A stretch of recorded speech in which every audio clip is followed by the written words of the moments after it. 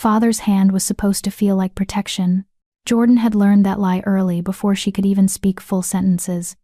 Before she understood that the warmth of his palm against her hair wasn't affection but appraisal. Before she realized that every embrace from Alpha Ismail Matthews came with invisible strings attached, each one tightening around her worth, her value, her right to exist within the pack. His hand felt like ownership. Every pat on her head throughout her childhood was a price tag being attached. Good girl, Jordan. So obedient. So useful. Every embrace at pack gatherings was a transaction being calculated, his mind already measuring what she could be traded for, what alliances her eventual mating could secure. Every time he squeezed her shoulder in what others mistook for fatherly pride, she felt the weight of expectation pressing down, not for her happiness, but for his gain. By the time he sold her to save her sister, she'd already learned the cruelest truth of all: love was just another word for leverage. But that understanding came later. Much later. After the night everything changed. Jordan was 16 when her wolf should have awakened. The pack gathered in the sacred grove under the full moon, the awakening moon they called it. Young wolves stood in a circle, trembling with anticipation as ancient magic thrummed through the earth beneath their bare feet.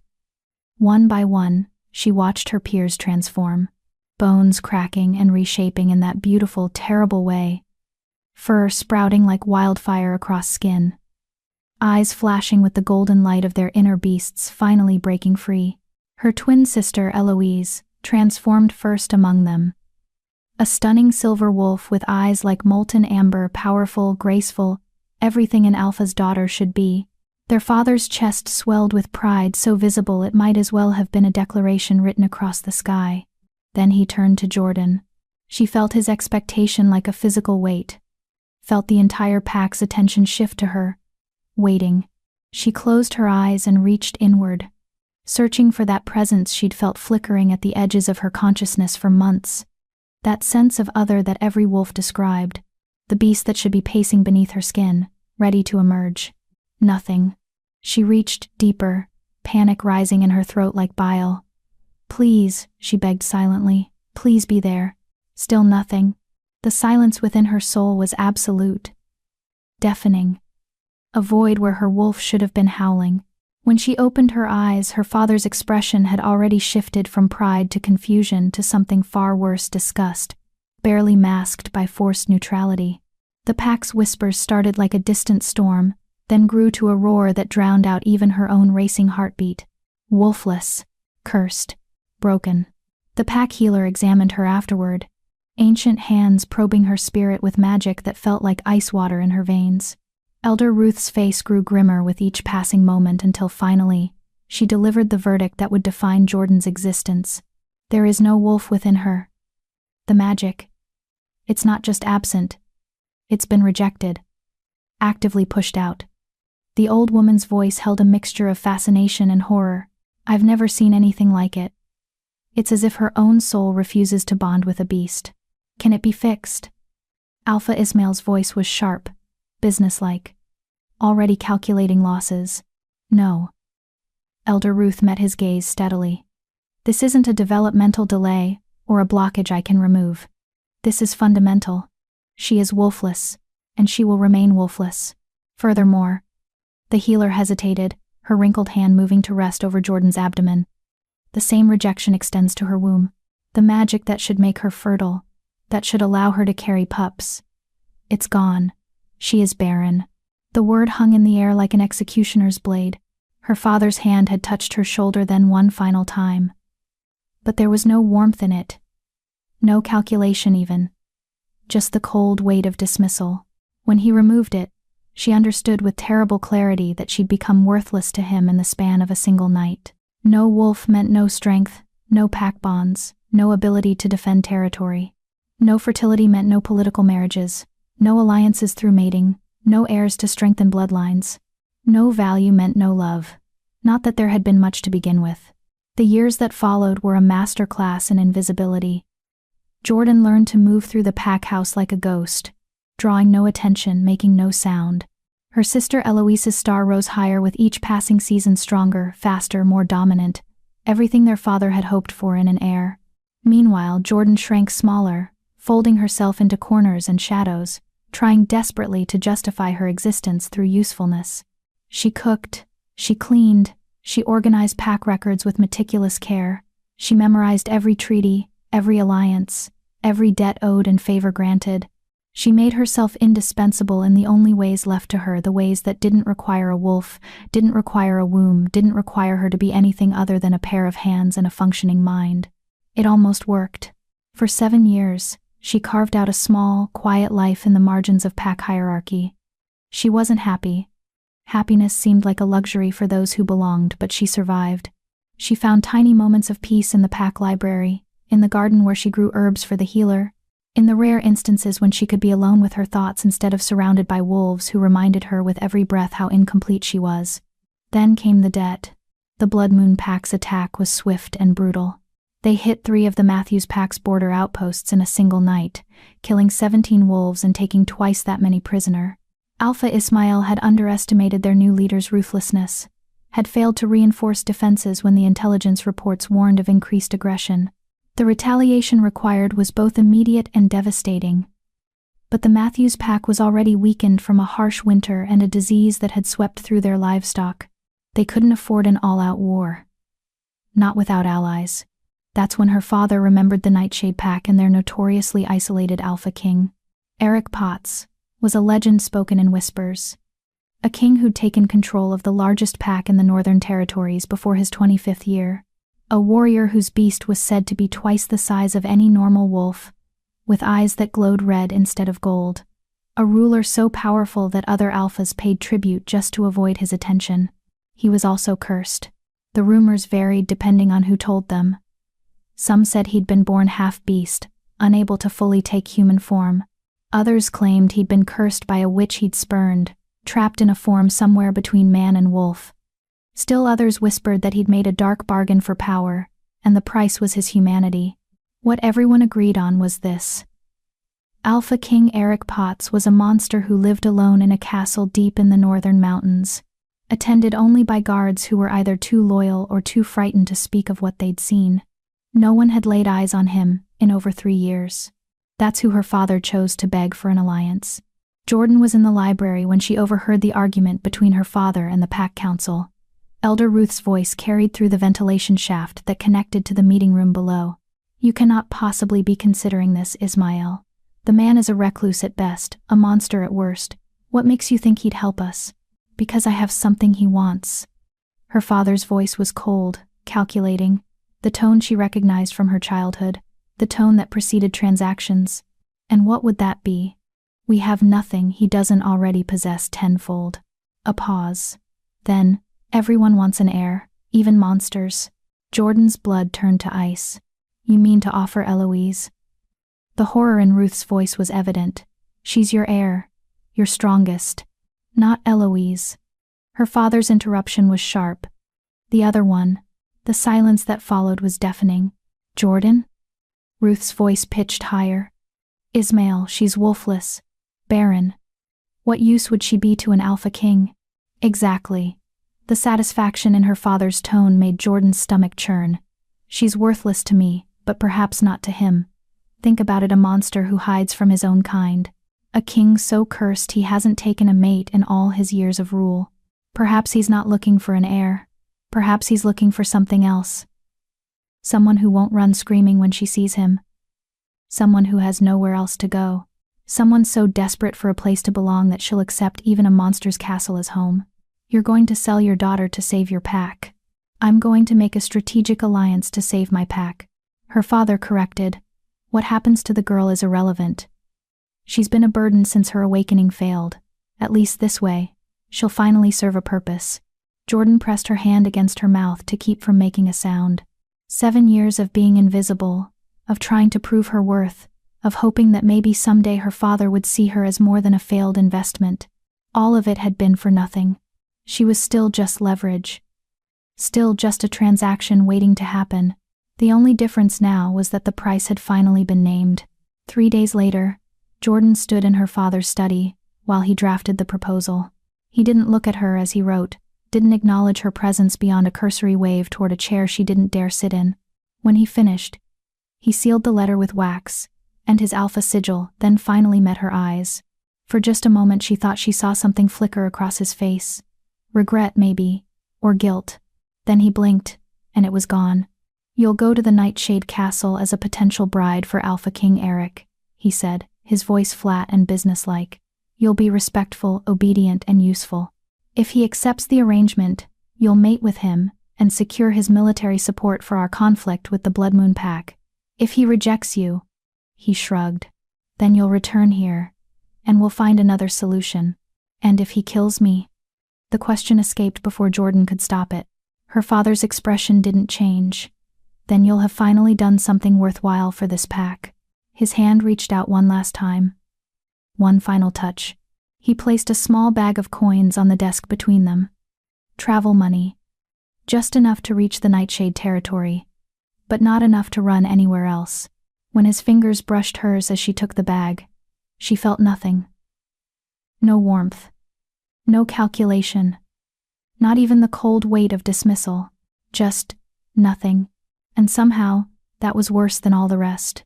Because a father's hand was supposed to feel like protection, but hers had only ever felt like a reminder of everything she wasn't worth. By the time he sold her to save her sister, to save his pack, to save his own pride, she'd already learned the truth that would carry her through the nightmare ahead. Love was just another word for leverage. And she'd never had any to bargain with. Chapter 1. A father's hand, a daughter's worth. The journey to Nightshade territory took 6 days.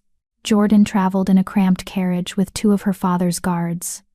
Silent men who looked at her with a mixture of pity and disgust, as if she were already a corpse being delivered to its grave.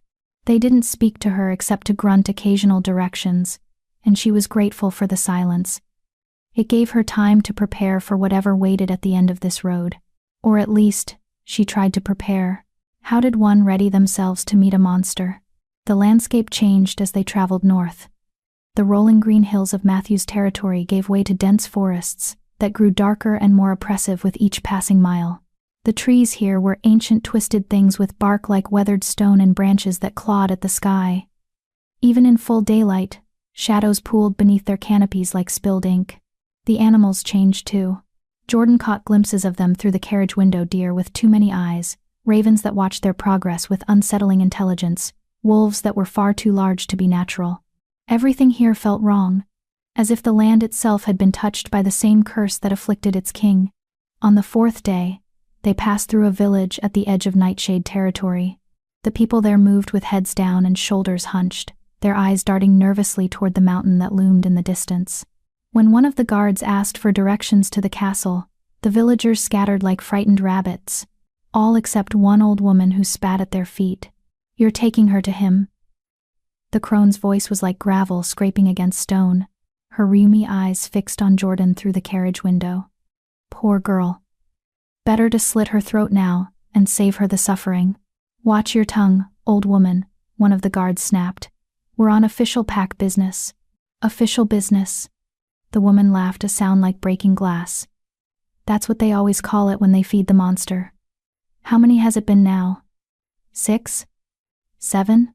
All those pretty young things sent up the mountain, and none of them ever come back down. She leaned closer to the carriage, her breath reeking of rot and herbs. "You know what I think happens to them? I think he eats them, bones and all, nothing left but screams that echo through the valley on quiet nights." "That's enough." The guard's hand moved to his weapon, but Jordan had already seen the truth in the old woman's eyes. Not madness, knowledge, and something else, something that looked almost like grief. "What's your name?" Jordan found herself asking, her voice barely above a whisper. The old woman's expression softened slightly. "Mitzi," she said. "Mitzi Rios. I was the castle cook. Once. Before the curse took hold." Her gnarled fingers reached through the window, grasping Jordan's hand with surprising strength. "Listen to me, girl. Whatever you think you know about Alphaking Eric, whatever you've been told, it's worse. So much worse. That thing up in the castle isn't a man anymore. It's not even really a wolf. It's something in between. Something that should never have existed. And it's hungry." "For what?" Jordan whispered. Mitzi's eyes filled with tears. "For everything it lost. For everything it can never have again. For something, anything that might end its suffering." She released Jordan's hand and stepped back. If you're smart, you'll run.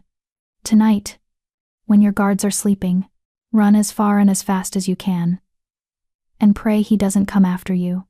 The guard cracked his whip, and the horses lurched forward. Jordan twisted in her seat to watch Mitzi disappear into the gloom of the village, that warning echoing in her mind like a death knell. Run. But where would she go? Back to a father who'd made it clear she was worthless. Back to a pack that had spent 7 years treating her like a ghost. At least here, heading toward this monster, she had a purpose. Even if that purpose was just to be consumed, at least then, she'd finally matter to someone. Even if only as a meal. The castle appeared on the 6th day, just as dusk began to paint the sky in shades of blood and bruise. It jutted from the mountainside like a broken tooth, all sharp angles and crumbling stone, wrapped in shadows so thick they seemed almost solid. Towers reached toward the sky like accusing fingers, their windows dark and empty as dead eyes. The entire structure radiated wrongness, a presence so oppressive that Jordan felt it pressing against her chest even from a distance. The guards grew increasingly nervous as they approached. Their hands kept straying to their weapons, and they muttered prayers under their breath, old words in a language Jordan didn't recognize but understood instinctively. Protection spells. Wards against evil. They didn't think they'd work. The castle gates stood open a mouth, waiting to swallow them whole. No guards challenged their entrance. No servants appeared to greet them. The courtyard they entered was overgrown with weeds that had cracked through ancient stone, and the fountain at its center had long since run dry. Bones littered the ground near the stable's animal bones, Jordan told herself, though some of them looked disturbingly human in size and shape. End of the line, one of the guards said, his voice tight with barely suppressed fear. He practically threw Jordan's single bag at her feet. The letter said to bring you to the castle.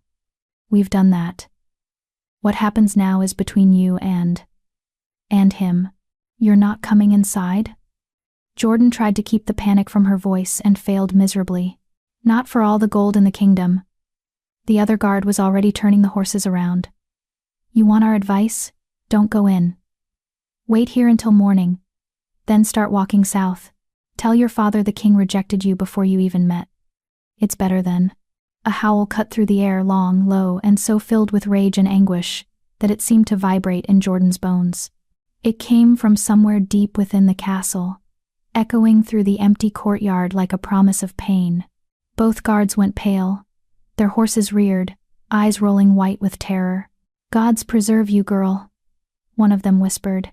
Then they were gone, the sound of hoofbeats fading into the distance until Jordan was left alone in the dying light with nothing but that terrible howl still reverberating in her ears. She stood there for a long moment, bag clutched in her trembling hands, staring at the castle's open mouth. Every instinct screamed at her to run, to follow Mitzi's advice and flee into the forest, taking her chances with whatever horrors lurked there rather than face what waited inside these walls. But then she remembered her father's hand cold and empty of anything resembling love. Remembered 7 years of being invisible, worthless, less than nothing. Remembered Eloise's pitying looks and the pack's whispers and the crushing weight of existing without purpose. At least here, she had been sent for something. Even if that something was just to be another name on a list of disappeared girls.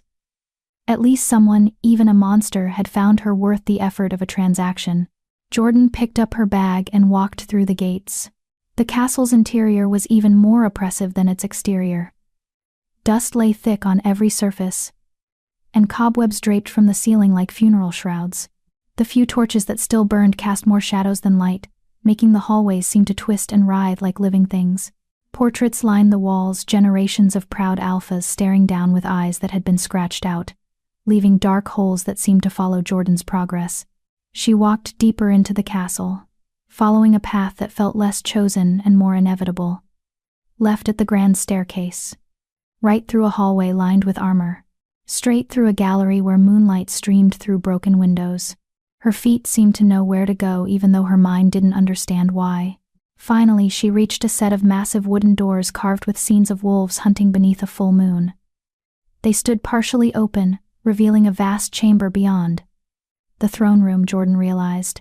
This was where the Alphaking would hold court, where he would sit in judgment over his pack, where he would decide what to do with her. She pushed the doors open wider, and they groaned like dying things. The throne room was cavernous, easily large enough to hold 100 wolves. But it was empty, save for 3 things.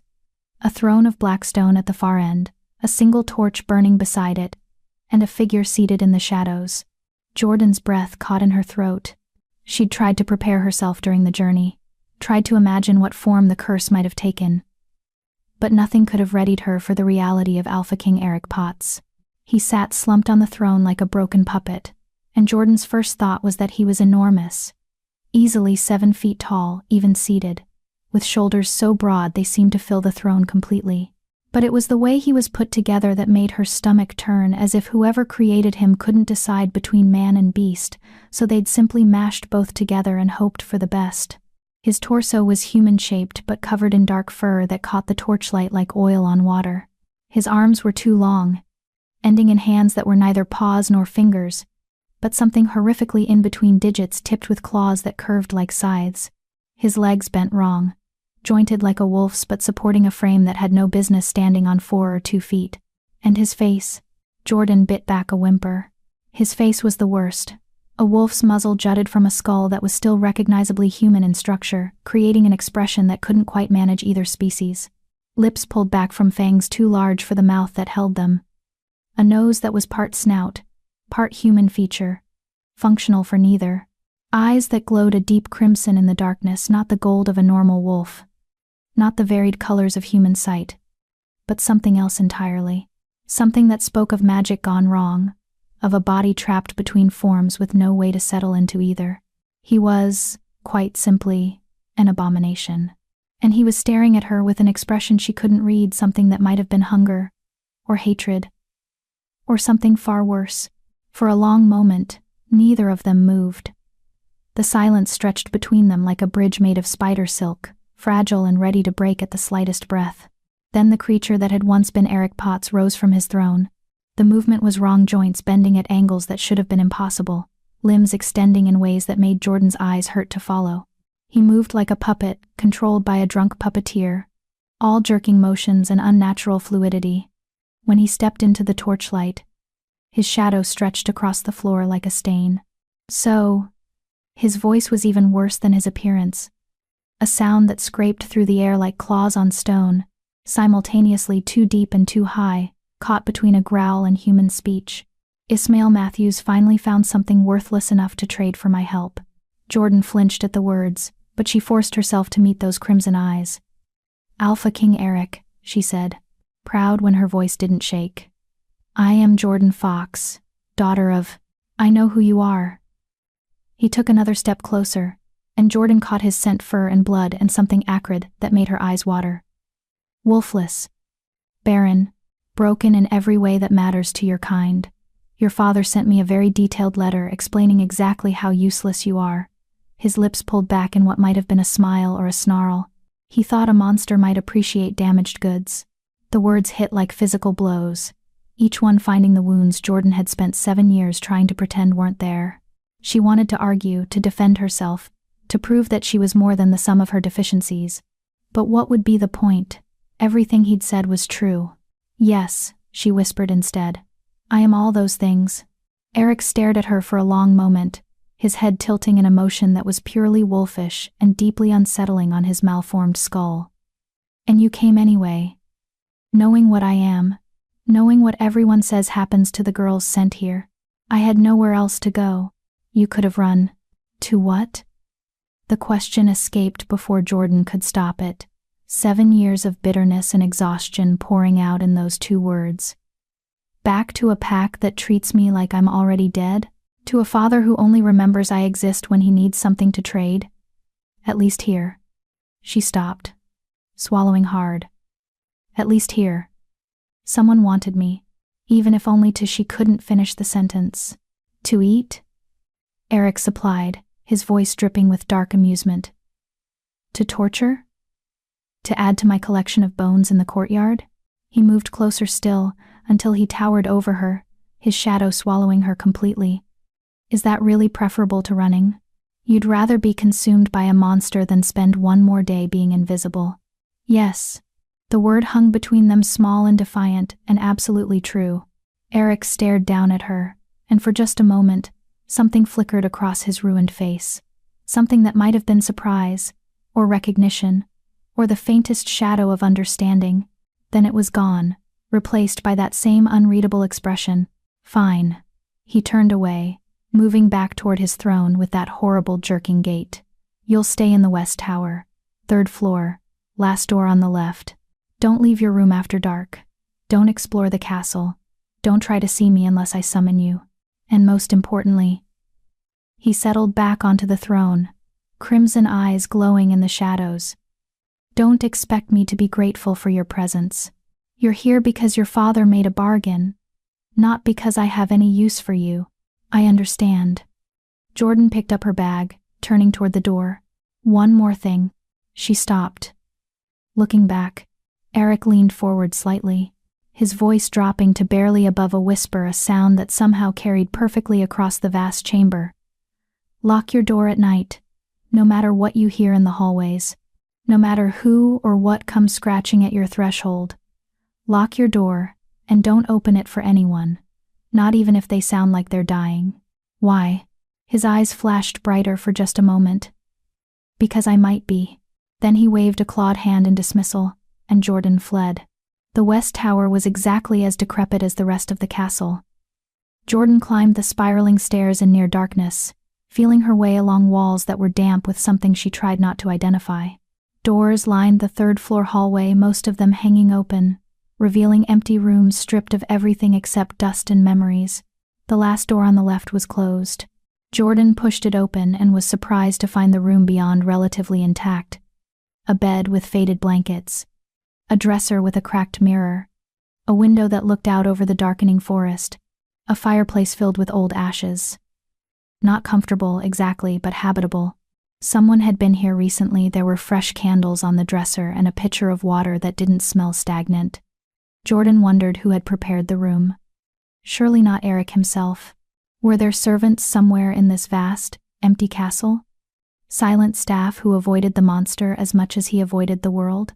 She set her bag down and moved to the window, watching as the last light drained from the sky. The forest below seemed to pulse with life shapes moving between trees, eyes reflecting starlight, the constant whisper of things that hunted in the dark. Behind her, the castle settled with groans and creaks that sounded too much like voices.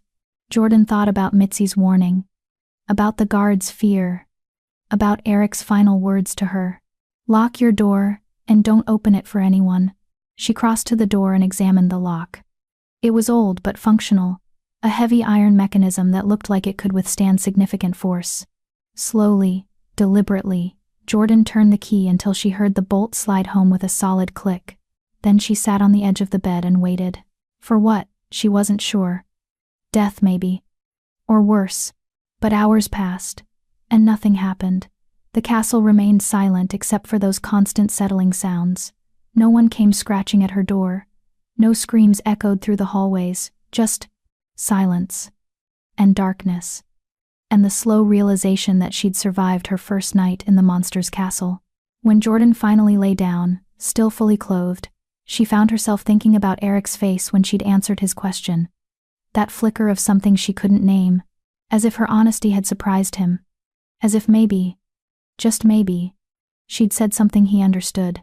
You'd rather be consumed by a monster than spend one more day being invisible? Yes. And the terrifying thing was, she'd meant it. Because at least being consumed meant someone had seen her. Really, truly seen her, even if only long enough to decide she was worth devouring. It was more than her own pack had ever given her. Jordan closed her eyes and waited for sleep to claim her, wondering what fresh horrors tomorrow would bring, wondering if she'd even survive to see it, wondering why, despite everything, some small part of her was almost curious to find out. She woke to find a tray of food outside her door. The sun was barely up, painting the hallway in shades of gray and gold. Jordan opened her door cautiously, half expecting some trick or trap. But there was just the tray, simple, wooden, laden with bread and cheese and fruit that looked fresh, along with a pot of tea that still steamed gently. New note. New explanation. Jordan looked up and down the hallway but saw no one. Whoever had left the food had done so silently, then disappeared like a ghost. She brought the tray inside and ate mechanically, tasting nothing. Her mind kept drifting back to the throne room. To Eric's ruined form and bitter words. To the way he'd looked at her when she admitted she'd rather be consumed than invisible.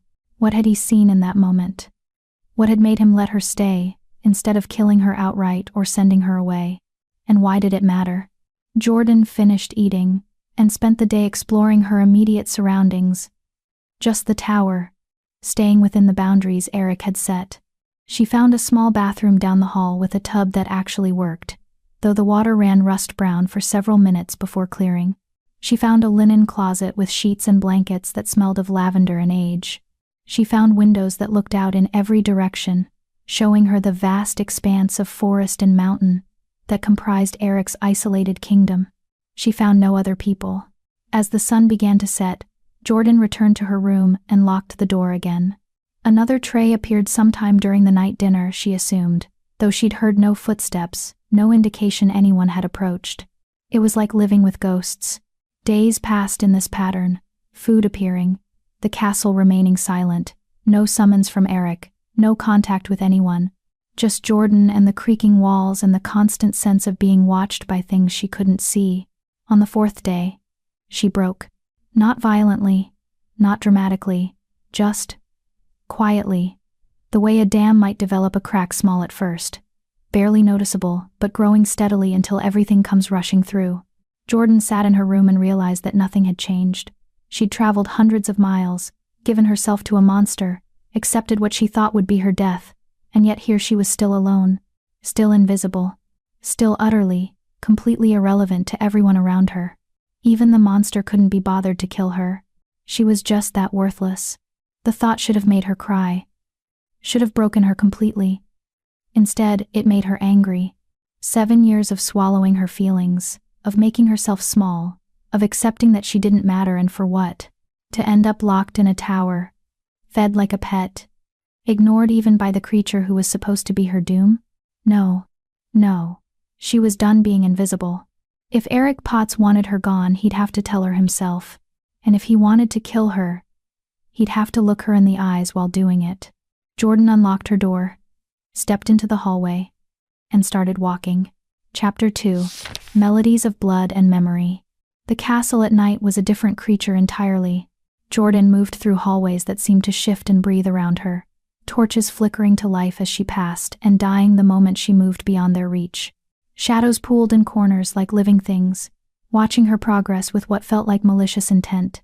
The portraits she'd noticed on her arrival now seemed to track her movement, their scratched-out eyes somehow more present in their absence than they would have been intact.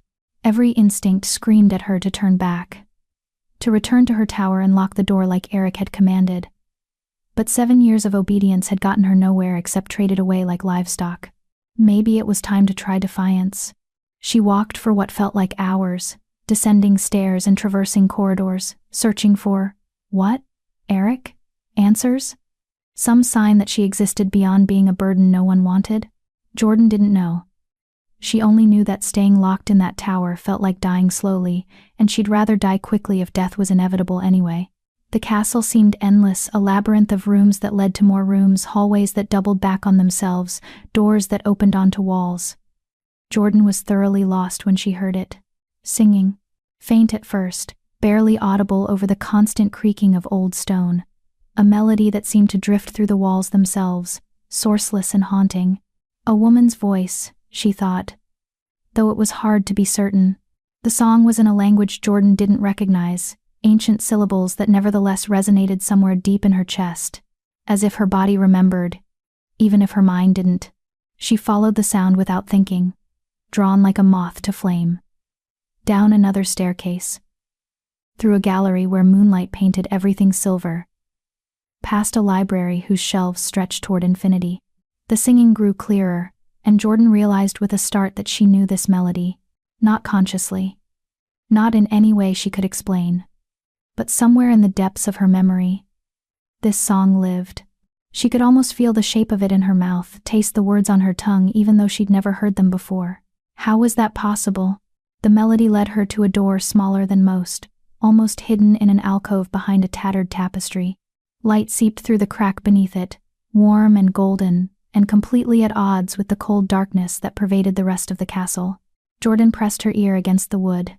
The singing was clearer now, though still muffled. One voice definitely female, definitely old. Words in that strange language flowing like water, rising and falling in patterns that felt both alien and intimately familiar. Jordan's hand moved to the door handle before she could second-guess herself. It opened silently, revealing a room that looked like it belonged in an entirely different castle. Warm firelight danced across walls, lined with shelves holding jars of herbs and dried flowers. A large table dominated the center, covered with bowls and mortars and pestles. Copper pots hung from ceiling hooks, and bundles of lavender and sage dangled from the rafters, filling the air with their scent. A kitchen, or an apothecary, or some combination of both. And standing at the table, grinding something in a stone mortar while she sang, was an old woman. She turned when Jordan entered, and her wrinkled face split into a smile that didn't reach her eyes. "Well, well," Mitzi Rios said, setting down her pestle. "The little lamb wanders from her pen." I wondered how long it would take before curiosity outweighed obedience. Jordan's breath caught. "You're the woman from the village. The cook.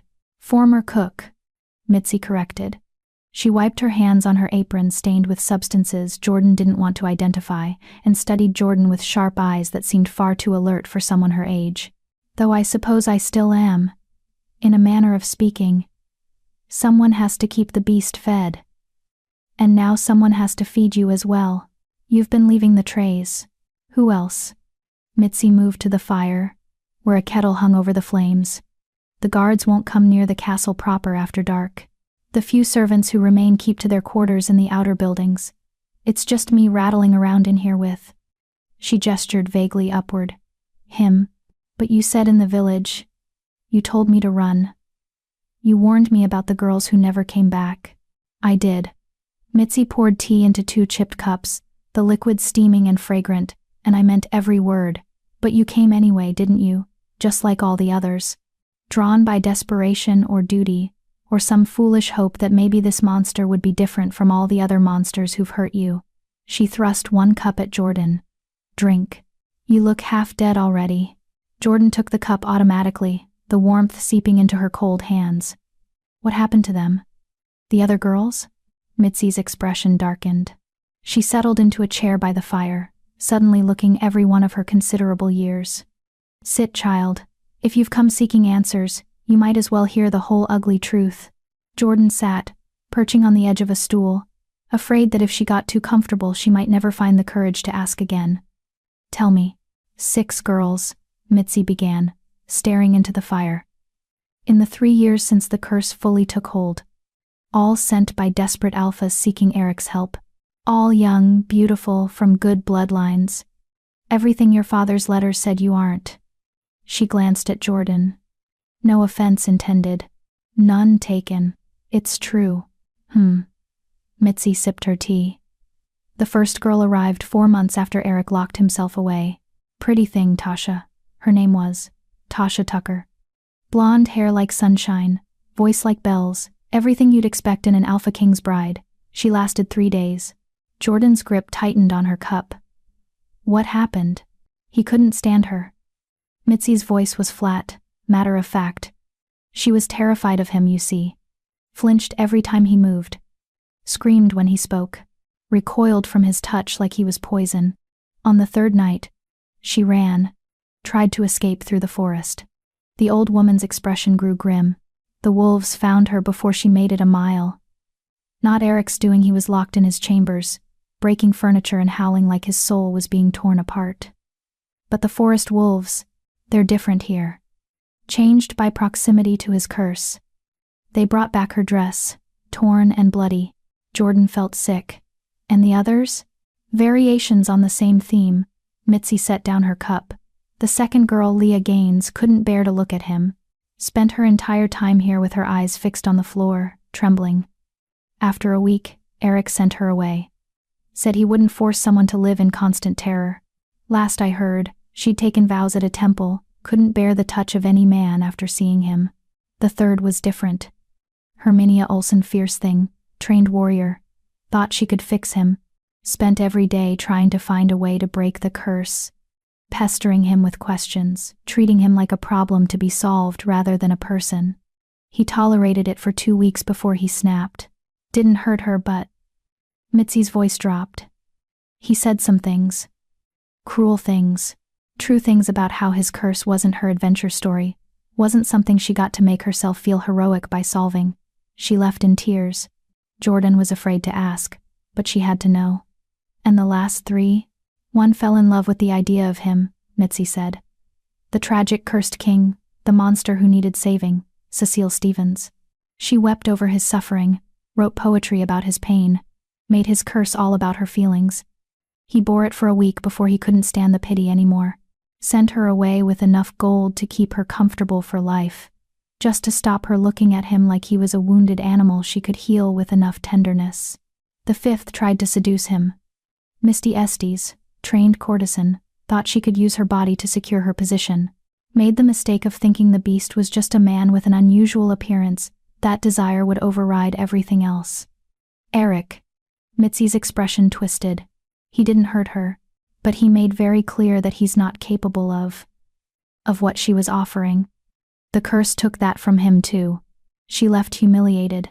And the 6th? Mitzi was quiet for a long moment. When she spoke, her voice was soft, almost sad. Jeannie Mayer. Sweet girl, gentle soul. She wasn't afraid of him, didn't pity him, didn't try to fix or seduce him. She simply couldn't bear the isolation. 3 weeks she lasted, longer than any of the others. But the silence got to her. The emptiness. Eric barely spoke to her, barely acknowledged her existence. She withered like a flower without sun. When she finally asked to leave, he let her go without a word.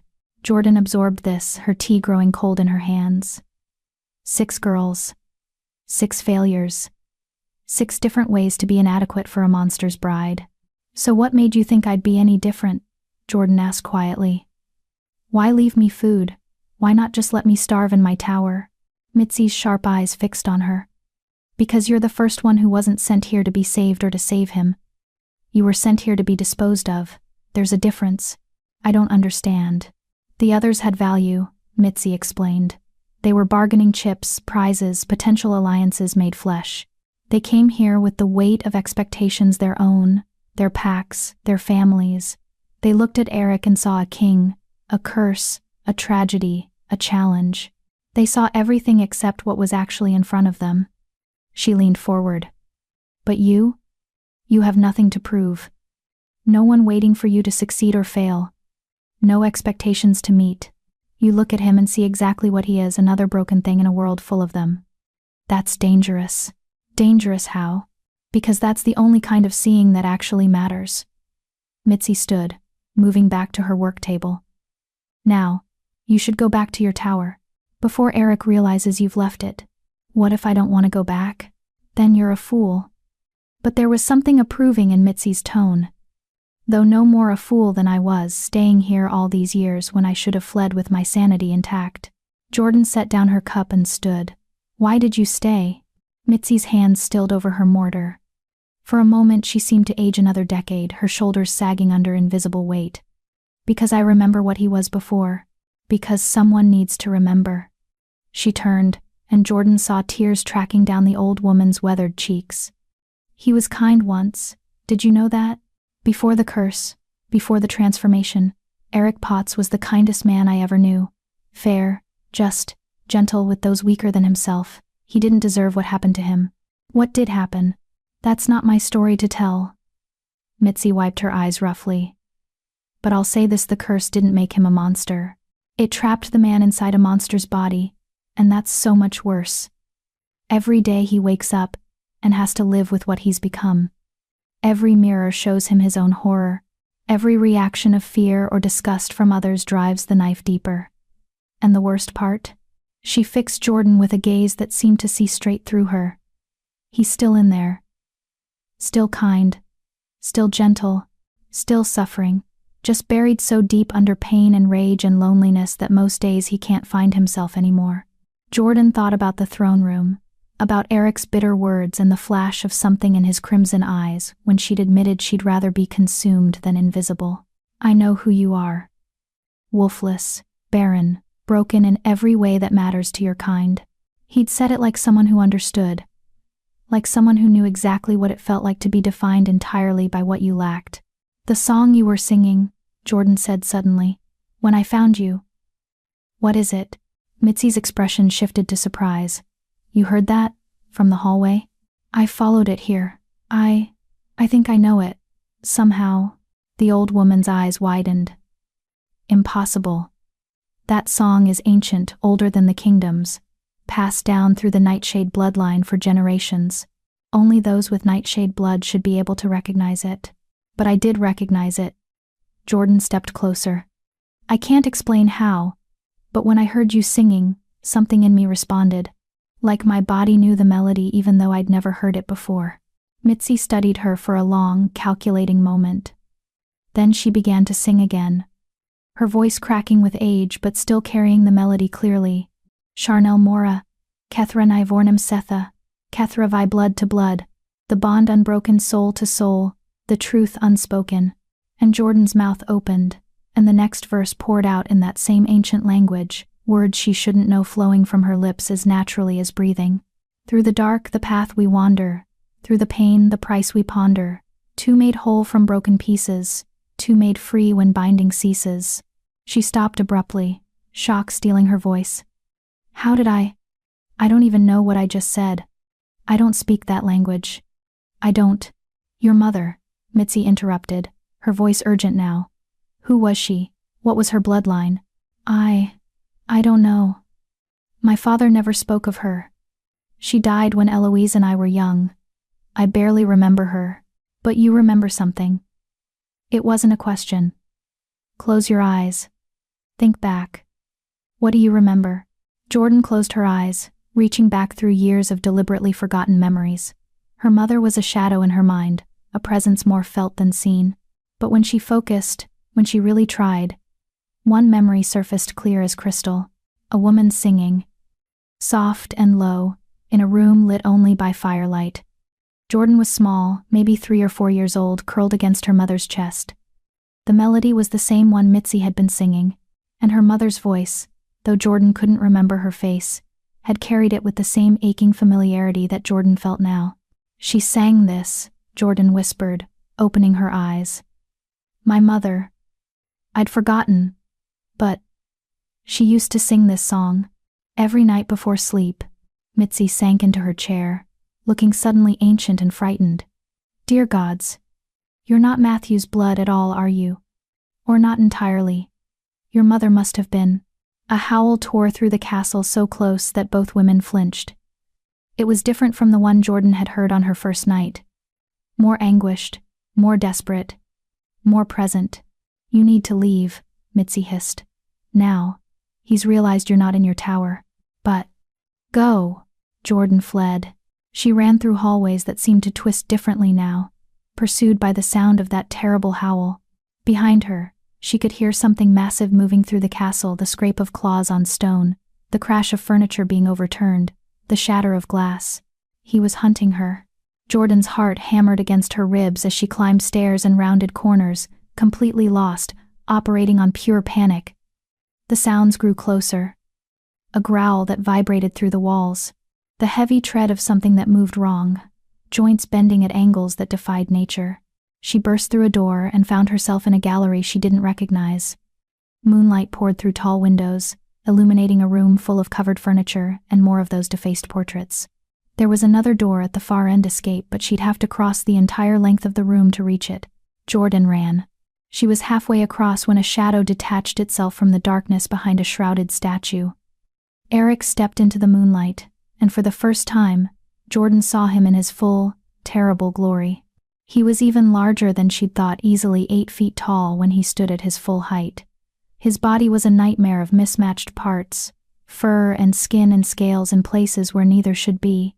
His hands, those horrible half-formed things, were extended toward her, claws catching the light like knives. And his face, that ruined amalgamation of man and wolf, was twisted in an expression that might have been rage or pain or both. Jordan skidded to a halt, trapped between Eric and the door she'd come through. I told you, he growled, his voice like gravel scraping against her bones. Not to leave your tower. I know. Jordan forced the words past her terror. I'm sorry. I couldn't. Couldn't what? He moved closer, and Jordan saw that his hands were shaking. Couldn't follow one simple rule. Couldn't resist exploring where you don't belong. Couldn't accept that maybe, I have reasons for the boundaries I set. I couldn't stay invisible anymore. The words burst from Jordan like a dam breaking. Do you have any idea what it's like? To be so thoroughly irrelevant that even a monster can't be bothered to acknowledge you exist. You locked me in a tower and forgot about me. Just like my pack forgot about me. Just like my father forgot about me the moment I failed to be useful. I'm here. I'm alive. I'm real. And no one, not even you, can see me. Eric stopped moving. His massive form went very still, crimson eyes fixed on her with an intensity that made Jordan's knees weak. You think I forgot about you? His voice was quieter now, but somehow more dangerous. You think I haven't been aware of every breath you've taken, every footstep, every moment since you arrived in this God's-forsaken castle? Then why? Because looking at you hurts. The words exploded from him, raw and agonized. Because you stand there with your spine straight and your eyes clear, choosing to be here, and it makes me remember what it felt like to be human. Because every other woman who came to this place looked at me and saw a monster, but you, he laughed, a broken, bitter sound. You look at me like you understand, like we're the same. And that's worse than all the rest combined. Jordan stared at him, seeing past the horror of his form to the man trapped beneath, seeing herself reflected in those crimson eyes, broken, discarded, surviving despite everyone's expectation that they'd simply disappear. We are the same, she whispered. No. Eric turned away, his shoulders hunching. You're still human. You can still pass among your kind. You're not, his voice broke, you're not this. And that's when Jordan did the thing that should have been impossible. The thing that no other woman had managed in 3 years.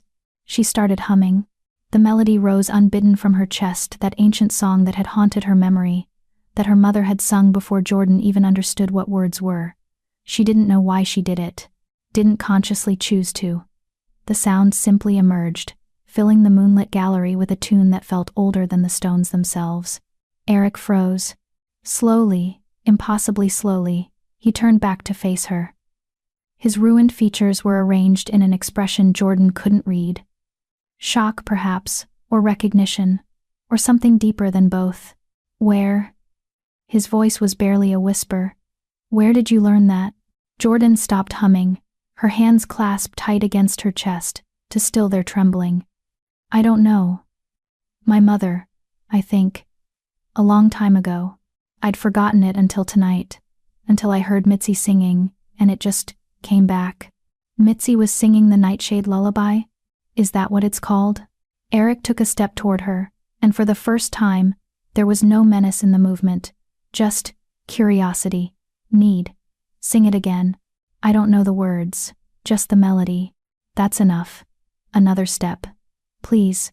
And because she'd already done the impossible by surviving this long, by defying his orders, by somehow mattering enough to make him angry, Jordan sang. Not humming now, but actual singing, her voice carrying the ancient melody through the gallery. She still didn't know the words in any conscious sense, but her mouth shaped them anyway, vowels and consonants from a language dead for centuries flowing from her lips, as if she'd spoken them all her life.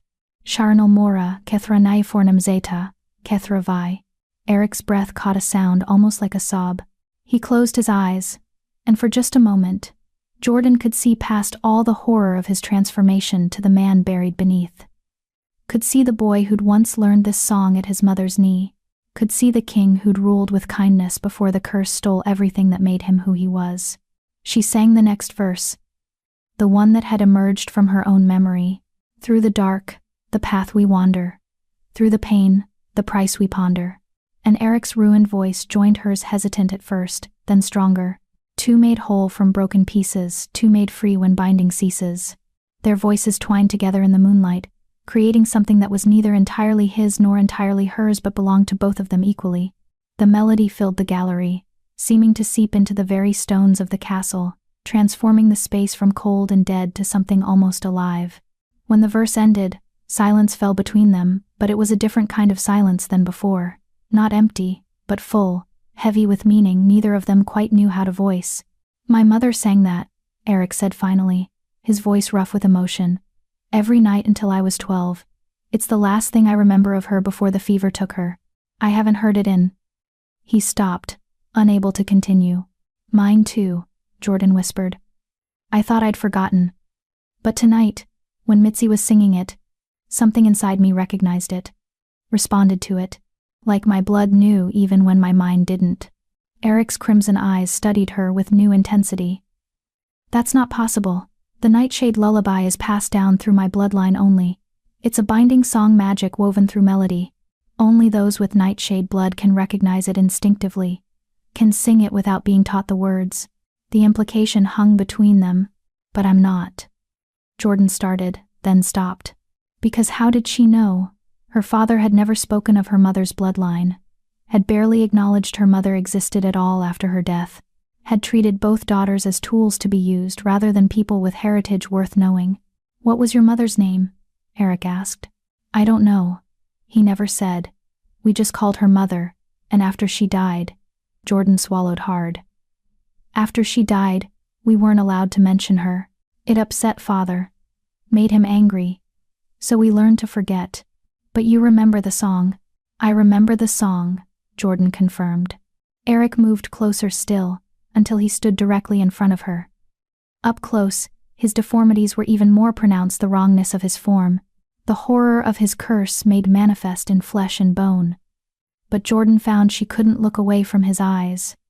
Behind all that crimson glow, behind the beast's gaze, she could see him, the man who'd been kind once, who'd been trapped inside this nightmare for gods knew how long, who'd just harmonized with her on a song that should have been impossible for her to know. Why did you come to this castle? Eric asked softly. The truth, not what your father told you to say, not what you think I want to hear. Why did you really come? Jordan met his gaze steadily. Because I was invisible. Because even being consumed by a monster seemed preferable to spending one more day not mattering to anyone. Because at least here, I'd been sent for something. Even if that something was just to be another name on a list of disappeared girls. She took a shaking breath. Because broken things recognize each other, and I thought maybe a monster would understand what it's like to be discarded by everyone who's supposed to love you. Eric stared at her for a long moment. Then, slowly, carefully, as if afraid she might shatter, he raised one of his malformed hands. Jordan didn't flinch, didn't look away, just stood there as his clawed fingers, gentle despite their horrific appearance, brushed a strand of hair back from her face. You're not invisible, he said, his voice barely above a whisper. Not to me. You've been burning like a star in this dead place since the moment you arrived. I've been terrified to look directly at you because I knew that if I did, I wouldn't be able to turn away again. Jordan's breath caught. Why? Because you chose this. His hand dropped, but his eyes never left hers. Every other woman who came here was sent, forced, coerced by duty or fear or desperation. But you walked through my gates knowing what I was, knowing what might happen, and you chose to stay.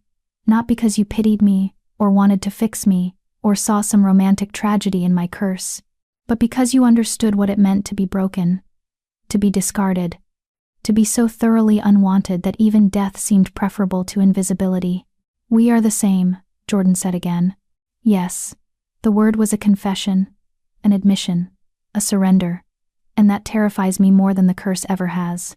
They stood there in the moonlight, two broken things seeing each other clearly for the first time, not monster and victim, not king and bargaining chip, just two people who'd been shattered by the world and somehow found each other in the ruins. Finally, Eric stepped back. Go back to your tower, he said, but there was no command in it now, just weariness. Lock your door. Get some rest. Tomorrow. He hesitated. Tomorrow, if you're willing, I'd like to hear you sing again. The whole song. Not just fragments. It's been so long since I've heard it complete. And if I'm not willing? A ghost of a smile crossed his ruined features. Then I suppose you'll defy me again. And we'll have another conversation about boundaries and visibility. Jordan found herself smiling back, small and tentative, but genuine. I'll sing for you, she said. On one condition. What's that? Stop leaving food outside my door like I'm a pet you're afraid to interact with. If I'm staying here, if we're doing this whatever this is, then we do it honestly. No more pretending I don't exist." Eric studied her for a long moment. Then he nodded slowly. "Agreed. Tomorrow night, there's a music room in the East Wing. I'll have Mitzi prepare it. We'll talk. And you'll sing. And maybe—" He trailed off, unable or unwilling to finish the thought. "Maybe we'll figure out why we both know a song that should be impossible for me to sing," Jordan supplied. "Maybe." She turned to leave, then paused at the door. "Eric?" "Yes. Thank you for seeing me." His expression softened just barely, just enough. "Thank you for not running." Jordan made her way back to her tower, the melody still humming in her chest. Behind her, she could hear Eric's heavy footsteps fading in the opposite direction, returning to whatever chamber he haunted when he wasn't patrolling his empty castle. When she reached her room and locked the door, habit now, safety measure, but also something like choice, Jordan found she was smiling. For the first time in 7 years, someone had seen her. Really, truly seen her. Not the Wolfless failure, or the barren disappointment, or the worthless daughter. Just her. And somehow, impossibly, that someone was a monster. Or maybe, Jordan thought as she drifted toward sleep, with the ancient melody still echoing in her mind, maybe he wasn't a monster at all. Maybe he was just another broken thing learning to survive in a world that had no use for either of them. Maybe they both were. Chapter 3. Learning to be seen. Jordan woke to silence. Not the oppressive, empty silence of the previous days, but something different. Expectant. As if the castle itself was holding its breath, waiting to see what would happen next. She dressed carefully, choosing the least worn of her limited wardrobe, a simple gray dress that had seen better days but was at least clean. Her hands trembled slightly as she braided her hair, nerves making her clumsy. Tonight, she would see Eric again. Tonight, they would speak without anger or fear between them. Tonight, she would sing the song that connected them in ways she didn't yet understand. The thought should have terrified her.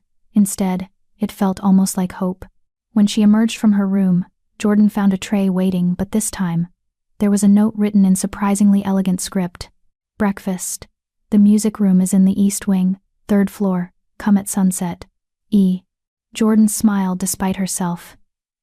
No more anonymous food deliveries. No more pretending she didn't exist. Just a simple note acknowledging her presence, her choice, her reality. It was more than her own family had given her in years.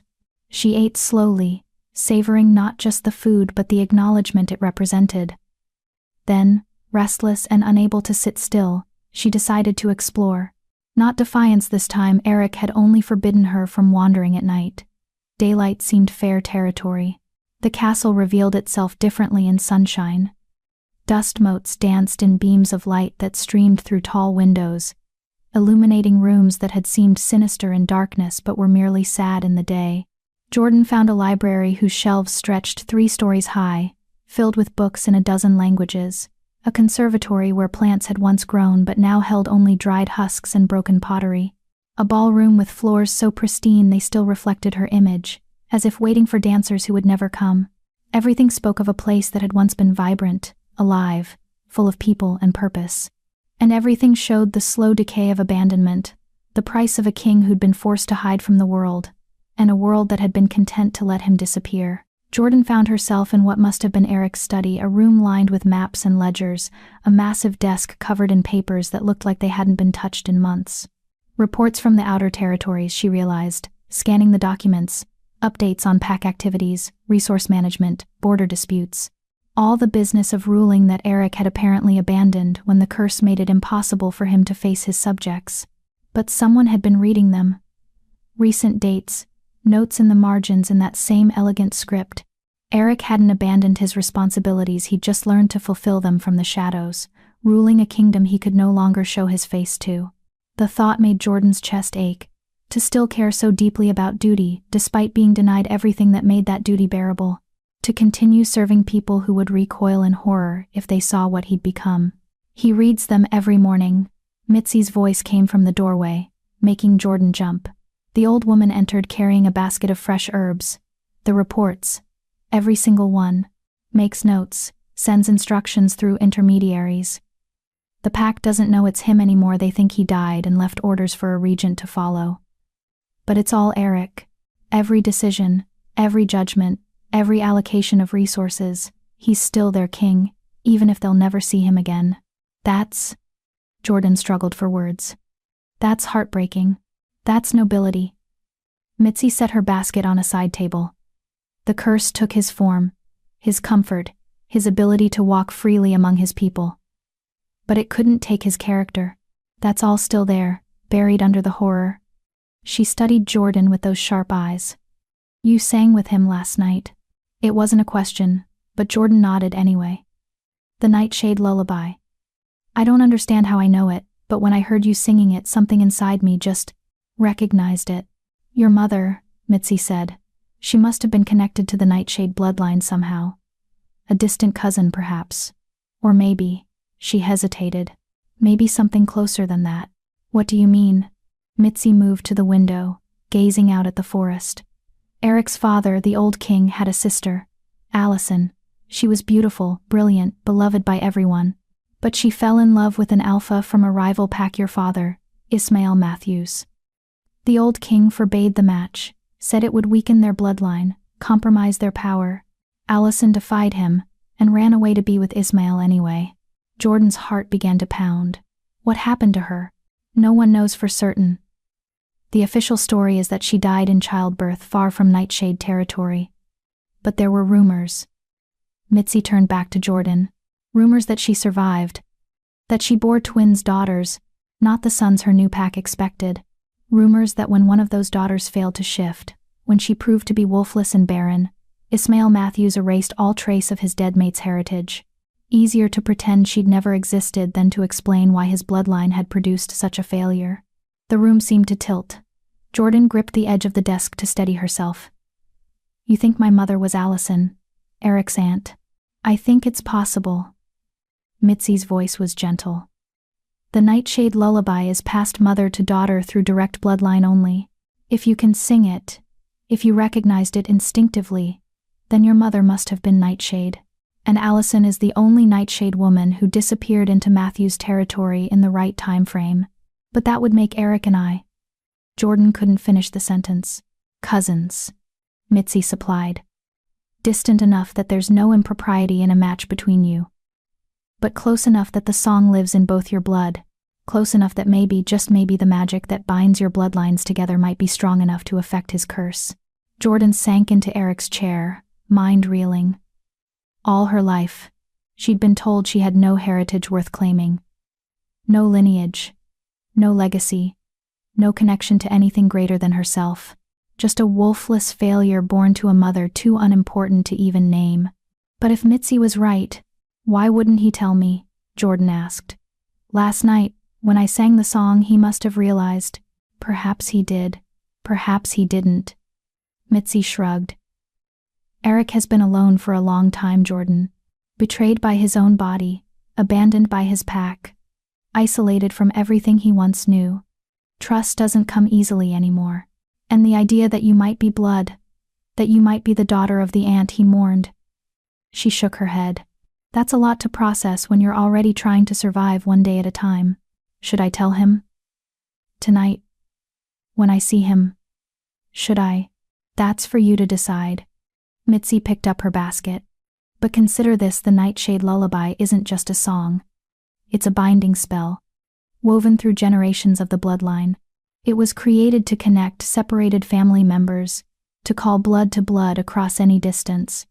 The fact that you and Eric can sing it together. She paused at the door. Well, that might mean something important.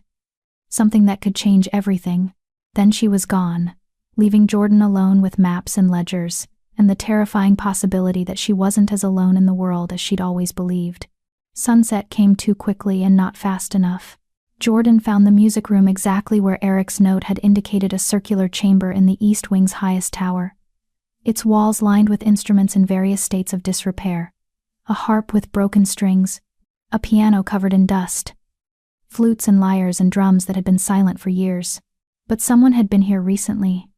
Fresh candles burned in wall sconces, casting warm light across the space. The piano had been uncovered and cleaned, its keys gleaming. A pair of chairs had been arranged near the window, positioned so their occupants could look out at the darkening forest rather than directly at each other. Thoughtful. Strategic. A way to have conversation without the weight of constant eye contact. Jordan had just settled into one of the chairs when she heard him heavy footsteps on the stairs. That distinctive, uneven gait that spoke of a body that didn't quite know how to hold itself. Her pulse quickened, but she kept her eyes on the window, giving him the same courtesy he'd offered her. Eric entered without speaking. She heard him move to the other chair, heard the creak of wood as he settled his considerable weight. For a long moment, neither of them said anything, just sat in the growing darkness, watching as stars began to emerge in the sky above the trees. "Thank you for coming," Eric said finally. His voice was quieter than last night, less raw, almost gentle. "Thank you for inviting me." Jordan kept her gaze on the window. "This room is beautiful. It was my mother's favorite. She used to play the piano for hours, compositions of her own creation. After she died, my father couldn't bear to enter. The instruments fell into disrepair. I haven't." He paused. "I haven't been in here since before the curse. Wasn't sure I could tolerate the memories. And now? Now I think maybe the memories are less painful than the isolation." A soft sound that might have been a laugh. "Or perhaps you've simply made me reckless." Jordan smiled at the window. "I have that effect on monsters, apparently. Is that what I am to you? A monster?" She considered the question seriously. "You're a man trapped in a monster's body," she said finally. "Those are different things. Most people can't see the difference. Most people are afraid to look closely enough." Another pause. "Then, you're not afraid of me?" "No," Jordan agreed. "I'm afraid of a lot of things. Going back to my pack, being invisible again, spending the rest of my life mattering to no one. But you?" She finally turned to look at him. Really look at him, taking in the full horror of his form without flinching. "You don't frighten me, Eric Potts. You make me sad, but you don't frighten me." His crimson eyes met hers, and she saw something shift in their depths. Surprise, maybe. Or relief. "Why sad?" "Because I know what it's like to be trapped in a form that doesn't fit. Mine isn't as dramatic as yours. I still look human. Still pass for normal at a distance. But every day I wake up knowing I'm supposed to be something I'm not. Supposed to have a wolf I can't access. Supposed to be fertile when my womb is dead. Supposed to fit into a world that has no place for me." She held his gaze steadily. "You wear your prison on the outside. Mine is internal. But we're both trapped, aren't we? Both broken in ways that can't be fixed." Eric was quiet for a long time. When he spoke again, his voice was rough with emotion. "6 women before you. All of them looked at me and saw either something to fear, something to pity, or something to fix. You're the first one who's looked at me and seen recognition." "Because I recognize the cage," Jordan said softly. "Even if mine has different bars than yours." He turned back to the window, and Jordan saw his malformed hands gripping the arms of his chair hard enough to leave marks in the wood. "The curse happened 3 years ago," he said. "A witch I'd refused to mate with. I'd turned her down as gently as I could. Told her I respected her but didn't love her. That I wouldn't trap someone in a loveless bond just to secure an alliance. She didn't take it well. She cursed you for being honest? She cursed me for rejecting her. For choosing integrity over convenience." A bitter laugh. "The irony is that she gave me exactly what I'd been trying to avoid, a trap with no escape. She said if I wouldn't choose love, then I'd become something incapable of it. That my body would reflect the monster everyone feared I might become. That I'd spend the rest of my life watching everyone I cared about recoil in horror, until I finally understood what it felt like to be rejected." Jordan's chest ached. "That's cruel." "It was effective." Eric's voice was flat now, emotionless. "Within a week, I couldn't show my face without causing panic. Within a month, I'd locked myself in this castle. Within 3 months, even my most loyal guards could barely stand to look at me. The pack started rumors, said I'd died, or gone mad, or made dark bargains for power. Easier for everyone if I just disappeared. But you didn't disappear. You're still here, still ruling, still caring about your people even when they've abandoned you. What choice do I have? He finally looked at her again. This is who I am. Not this, he gestured to his ruined body, but this. The king who serves his pack, the man who keeps his word, the alpha who protects his territory. The curse took my form, but it can't take my character unless I let it. So I stay. I rule from the shadows. I survive one day at a time and try not to think about the fact that this is what the rest of my life looks like. Jordan reached out without thinking, placed her hand over his where it still gripped the chair arm. His claws could have shredded her flesh in an instant. His strength could have crushed her bones like twigs. But he went very still at her touch, staring down at their joined hands as if witnessing a miracle. "You're not alone anymore," she said quietly. "I'm here. And I'm not going anywhere unless you send me away." "Why?" The word was barely a whisper. "Why would you choose this? You could leave. Go anywhere. Find some pack that would overlook your lack of a wolf. But instead, you're sitting here with a monster, offering comfort you have no reason to give." "Because broken things recognize each other," Jordan said. "Because you're the first person in 7 years who's seen me as something other than a failure. Because when you look at me, you don't see what's missing, you see what's there." She squeezed his hand gently. "Because maybe we're both tired of being alone." Eric stared at their joined hands for a long moment. Then, slowly, carefully, he turned his hand over so their palms touched. His skin was rough, his claws dangerous, his form nightmarish, but his touch was gentle, reverent. As if she were something precious he was afraid to break. "Tell me about her," he said. "Your mother. What do you remember?" Jordan closed her eyes, reaching back through years of forced forgetting. "Warmth," she said finally. "I remember feeling safe. She used to hold Eloise and me in her lap and sing that song, the lullaby. Her voice was soft, but it filled the whole room, made everything feel right. Like we were exactly where we were supposed to be. What else? She smelled like lavender. And her hair was dark, almost black. She had eyes like..." Jordan opened her own eyes, looking at Eric with sudden clarity. "Like yours. Before the curse, I mean." "What color were your eyes?" "Blue," he said. "Deep blue, almost violet in certain light. That's what I remember. Her eyes were that shade, unusual, distinctive. People commented on them." Jordan's breath caught. "And she had a birthmark on her wrist. 3 small dots arranged in a triangle. I remember tracing them with my fingers while she sang." Eric went very still. Slowly, he pulled back his sleeve, revealing his forearm.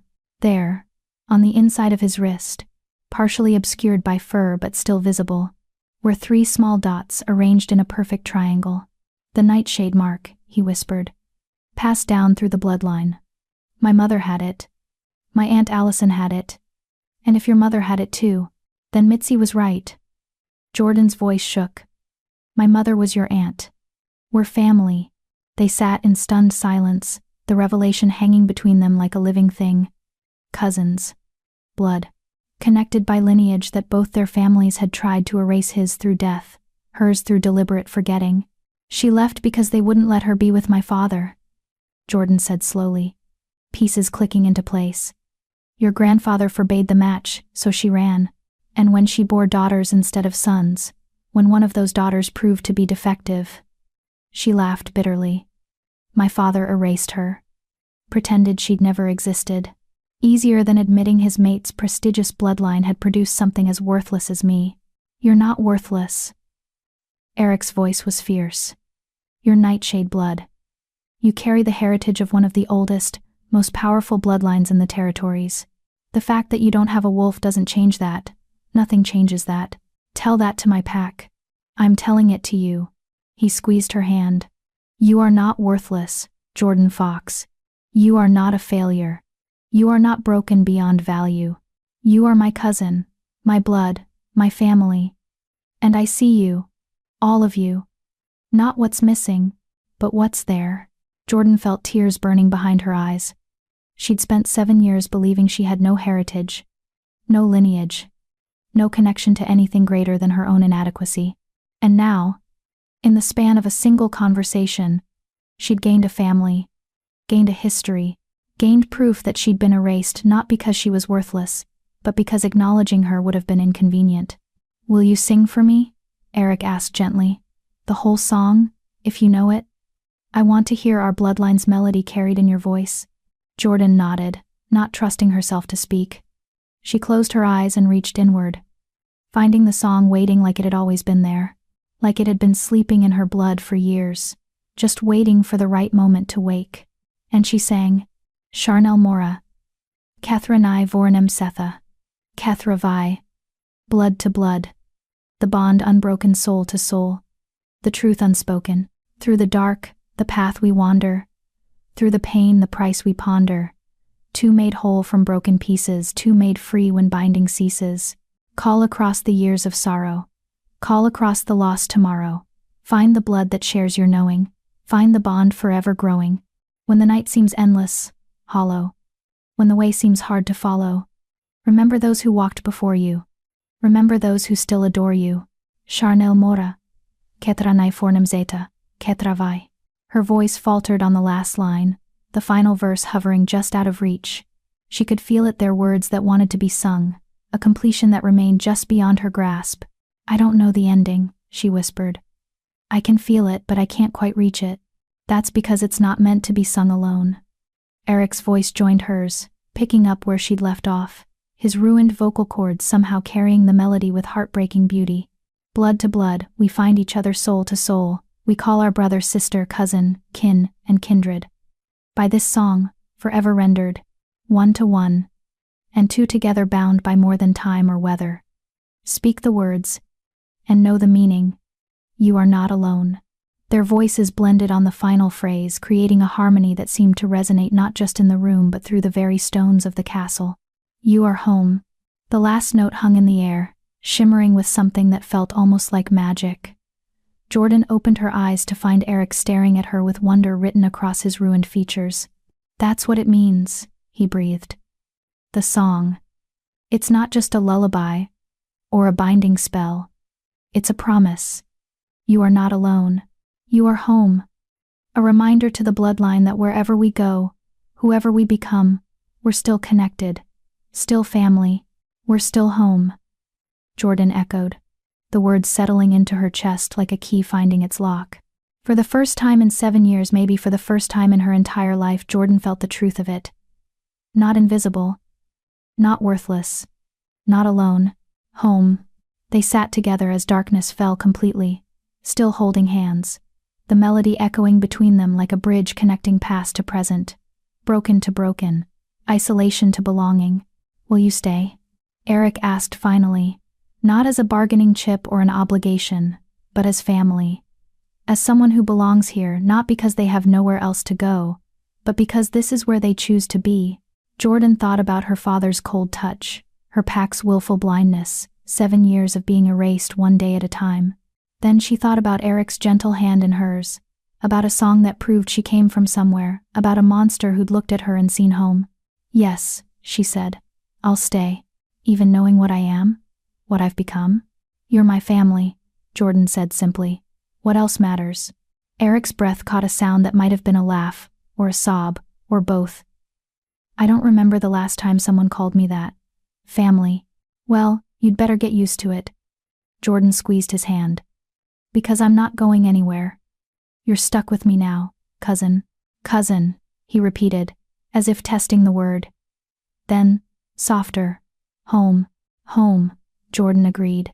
And for the first time in 3 years, the castle didn't feel quite so much like a tomb. It felt like something else. Something fragile and new and terrifyingly precious. It felt like the beginning of healing. They talked for hours after that, the conversation flowing easily now that the weight of isolation had been lifted. Eric told her about his childhood, about the Aunt Allison who'd been his favorite, fierce and loving and unafraid to defy convention. Jordan shared what little she remembered of her mother, watching Eric's eyes light up at each detail that confirmed what they both now knew was true. She taught you to read, didn't she? Eric asked at one point. Allison loved books more than anything except family. Used to spend hours in the library, devouring everything she could find. Yes, Jordan confirmed, a memory surfacing. Before she died, she'd started teaching me letters. My father stopped the lessons after she was gone, said education was wasted on daughters. but I snuck into the pack library and taught myself the rest. I couldn't explain why it mattered so much, but now you know it was in your blood." Eric smiled, still unsettling on his malformed features, but genuine. "The Nightshades have always been scholars as well as warriors. Knowledge and strength together. Also, is that why you still read all the reports? Still make decisions for a pack that thinks you're dead?" "Partly. Also because," he hesitated, "because letting go would mean letting the curse win. If I stop being who I was, just because of what I've become, then what's left? The monster, and nothing else. I refuse to give her that satisfaction." "The witch who cursed you?" "Suzanne. Suzanne Smith." The name was bitter on his tongue. "She's still out there somewhere, probably delighted with her handiwork, probably waiting to see how long I can endure before I finally break completely." Jordan thought about that, about someone so consumed by rejection that they'd condemn another person to a lifetime of suffering, about cruelty that wore the mask of wounded pride. "What would break the curse?" she asked. "There must be conditions. There always are with these things." Eric's expression darkened. "True love's kiss," he said mockingly.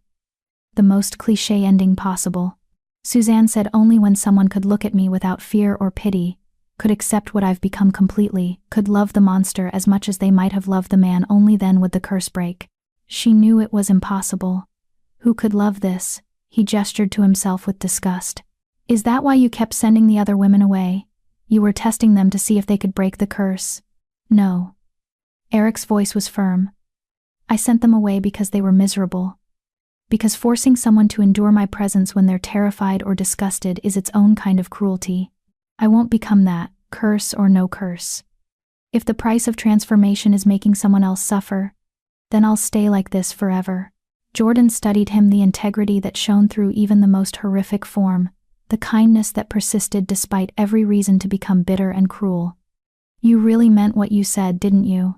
About refusing to let the curse take your character? It's all I have left." He met her gaze. "My body is gone.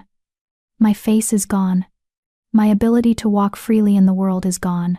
But who I am, what I value, how I treat others, those are still mine to control, still mine to choose. If I let the curse take those too, then I really will become the monster Suzanne intended." "You're not a monster," Jordan said fiercely.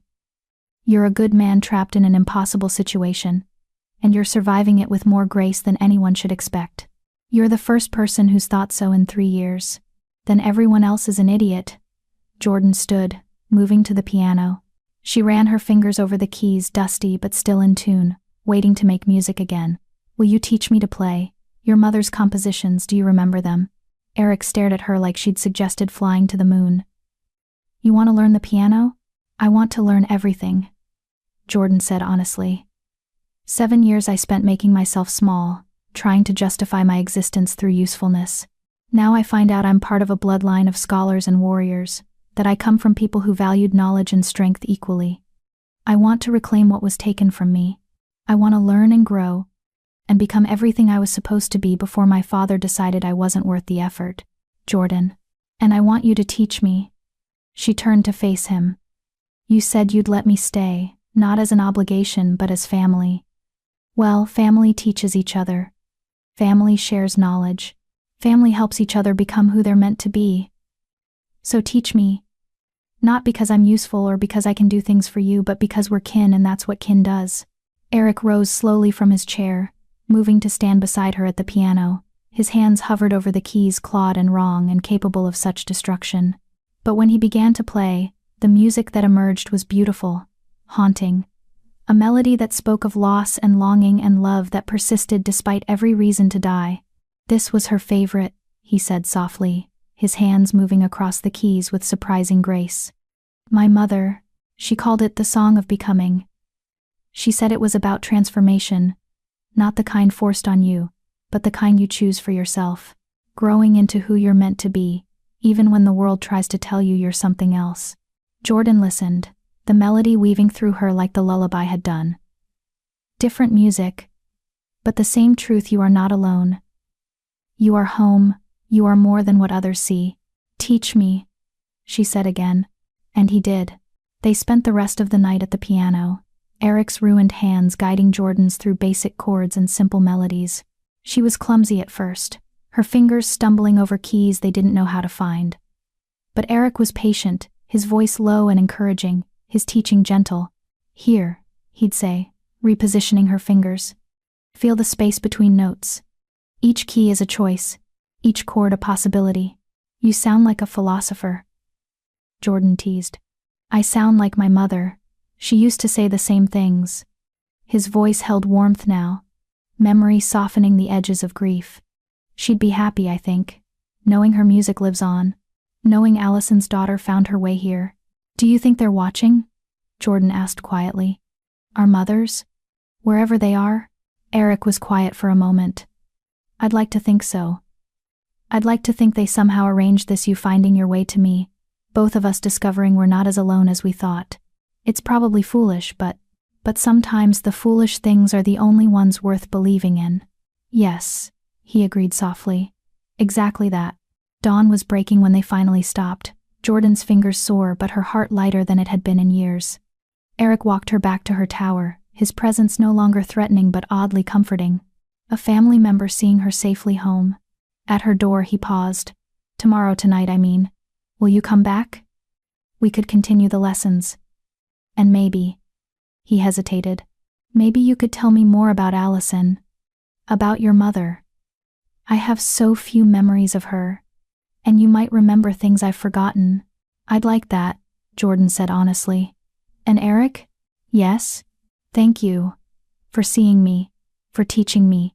For being family." His ruined features softened into something that might have been a smile. "Thank you for staying. For choosing this. For reminding me that I'm still capable of being someone worth knowing." "You were always worth knowing," Jordan said. "You just needed someone willing to look." She watched him disappear down the hallway, his heavy footsteps fading into silence. Then she entered her room and sat by the window, watching the sun rise over the forest. For the first time since her awakening failed 7 years ago, Jordan felt like she had a purpose beyond merely existing. Not because someone needed her to fulfill a duty or serve a function, but because she belonged somewhere, to someone, because she was home. Chapter 4. The Bond That Binds.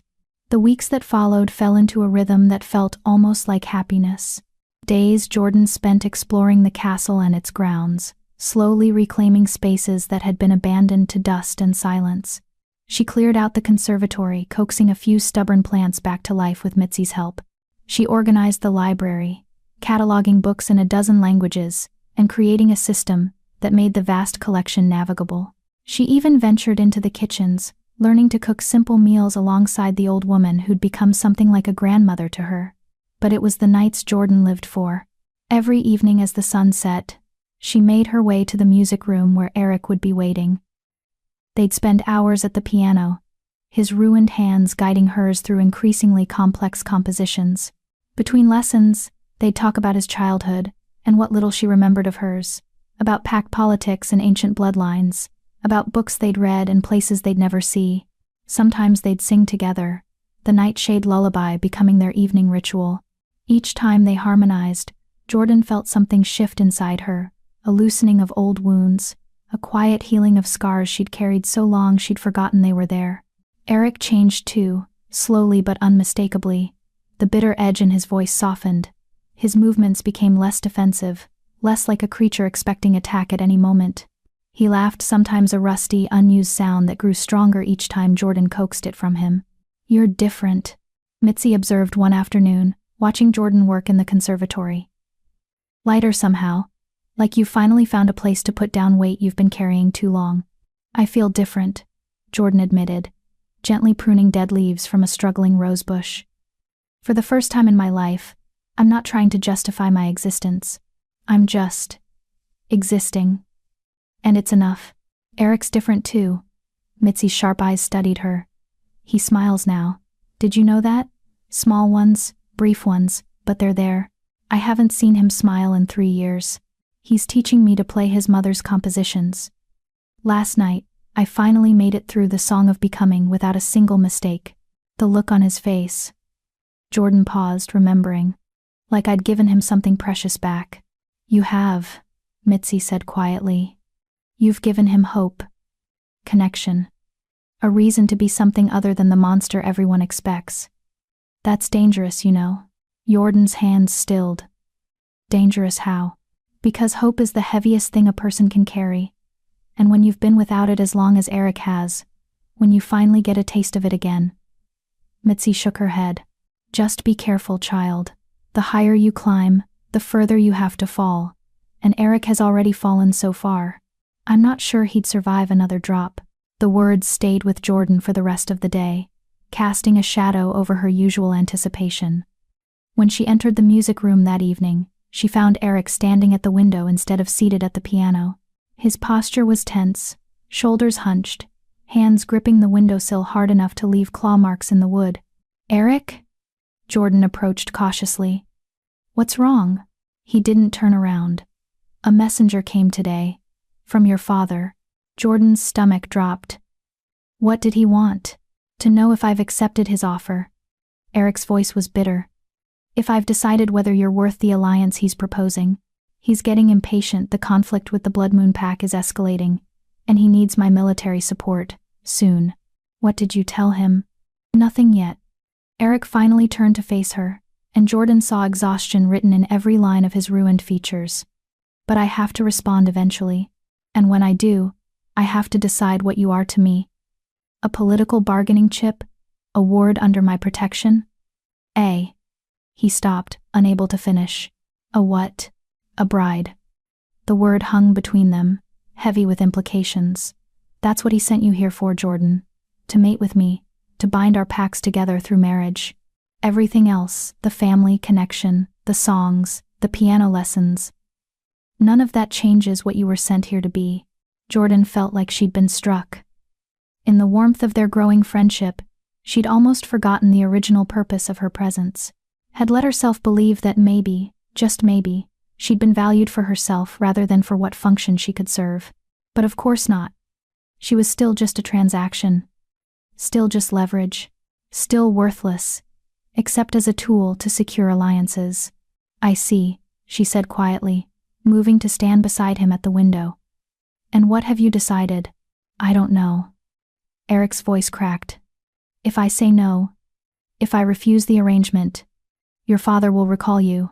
You'll have to go back to being invisible, being worthless, being everything you came here to escape.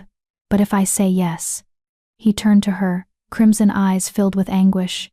"If I say yes, then I'm doing exactly what your father did. Using you as a bargaining chip. Trapping you in an arrangement you never chose.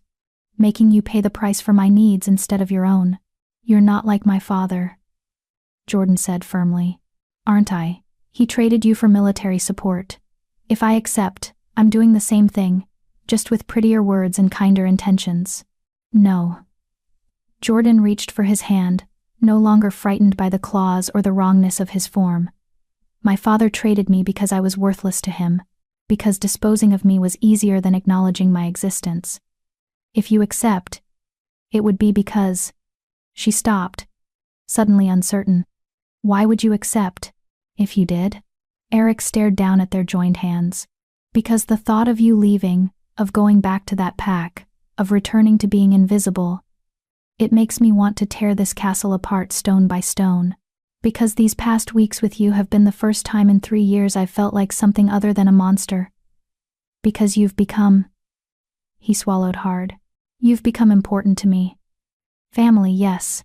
But also what?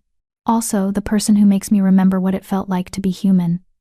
His voice dropped to barely above a whisper. "The person who looks at me and sees past the horror to who I still am underneath. The person whose presence makes this tomb feel almost like a home again."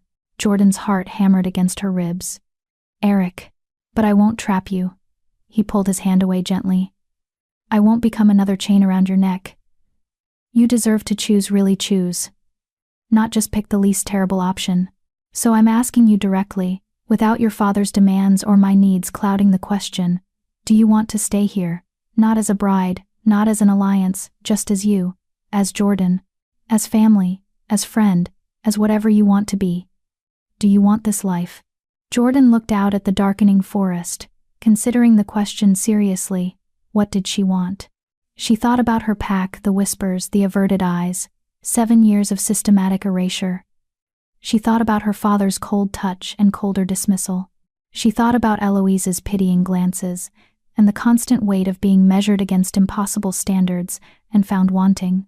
Then she thought about the past weeks' music and laughter, conversations that lasted until dawn, the gentle pressure of Eric's hand guiding hers across piano keys, the way Mitzi hummed while cooking, the satisfaction of coaxing dead plants back to life, the profound relief of existing without having to constantly justify that existence. She thought about singing the Nightshade lullaby with Eric, their voices weaving together in harmony that spoke of belonging and heritage and home. Yes, she said finally. I want to stay. Not because I have nowhere else to go, though that's still true. And not because you need me for an alliance, though I understand that's part of the reality. But because for the first time in my life, I feel like I matter. Like I'm more than just the sum of my deficiencies. Like I'm becoming who I was always supposed to be before the world convinced me I was broken. You were never broken, Eric said fiercely. Jordan, let me finish. She turned to face him fully. I want to stay because you've given me something no one else ever has. You've given me permission to exist without apologizing for it. You've taught me things. Shared your mother's music. Welcomed me as family. You've made me feel seen in a way I didn't know was possible. So yes, I want to stay. But, she hesitated. I need to know what that means.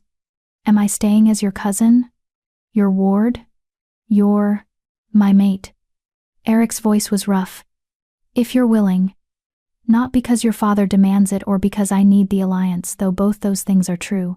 But because He stopped, struggling for words. Because I care about you. Because you've become essential to my continued existence in ways I don't fully understand. Because the curse took everything from me except my character, and you're the only person who's looked past the horror to see that character is still there. The curse, Jordan said slowly. True love's kiss, you said.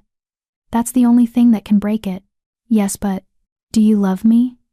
The question escaped before Jordan could second-guess it. Not as family or as friend, but as more than that? Eric went very still. For a long moment, he said nothing. Just stared at her with those crimson eyes that held so much pain and longing, and carefully controlled hope. I don't know, he said finally, and Jordan felt her heart crack. I don't know what love feels like anymore, Jordan.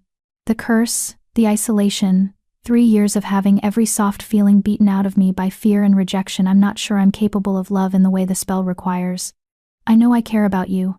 I know your presence makes me want to be better than the monster I've become.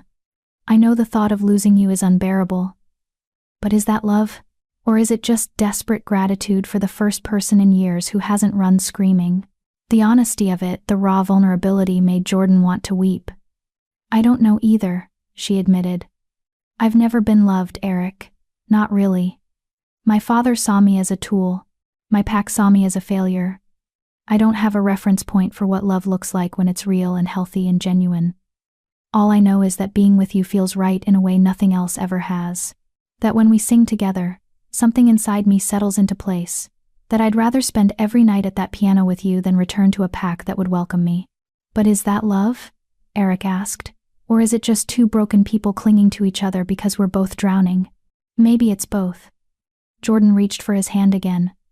Maybe love, real love, starts exactly there, two people choosing each other not despite their brokenness but including it. Not because either of us is whole, but because together we're less fractured than apart. That's not the kind of love that breaks curses. Eric's voice was heavy with resignation. True love is supposed to be pure and selfless and transcendent. What we have is complicated, messy, built on shared trauma and mutual recognition of pain. That's not a fairy tale. That's just survival. Maybe survival is enough, Jordan said softly.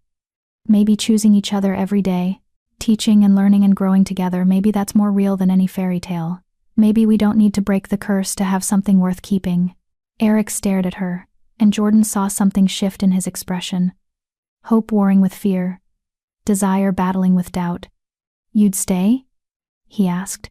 Even knowing the curse might never break? Even knowing I might spend the rest of my life trapped in this form? You'd bind yourself to a monster who can't even promise you a chance at normalcy. You're not a monster. Jordan said, for what felt like the 100th time. You're Eric. You're my family. You're the person who taught me to play piano, and reminded me I'm more than my failures. That's who I'd be binding myself to, not the curse, but the man inside it. Jordan. His voice broke on her name. But I need to know you want this too. Not just because it secures an alliance or prevents me from returning to my pack. I need to know that you see me the way I see you. That I'm not just another woman you're tolerating out of necessity. See you? Eric laughed, a sound caught between humor and hysteria. Jordan, you're all I see.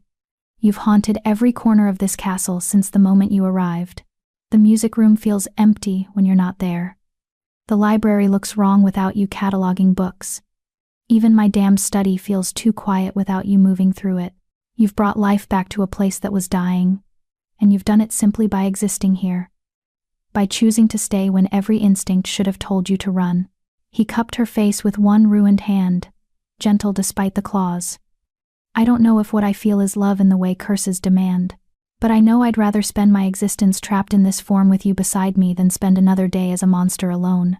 I know your voice singing our family's lullaby is the only thing that makes the nights bearable.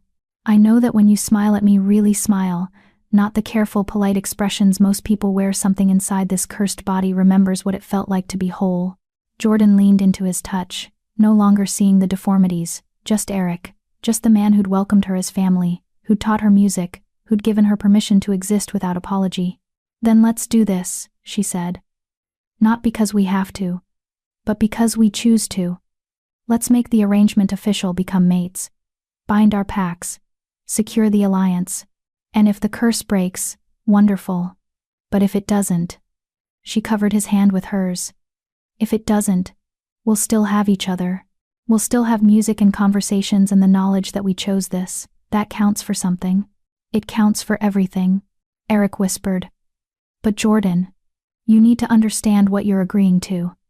A mating bond is permanent, unbreakable. If you bind yourself to me and then regret it, if you wake up one day and realize you've trapped yourself with a monster, then I'll still be exactly where I chose to be. Jordan's voice was firm. Stop trying to protect me from my own decisions, Eric. I'm not a child. I'm not fragile. I'm a woman who spent 7 years being told she's not enough. And I'm finally in a place where I feel like I might be. Don't take that away from me by assuming you know better than I do what I can handle. Eric stared at her for a long moment. Then, slowly, he began to laugh, really laugh, the sound rusty but genuine. You're right, he said. You're absolutely right. I'm being condescending and protective when what you need is someone who trusts you to know your own mind. Exactly. So let me ask properly then. Not as a king securing an alliance or a cousin protecting family, but as Eric asking Jordan. He took both her hands in his, claws carefully retracted so only the gentlest pressure remained. Will you be my mate? Will you bind yourself to me, knowing all the complications and difficulties that entails? Will you choose this life, this castle, this existence, not despite what I've become but including it? Jordan felt tears burning behind her eyes, but for the first time in years, they were happy tears. Tears of relief and recognition and the profound comfort of being chosen. Yes, she said, I will. Eric pulled her into his arms carefully, always so careful not to hurt her with his inhuman strength. Jordan wrapped her arms around him, feeling his chest rise and fall with breath that was too rapid, too shallow, too caught between human and beast. Thank you, he whispered into her hair. For seeing me, for staying, for choosing this. Thank you for giving me a reason to, Jordan replied. They stood like that for a long time, holding each other as darkness fell completely outside. Two broken things clinging together, building something that might not be a fairy tale but was real and hard-won in theirs. Eventually, Eric pulled back enough to look at her. We'll need to have a ceremony, he said. Nothing elaborate, I can't exactly invite pack members when most of them think I'm dead. But something official enough to make the bond legitimate in the eyes of tradition. Will you write to my father? Tomorrow. Eric's expression darkened. I'll inform him that I accept his proposal that you and I will mate. And in exchange, I'll provide military support for his conflict with the Blood Moon Pack. The alliance he wanted. He'll be relieved, Jordan said bitterly. He probably expected you to reject me like everyone else has. Then he's a fool. Eric's voice was fierce. You're the best thing that's happened to this cursed castle in 3 years. The best thing that's happened to me in longer than that. If he can't see your worth, that's his blindness, not your failure. Jordan leaned her forehead against his chest, listening to the dual rhythm of his heartbeat, human and beast both, just like the rest of him, complicated, contradictory, but undeniably alive. Will it hurt? She asked quietly. The mating bond? I don't know. Eric's hand stroked her hair gently. With normal wolves, it's supposed to be euphoric, a merging of souls, a completion of each other. But I'm not exactly normal anymore. The curse might affect how the bond forms. It might be painful, or strange, or nothing like what's expected. As long as we're together, I can handle strange. I hope so. His arms tightened around her. Because strange is all I have to offer now. Strange is perfect, Jordan said. And meant it. 3 days later, they stood in the castle's old chapel with Mitzi as their only witness.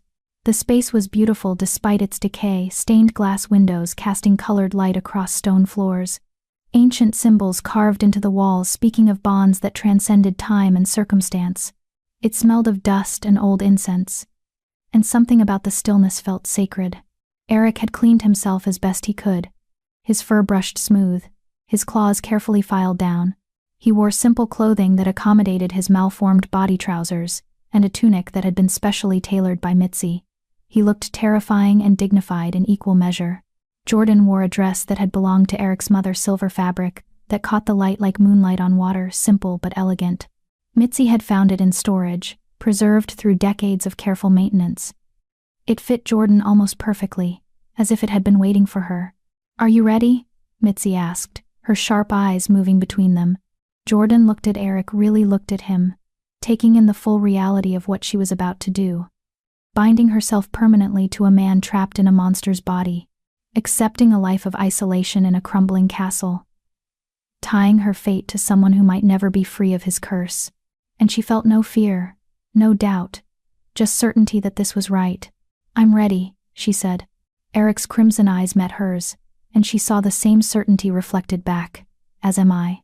Mitzi nodded, opening an ancient book that contained the traditional mating ceremony. Her voice, usually sharp and practical, softened into something almost musical as she began to read. We gather to witness a bond forged not by convenience or duty, but by choice. To acknowledge that 2 souls have found each other across distance and circumstance, and have decided to walk forward together rather than apart. The words washed over Jordan, familiar and strange at once. Traditional pack ceremonies she'd seen a few before her exile into invisibility. But those had been grand affairs with hundreds of witnesses. This was intimate, personal, just 3 people in a chapel that had forgotten what celebration felt like.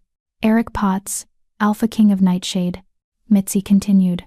Do you take this woman as your mate? Do you promise to honor her, protect her, and stand beside her through whatever trials may come? I do. Eric's voice was steady, despite the emotion Jordan could see, trembling just beneath the surface. I take Jordan Fox as my mate, my family, my equal. I promise to see her, honor her, and never let her become invisible again. I promise to teach her everything I know, and learn from everything she teaches me. I promise to make this castle a home rather than a tomb, and to remember that I'm more than just the curse that binds me. The vows were non-traditional, personal rather than formal. But they were perfect. Mitzi turned to Jordan. And you, Jordan Fox, daughter of Allison Nightshade and Ismail Matthews, do you take this man as your mate? Do you promise to stand with him, support him, and face whatever darkness may come together rather than alone? Jordan looked at Eric and saw not just the monster everyone else saw, but the man who'd taught her music, who'd welcomed her as family, who'd given her a reason to believe she might be worth something after all. I do, she said clearly. I take Eric Potts as my mate, my family, my home. I promise to see him always. Truly, completely. I promise to remind him of who he is when the curse tries to make him forget. I promise to build a life here that's worth living, and to sing our family's song until my voice gives out and beyond. Mitzi's eyes were wet, though her voice remained steady. Then by the authority vested in me by tradition and blood, I declare you mated. Bound soul to soul, heart to heart, through this life and whatever comes after, you may seal the bond. This was the moment, the kiss that would make the bond permanent and unbreakable. Eric hesitated, his ruined face twisted with uncertainty. Jordan, you don't have to. I choose this. Jordan interrupted gently. Stop protecting me from my own decisions. She reached up, cupping his malformed face between her hands. Eric closed his eyes, and for just a moment, Jordan imagined she could see past the curse to the man underneath. Blue eyes instead of crimson. Human features instead of this nightmare amalgamation. The kind face of the king who'd ruled with justice and compassion before everything was stolen from him. Then she stopped imagining, and simply saw what was in front of her.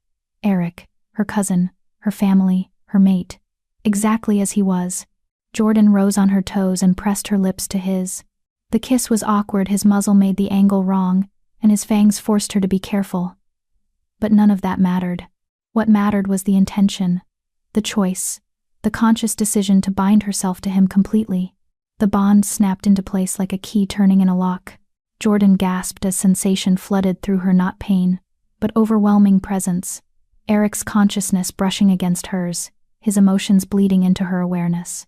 Fear and hope and desperate love all tangled together. Loneliness so profound it felt like drowning. And underneath everything, a fierce determination to be worthy of the choice she'd just made. She felt him feeling her too, her own tangle of emotions laid bare. Years of invisibility and rejection. The constant ache of not belonging, but also newfound hope, careful joy, the fragile belief that maybe finally she'd found where she was supposed to be. The bond settled between them, warm and solid and permanent.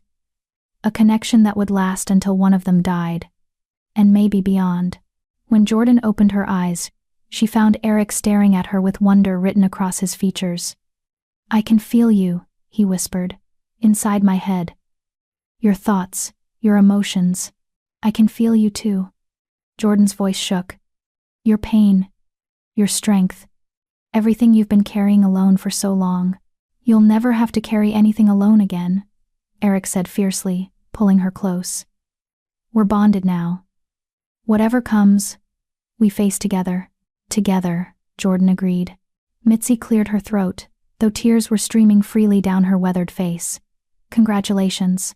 You're officially the strangest, most complicated mated pair I've ever witnessed. She smiled. Also the most right, somehow. Jordan laughed, the sound bubbling up from a place deep inside that had been silent for years. Eric's arms tightened around her, and through the bond, she felt his joy matching hers, rusty and tentative but real. They were bound now. Permanently. Completely. And the curse hadn't broken. Jordan had known it wouldn't. True love required certainty and purity and transcendent devotion. What they had was messier than that. Built on shared trauma and recognition of each other's brokenness. Not a fairy tale love, but something harder won and potentially stronger because of it. The curse remained, but somehow, it mattered less now, because Eric wasn't alone anymore. And neither was she. They had each other. They had their bond. They had music and conversation, and the slow work of turning a tomb into a home. Maybe that was enough. Maybe it was more than enough. Maybe it was everything. Chapter 5. A father's final bargain. The first month of their mating was the happiest Jordan had ever known. The bond between them grew stronger each day, deepening from that initial overwhelming connection into something more nuanced and comfortable. She learned to feel Eric's presence at the edges of her consciousness. A steady warmth that told her she wasn't alone even when they were in different parts of the castle. And he learned to sense her moods, appearing with tea when she was frustrated with a particularly difficult piano piece, or giving her space when she needed solitude to think. They established new rituals beyond their nightly music sessions. Morning walks through the forest surrounding the castle, Eric pointing out plants and animals while Jordan catalogued everything in a journal she'd started keeping. Afternoon hours in the library, reading to each other from ancient texts about bloodline magic and pack history. Evening meals shared with Mitzi, the three of them forming an odd little family in the castle's vast emptiness. And at night, they'd return to the music room where it had all begun, singing the nightshade lullaby together until their voices blended into perfect harmony. Jordan's piano skills improved dramatically. She could now play most of Eric's mother's compositions without error, her fingers finding the keys with growing confidence. Sometimes Eric would shift into his wolf form, still wrong, still too large and misshapen, but less frightening to Jordan now, and he'd rest his massive head in her lap while she played, the vibrations of the music seeming to soothe something deep within him. "You're getting better," he'd say, his voice distorted but still recognizable in beast form. "Mother would have been proud." "I have a good teacher," Jordan would reply, running her fingers through his fur coarse and patchy in places where the curse had affected even that. Through it all, the bond hummed between them. Not love, not yet, not the transcendent kind that broke curses, but something real and growing. Partnership, companionship, the slow building of trust between two people who'd been betrayed too many times to give their hearts easily. It was almost perfect. Then the letter arrived from Ismail. Jordan was in the conservatory when Mitzi found her, the old woman's face pale and drawn in a way that immediately set off alarms. "Your father's messenger is here," Mitzi said without preamble. "Eric's meeting with him now in the throne room. He wanted me to tell you, said you should join them." Jordan's stomach dropped. "Why? The alliance was agreed upon. The mating bond is established. What more could he want?" "I don't know, child. But Eric's emotions through that bond of yours. Can you not feel them?" Jordan reached inward, following the thread of connection that linked her to her mate. And yes, there it was, a roiling storm of anger and betrayal and something that felt horribly like devastation. She ran. The throne room doors stood open, and Jordan burst through them to find Eric standing rigidly before his throne, his massive form vibrating with barely controlled rage. A messenger, one of her father's senior wolves, Byron Seymour, stood at the far end of the chamber, his expression carefully neutral but his posture radiating discomfort. "Jordan." Eric's voice was tight. "Byron was just explaining the full terms of our arrangement. Terms your father apparently didn't feel were important to mention before." "What terms?" Jordan looked between them, dread pooling in her stomach. Byron cleared his throat. "Alpha Ismail wishes to make clear that while he appreciates Alpha King Eric's willingness to provide military support, the arrangement extends beyond simple alliance. There are additional expectations, such as..." Jordan's voice came out harder than intended. "Such as heirs," Byron said, and Jordan felt the floor tilt beneath her feet. "The alliance is contingent not just on your mating, but on your ability to produce offspring that will strengthen the blood ties between our packs. Alpha Ismail expects at least 2 children within the next 5 years, with preference given to sons who can be groomed as future alphas." The words hit Jordan like physical blows. Heirs. Children. The one thing she absolutely, definitively, could not provide. "I'm barren," she said flatly. "My father knows this. Elder Ruth confirmed it 7 years ago when my wolf failed to manifest. I can't bear children." "Alpha Ismail believes that assessment may have been premature," Byron said, his discomfort growing. "He suggests that your mating with Alpha King Eric, whose bloodline is ancient and powerful, may overcome whatever deficiency prevented conception before. He expects you to make every effort to fulfill this obligation." "Every effort?" Eric's voice was deadly quiet. "What exactly does that mean?" Byron shifted uncomfortably. "It means that if Lady Jordan proves unable to conceive within the first year, Alpha Ismail reserves the right to supplement the arrangement." "Supplement." Eric took a step forward, and Byron automatically stepped back. "Explain." "Now, he would send another woman. Your sister specifically," Byron said, looking at Jordan with something like pity. "Lady Eloise Fitzgerald. She's of prime breeding age, has already had her first shift, and has been trained specifically for the role of Alpha's mate. If Jordan cannot provide heirs, Eloise would serve as a secondary mate, to ensure the alliance produces the necessary bloodline strengthening." Jordan felt like she'd been gutted. "He wants to send my sister to replace me." "Not replace," Byron said hastily. "Supplement. You would remain as primary mate, but I'd be worthless except as decoration." Jordan finished bitterly. "Exactly what I've always been to him. A placeholder until someone more useful comes along." Through the bond, she felt Eric's rage building to dangerous levels. His hands, those terrible clawed things, flexed at his sides, and his eyes glowed brighter crimson than Jordan had ever seen them. "Get out," Eric growled. "Alphaking Eric. I'm merely the messenger. Get out." Barren fled, the throne room doors slamming behind him with enough force to crack the ancient wood. Silence fell, broken only by Eric's ragged breathing. Jordan stood frozen, her mind trying to process the implications of what they'd just learned. Her father had never intended to honor her as anything more than a tool, had never seen her mating as legitimate, had been planning from the beginning to replace her with Eloise the moment her inadequacy became undeniable. And that moment had just arrived. Because no matter how strong their bond, no matter how deep their connection, Jordan could never give Eric the one thing her father demanded as payment for his alliance. "Children. Jordan." Eric's voice was rough. "Look at me." She couldn't bear to see the realization in his eyes that he'd bound himself permanently to a mate who couldn't even fulfill the most basic expectation of a union between alphas. "Jordan, please." Finally, she raised her eyes to meet his. And what she saw there wasn't disgust or disappointment. It was fury. Pure, incandescent rage directed not at her, but at the situation. At her father, at the world that kept trying to define her worth by what she couldn't do. "This isn't your fault," he said fiercely. "Isn't it?" Jordan laughed, the sound hollow. "You needed an alliance.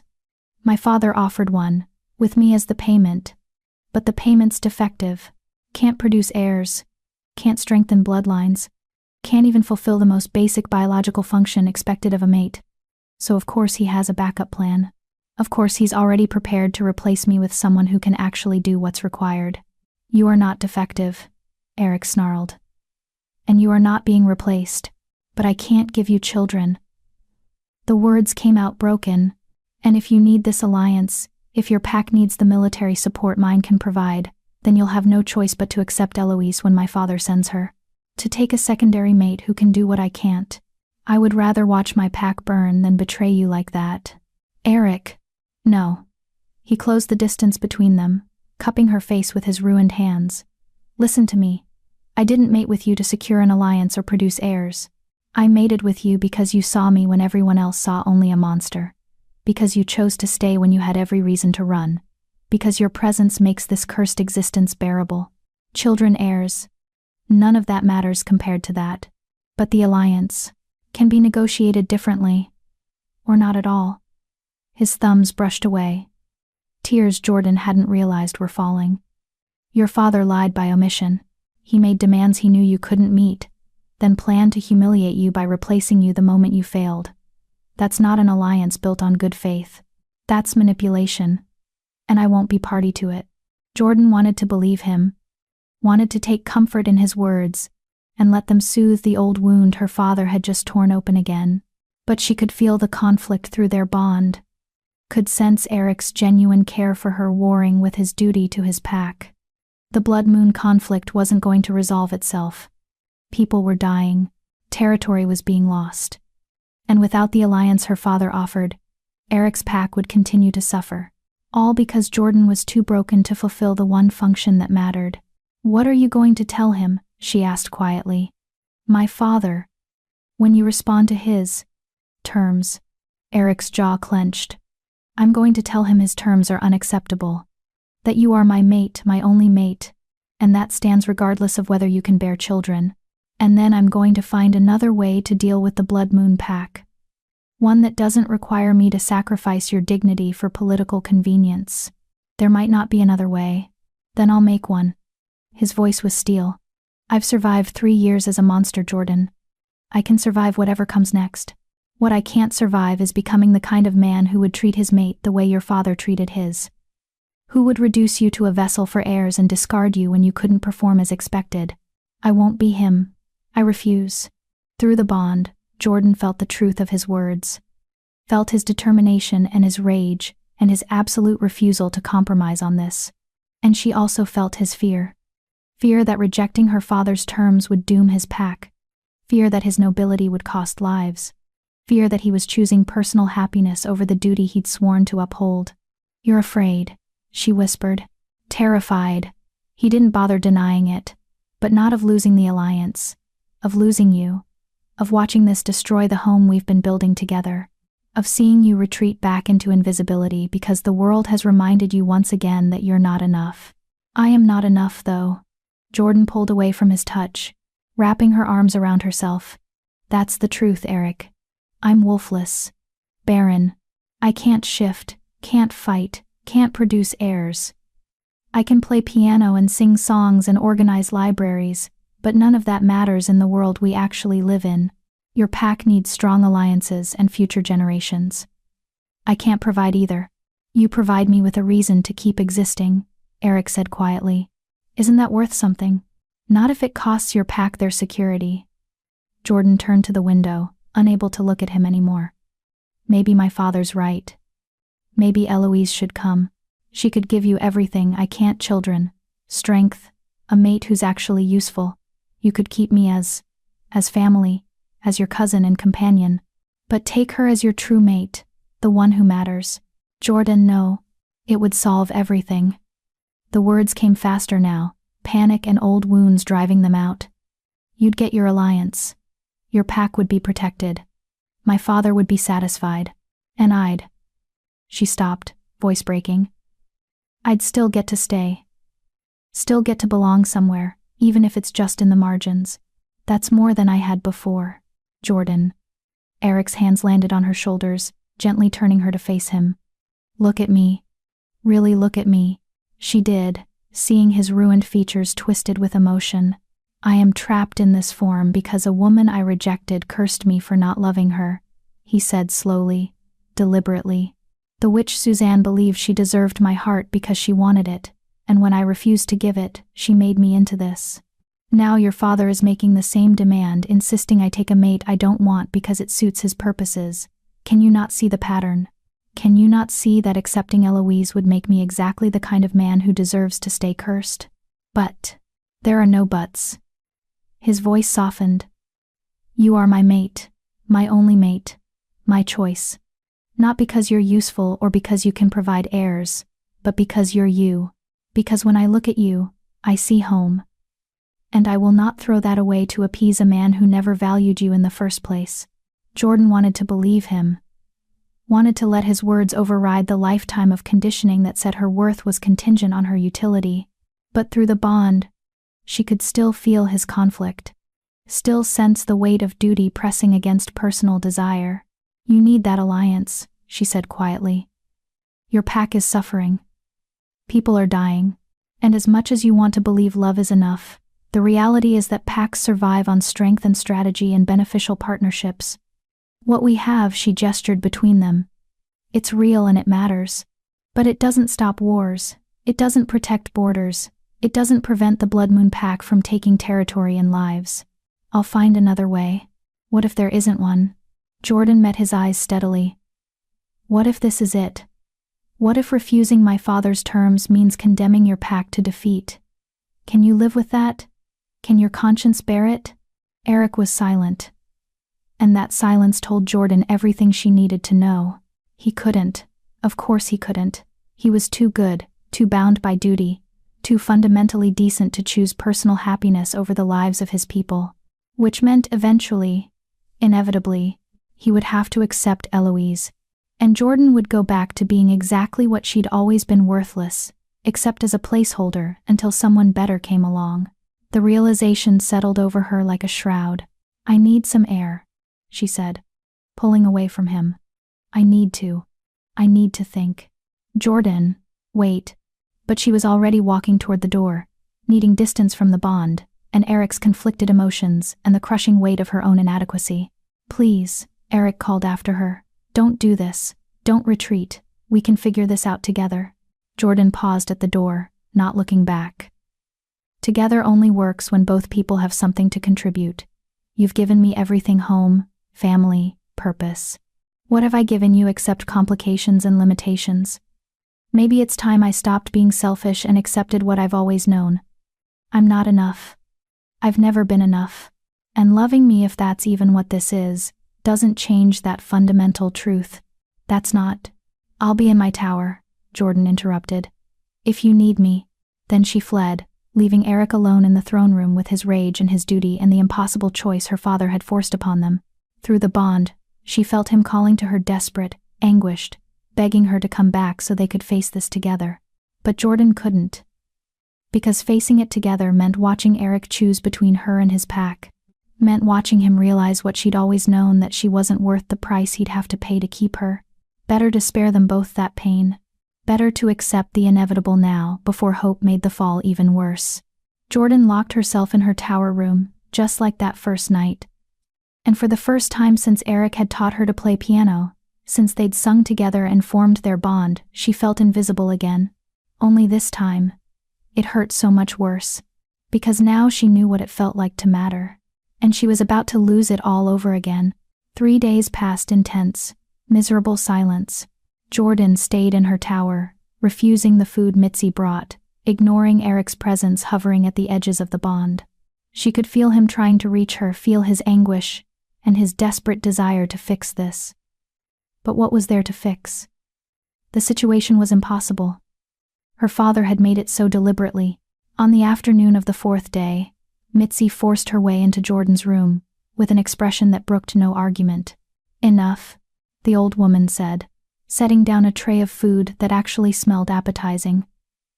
"I've watched you waste away up here for days while Eric paces the castle like a caged beast. This stops now." "There's nothing to stop," Jordan said dully from where she sat by the window. "My father made his demands. Eric will eventually realize he has no choice but to accept them. And she trailed off. "You'll what? Give up? Retreat back into invisibility?" Mitzi's voice was sharp. "I thought you had more spine than that, girl." "What spine?" Jordan laughed bitterly. "I'm powerless here, Mitzi. I can't give Eric children. I can't provide the heirs my father demands. I can't even shift into a wolf to help defend territory if it comes to war. I'm completely, utterly useless. You're the one who taught him to smile again." Mitzi sat on the edge of the bed. "Who brought music back to a castle that had been silent for 3 years? Who reminded a cursed king that he's still human underneath the horror? That's not useless, Jordan. That's essential. It's not enough to stop a war. Maybe not, but it's enough to give him a reason to survive one." Mitzi's sharp eyes studied her. "You're so focused on what you can't do that you've forgotten to see what you can. Eric doesn't need you to bear children or shift into a wolf. He needs you to be exactly what you've been since you arrived, someone who sees him clearly and chooses him anyway. That's rarer and more valuable than any alliance. Tell that to my father. Your father is a fool who threw away something precious because it didn't fit his narrow definition of useful." Mitzi's voice softened. "Don't prove him right by doing the same thing to yourself." Jordan was quiet for a long moment. "Eric's afraid," she finally said. "I can feel it through the bond. He's trying to be noble, trying to choose me over duty. But it's tearing him apart. His pack is suffering. And he knows accepting my father's terms, accepting Eloise would fix that. Eventually, duty will win. It has to. And when it does, you'll still be his mate," Mitzi interrupted. "Bonded permanently. Even if he takes a secondary mate for political reasons, you'll still be primary. Still be family. Still matter. As what? A consolation prize? A mistake he's stuck with?" Jordan shook her head. "I won't do that to him. Won't force him to choose between me and his pack's survival. It's not fair. Life isn't fair, child. If it was, you'd have your wolf, and Eric wouldn't be cursed, and none of this would be happening." Mitzi stood, moving to the door. "But we work with what we have, and what you have is a mate who loves you. Yes, loves you. Don't look at me like that. I've seen the way he looks at you, the way his whole being orients toward your presence. That's love, even if neither of you are ready to name it. Love doesn't solve this." Jordan whispered. "No, but it means the problem is worth solving, rather than just surrendering to." Mitzi opened the door, then paused. "Eric's in the music room. He's been there for hours, playing his mother's compositions. Badly. I might add, his hands aren't made for piano keys, and he knows it. But he keeps trying anyway because it reminds him of you. Because even the frustration of failing at something is better than the emptiness of not trying." After Mitzi left, Jordan sat in silence, wrestling with herself. Finally, As evening approached, she made a decision. She couldn't fix the situation, couldn't magically develop the ability to bear children or transform into a wolf, couldn't make her father's demands disappear. But she could stop hiding, could face whatever came next with Eric beside her, rather than cowering alone in her tower. Could at least give them both the dignity of confronting the inevitable together. Jordan cleaned herself up, changed into fresh clothing, and made her way to the music room. Eric was there, exactly as Mitzi had said. His massive form hunched over the piano, his malformed hands attempting to navigate keys they weren't designed for. The melody was recognizable, the song of becoming, but the execution was painful, notes stumbling and crashing into each other. He sensed her presence immediately, his hands stilling on the keys. "Jordan." His voice was rough, unused. "You came. I'm sorry," she said quietly, moving to stand beside the piano. "I shouldn't have run, shouldn't have locked you out. We're bonded, that means we face things together, even when they're impossible. Nothing is impossible." Eric turned to look at her, and Jordan's heart broke at the exhaustion in his crimson eyes. "I've been searching for solutions. Alternative alliances, military strategies that don't require your father's support, ways to broker peace with the Blood Moon Pack directly. There has to be another way. There has to be. And if there isn't, then we'll make one." His voice was fierce. "I won't give up on us, Jordan. I won't let your father win by making you believe you're not enough. You are everything. Everything that matters." Jordan moved closer, reaching for his ruined hand. "Play with me," she said softly, "like we used to. Let me take the melody while you handle the bass notes. Together." Eric stared at her for a moment, understanding dawning. "Together," he echoed. They arranged themselves at the piano, Jordan taking the right side, Eric the left. And slowly, haltingly at first but with growing confidence, they began to play the song of becoming. Jordan's fingers found the melody, the familiar notes flowing from muscle memory and practice. Eric's hands, clumsy on their own, managed the deeper bass notes that provided foundation and structure. Separately, they struggled. Together, they made music. The song swelled through the music room, filling the space with sound that spoke of transformation and growth, and becoming who you were meant to be despite everything trying to stop you. And as they played, Jordan felt something shift in the bond between them. Not breaking, not weakening, growing stronger, deeper, more certain, because this was what they had. Not perfect harmony or easy solutions, but the willingness to struggle together, to combine their inadequacies, and create something whole.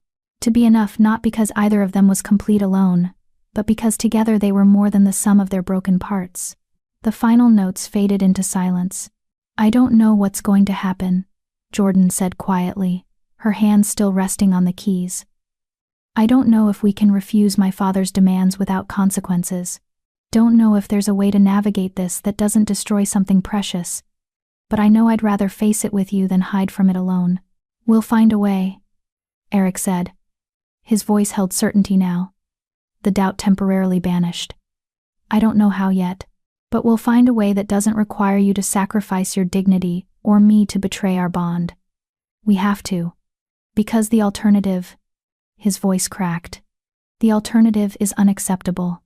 Jordan leaned against his shoulder, awkward because of his size and shape, but comforting anyway. "Whatever happens, we face it together." "Together," Eric agreed. They sat like that in the gathering darkness, drawing strength from each other's presence, not solving the problem, not making it go away, just refusing to face it alone. And somehow, in that moment, that felt like enough. It had to be, because it was all they had. Chapter 6. The Cost of 6 Lives. Eric's response to Ismail arrived by messenger the next morning. Jordan stood beside him in the throne room, as Barren delivered it, a formal letter written in Eric's elegant script, sealed with the nightshade crest. The message was clear and uncompromising. "Alpha Ismail Matthews. Your terms regarding the production of heirs are unacceptable, and were never part of our original agreement. Jordan Fox is my mate, my only mate, and that bond stands permanent and inviolable regardless of fertility considerations. I will provide military support for your conflict with the Blood Moon Pack as promised in our alliance. However, Any further demands regarding secondary mates or replacement arrangements are hereby rejected. Jordan's position is not negotiable. If these terms are unsatisfactory, you are welcome to dissolve the alliance. I will not compromise my mate's dignity for political convenience. Eric Potts, Alphaking of Nightshade. Byron read the letter aloud, his discomfort growing with each word. When he finished, silence hung heavy in the throne room. You understand what you're asking, Byron said carefully. Alpha Ismail will not take kindly to this rejection. He expected. I don't care what he expected. Eric's voice was steel. Those are my terms. He can accept them or not. The choice is his. Byron's eyes flicked to Jordan, something like pity crossing his features. Lady Jordan, perhaps you could speak with Alphaking Eric. Help him understand the consequences. I stand with my mate, Jordan interrupted, her voice steady despite the fear churning in her stomach. Whatever consequences come, we face them together. Byron sighed, tucking the letter away. Very well. I'll deliver your response. But I warn you both. Alpha Ismail is not a patient man, and he does not handle rejection well. After Byron left, Jordan turned to Eric. He's right, you know. My father won't accept this lying down. I know. Eric moved to the window, gazing out at the forest. He'll either dissolve the alliance entirely, or he'll try to find leverage to force my hand. Either way, conflict is coming. What kind of leverage could he have? Jordan asked, though dread was already pooling in her gut. Eric was quiet for a long moment. You, he said finally. He could demand your return. Claim that since the mating hasn't produced the expected results, the arrangement is void. Use pack law to argue that a mate who can't fulfill their primary biological function can be annulled and returned to their family. Jordan felt the floor tilt beneath her feet. Can he do that? Can pack law actually? Traditionally, yes. If a mating proves unfruitful after a reasonable period, either party can petition for dissolution on grounds of breach of contract. Eric's hands clenched on the windowsill. It's an old law, rarely enforced anymore, but technically applicable, so he could force me to come back. Jordan's voice came out small.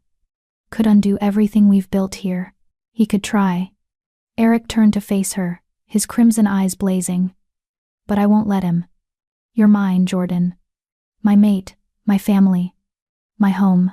No law, no tradition, no manipulation from your father will change that. But if pack law says, then pack law is wrong. His voice was fierce. I've spent 3 years having every rule and expectation twist to accommodate my curse. Having tradition and law bend to explain why I'm still technically an alpha despite being trapped in this form. If those same systems now try to take you from me, I'll burn them all down. Jordan wanted to take comfort in his certainty, but she could feel through the bond how much this was costing him, the conflict between his nature as a law-abiding king and his desperation to keep her safe. We need to prepare, she said quietly. If my father's going to make a move, we should be ready for it. Agreed. Eric moved away from the window, his tactical mind already working.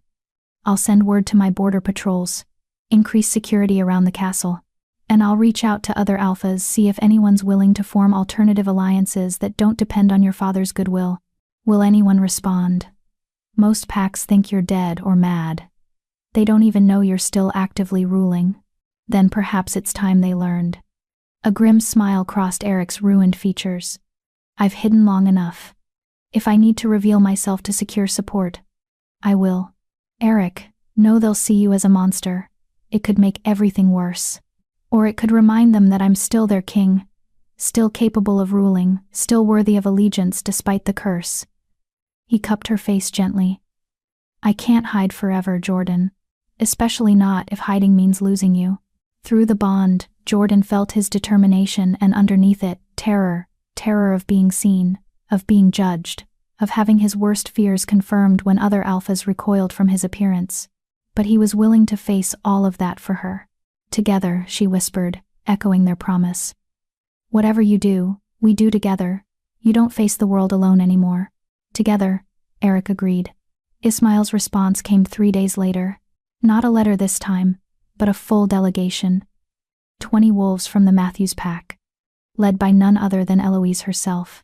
Jordan watched from a tower window as they approached the castle, her twin sister riding at the head of the group.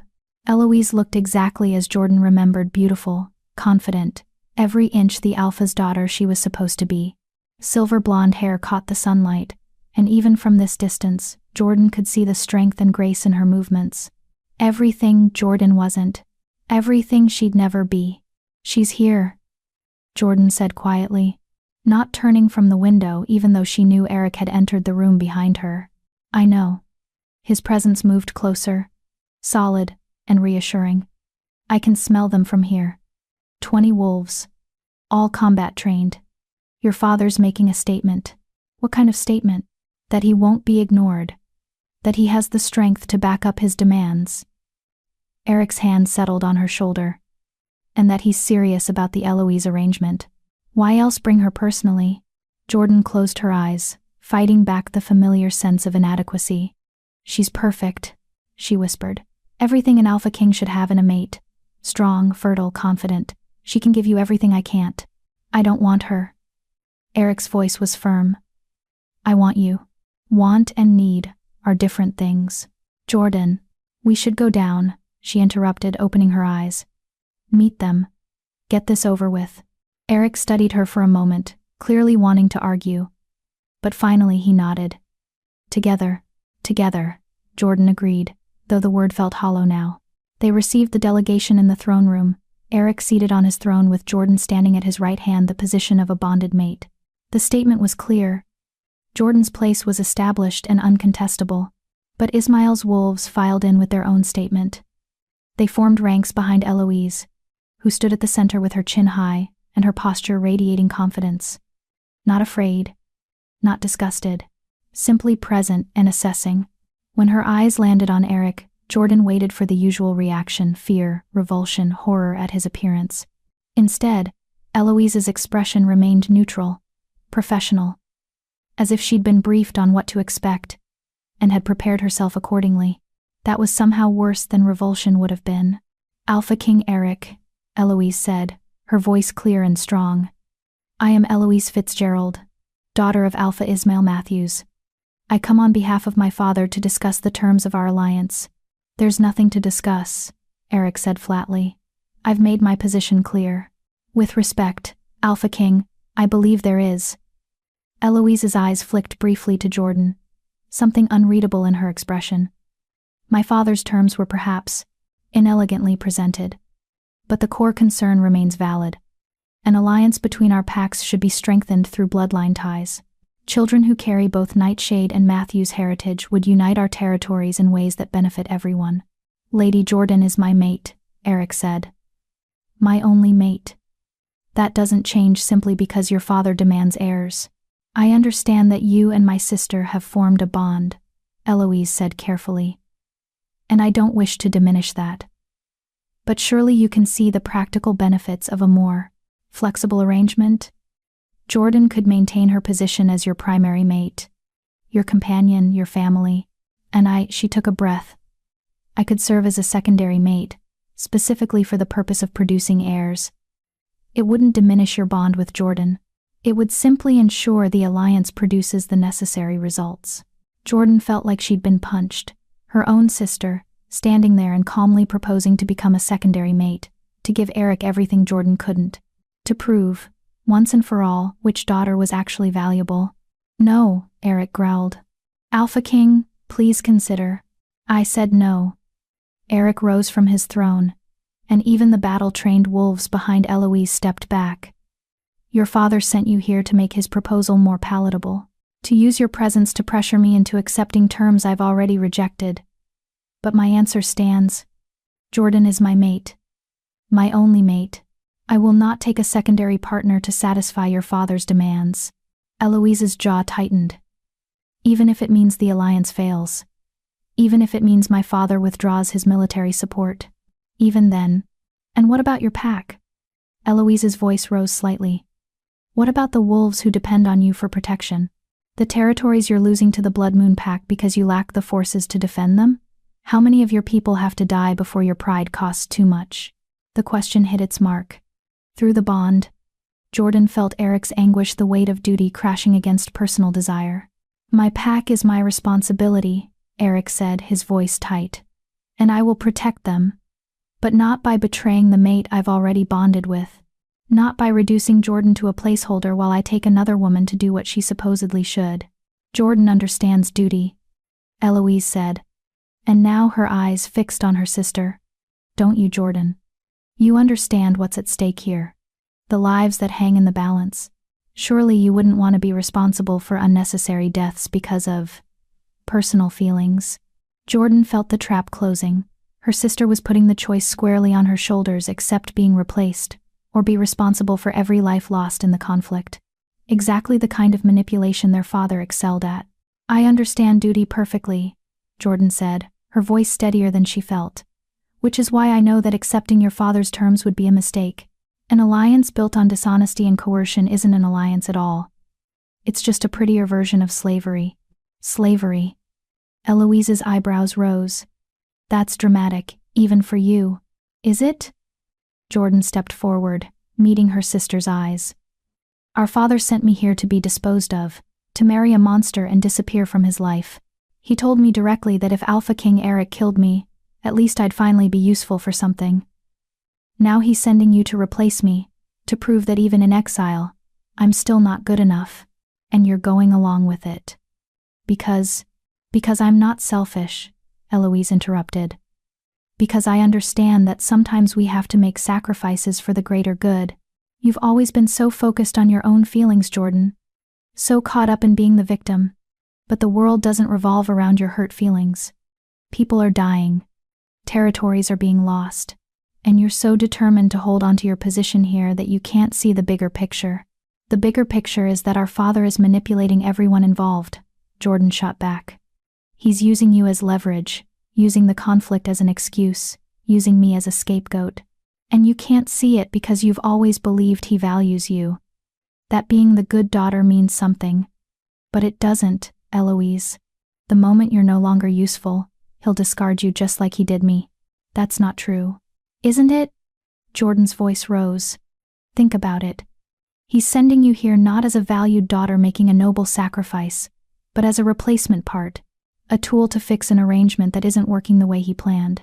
Do you really believe that once you've produced the necessary heirs, once you've served your purpose, he'll treat you any differently than he treated me?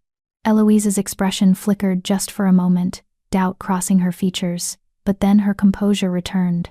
Regardless of our father's motivations, the fact remains, Alpha King Eric needs this alliance. His pack needs this alliance, and you can't provide what's required to maintain it. I can. That's not cruelty, Jordan. That's just reality. Reality, Jordan repeated bitterly. Is that what we're calling it now? Enough. Eric's voice cut through their argument. Both of you. This isn't about which sister is more useful or who our father values more. This is about whether I'm willing to compromise my integrity for political convenience. And I'm not. He moved to stand beside Jordan, his massive hand settling on her shoulder. Eloise, you seem like a reasonable woman. So I'm going to be completely honest with you. I don't love you. I don't want to mate with you. The thought of binding myself to another person, even for purely practical reasons, feels like a betrayal of everything Jordan and I have built together. And I won't do it. Not for your father, not for an alliance, not even for the sake of my pack's immediate survival. Then you're a fool, Eloise said flatly. And you're condemning people to die for the sake of your feelings. Perhaps. Eric's voice was steady. Or perhaps I'm refusing to perpetuate a system that treats people like breeding stock and political tools. Perhaps I'm choosing to believe that there has to be another way forward. One that doesn't require anyone to sacrifice their dignity. There is no other way. Eloise's voice held genuine frustration now. The Blood Moon Pack won't negotiate. Other alphas won't ally with you, not when they think you're dead or cursed into madness. My father's support is the only option you have, and refusing it because you won't take a secondary mate is... She shook her head. It's suicide. For you and for your pack. Then I'll find a different solution, Eric said. I'll reveal myself to other alphas. Prove I'm still capable of ruling. I'll negotiate directly with the Blood Moon Pack if I have to. I'll do whatever it takes except betray my mate. Eloise stared at him for a long moment, then her gaze shifted to Jordan, and something that might have been pity crossed her features. You've really trapped him, haven't you? She said quietly. Convinced him that your bond is more important than his pack's survival. That's impressive, actually. In a terrible sort of way. I haven't trapped anyone, Jordan said, stung. Eric makes his own choices. Does he? Eloise tilted her head. Or has he just traded one curse for another? The witch trapped him in a monster's body. You've trapped him in an impossible situation where duty and desire can't coexist. I wonder which curse is actually worse. The words hit harder than Jordan wanted to admit. Because wasn't that exactly what she'd been afraid of? That loving her, if that's what Eric felt, would cost him everything that mattered? Leave.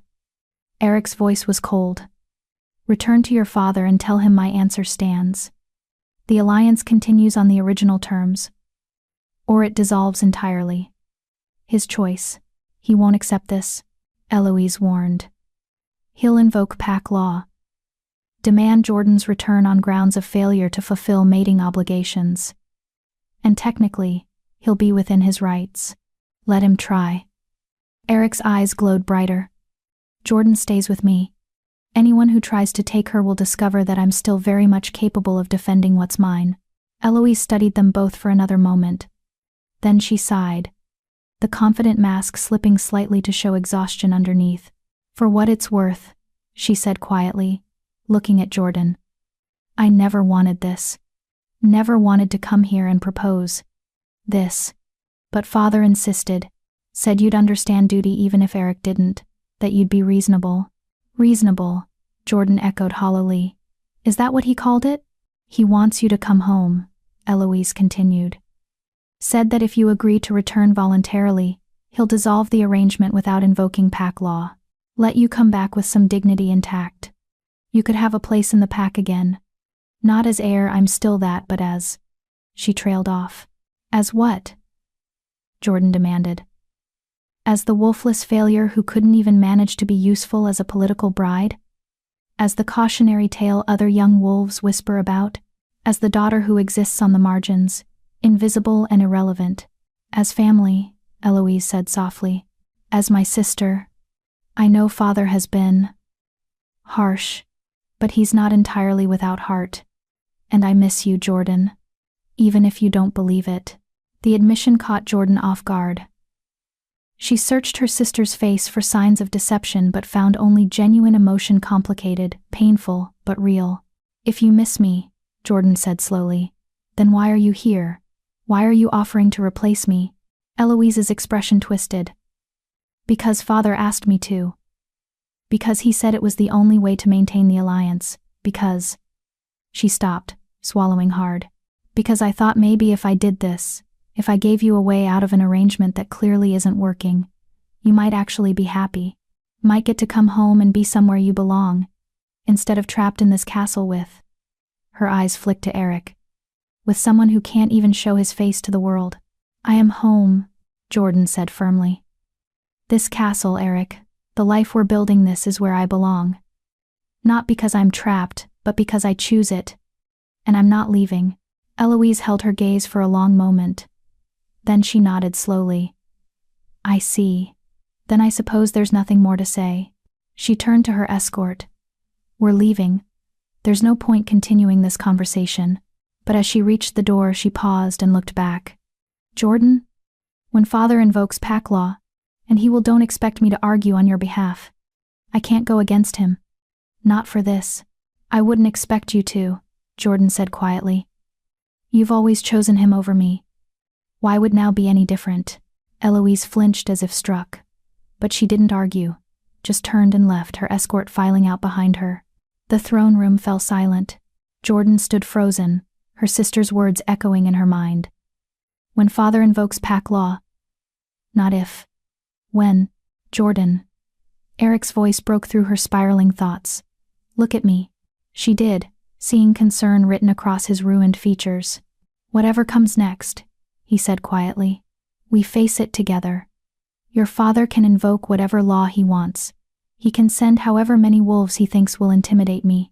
But you're not going back. Not unless you choose to. And even then, I'd try to talk you out of it. You heard Eloise, Jordan said. Pack law is on his side. If he demands my return and can prove I've failed to fulfill mating obligations, then we'll fight it. Challenge the law, argue the terms, do whatever it takes. His hands cupped her face gently. I meant what I said earlier. I'd rather burn it all down than lose you. But your pack will survive. Packs have weathered worse than this. But his voice roughened, I don't think I could survive losing you. Not after finally finding something worth existing for. Through the bond, Jordan felt the absolute truth of his words. Felt his determination and his fear and his desperate, overwhelming need to keep her safe. And she felt her own resolve solidifying in response. Her father wanted her back, wanted to prove she was still his property to dispose of as he saw fit, then let him try. She'd spent 7 years being invisible, being worthless, accepting that she didn't matter. She'd spent the last months learning what it felt like to be seen, to belong, to have a place in the world. She wasn't going back to invisibility. Not for pack law. Not for her father's manipulation. Not for anything. Together, she said firmly, taking Eric's hands in hers. Whatever he throws at us, we face it together. And we win. Together, Eric agreed, pulling her close. They stood like that for a long moment, drawing strength from each other's presence. Neither of them knowing that the real test was still to come. Neither of them realizing how close they were to losing everything they'd fought so hard to build. The formal challenge arrived 2 days later. A messenger from the Pack Council, not Ismail's personal wolves, but representatives of the governing body that oversaw all pack law in the territories. Their presence meant this was official. Legitimate. Not just a father trying to reclaim a wayward daughter, but the law itself being invoked. Jordan and Eric stood before them in the throne room as the head messenger, a stern older woman named Brandy Faulkner, read the formal complaint. By order of Alpha Ismail Matthews, and with the support of the Pack Council, we hereby invoke traditional law regarding unfulfilled mating contracts. Jordan Fox, mated to Eric Potts for a period of 2 months, has failed to conceive despite the stated purpose of the union being to produce heirs and strengthen bloodline ties between packs. Jordan felt sick. 2 months. That's all the time they'd had, 2 precious months of building something real, and her father was already using it against her. Brandy continued reading. Per traditional law, when a mating proves unfruitful and one party wishes to dissolve the bond, a formal hearing must be held to determine validity of the dissolution request. This hearing will take place in 1 week's time at the neutral territory of the river crossing. Both parties are required to attend and present their cases before the full Pack Council. And if we refuse, Eric asked, his voice dangerously quiet. Then the council will rule in Alpha Ismail's favor by default, Brandy said. And Lady Jordan will be required to return to Matthew's territory. By force, if necessary. This is ridiculous, Jordan burst out. The original mating arrangement never specified a timeline for heirs. My father's adding conditions after the fact, to justify breaking a bond he didn't want in the first place. Nevertheless, the law is clear. Brandy's expression was sympathetic but firm. A mating contracted for the purpose of producing heirs can be dissolved if that purpose remains unfulfilled after a reasonable time period. 2 months may seem brief. But given that the arrangement was specifically political in nature. It wasn't political, Eric interrupted. Jordan and I mated because we chose each other. Because we're family. She's my cousin, Nightshade blood through her mother. This has nothing to do with political convenience and everything to do with genuine connection. Brandy's eyebrows rose. That's an interesting defense.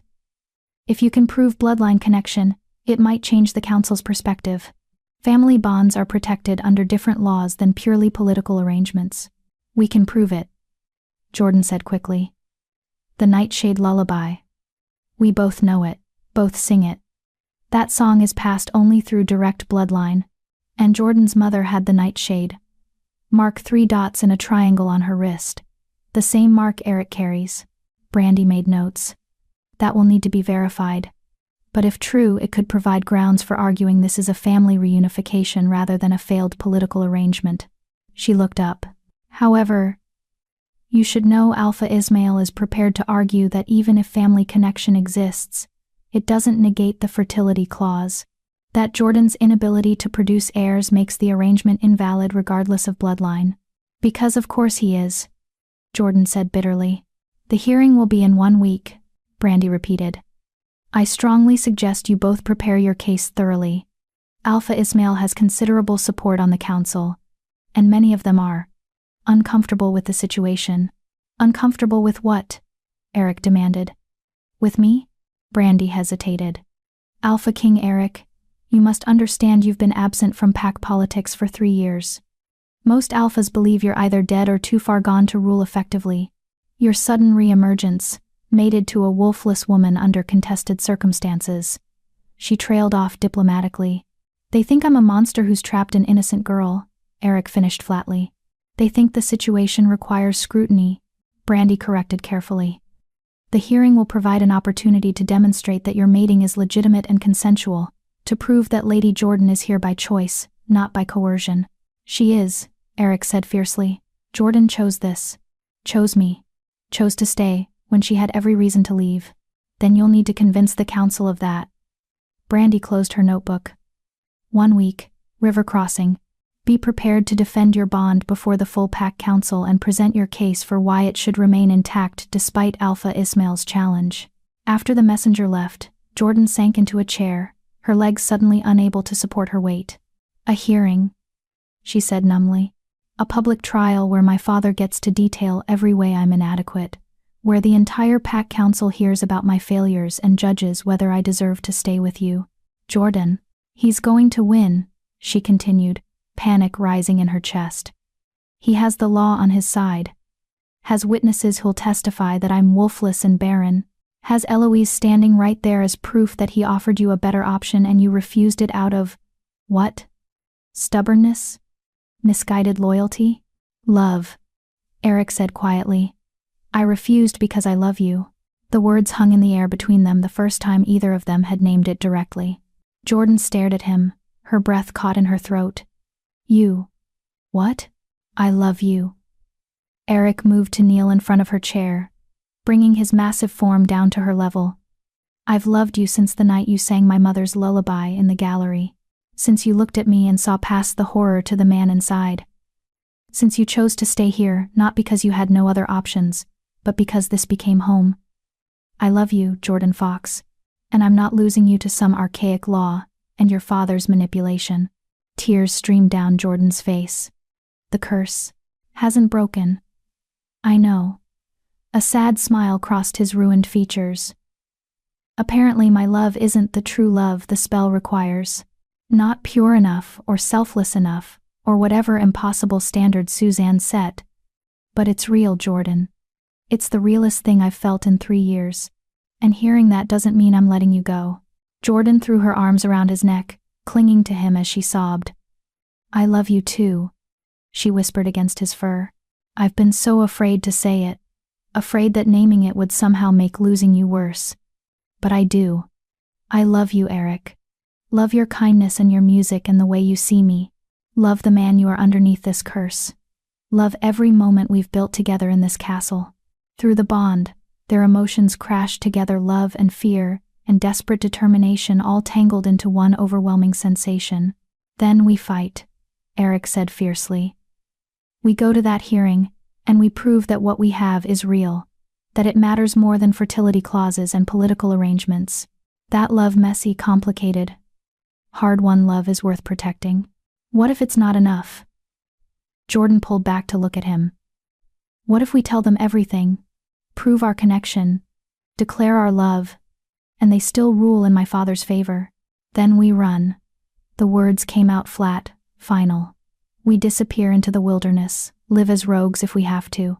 I'd rather spend my life hunted and homeless with you beside me than spend another day as a king without you.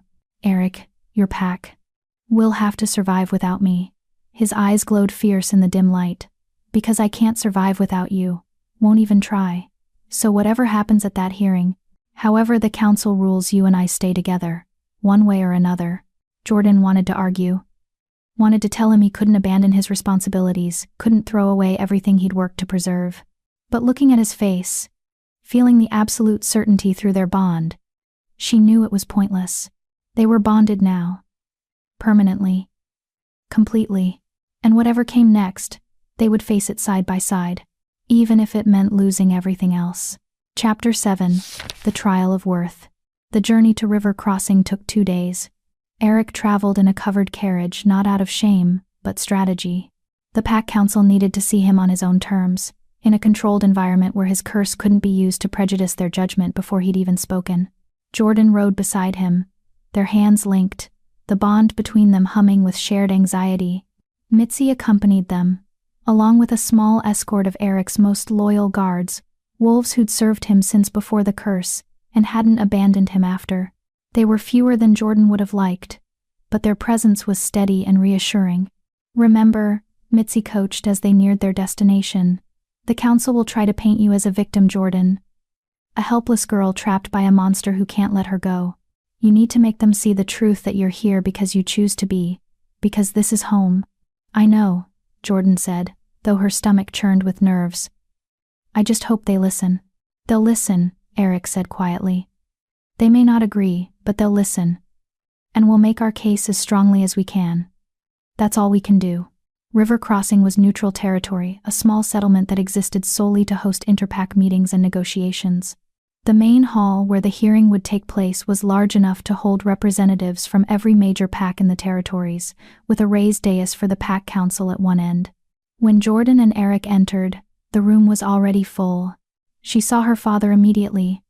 Ismail stood near the front with Eloise beside him, his expression cold and calculating. Around them, other alphas and their representatives filled the benches, their conversations dying away as Eric's massive form appeared in the doorway. The reaction was immediate and visceral. Gasps, whispers. Several wolves actually backed away, hands moving toward weapons they weren't supposed to carry in neutral territory. A few looked like they might bolt entirely. Eric had removed his cloak, revealing himself fully for the first time in 3 years. Every deformity, every horror of his curse on display for the gathered packs to witness. Jordan felt his shame and defiance through their bond, the complicated tangle of emotions that came with being seen as a monster by people who'd once respected him. She squeezed his hand tighter and walked beside him with her head high, making it clear she stood with him by choice. The pack council sat on the dais, 7 alphas chosen to represent the territory's various regions. Jordan recognized a few of them from before her exile.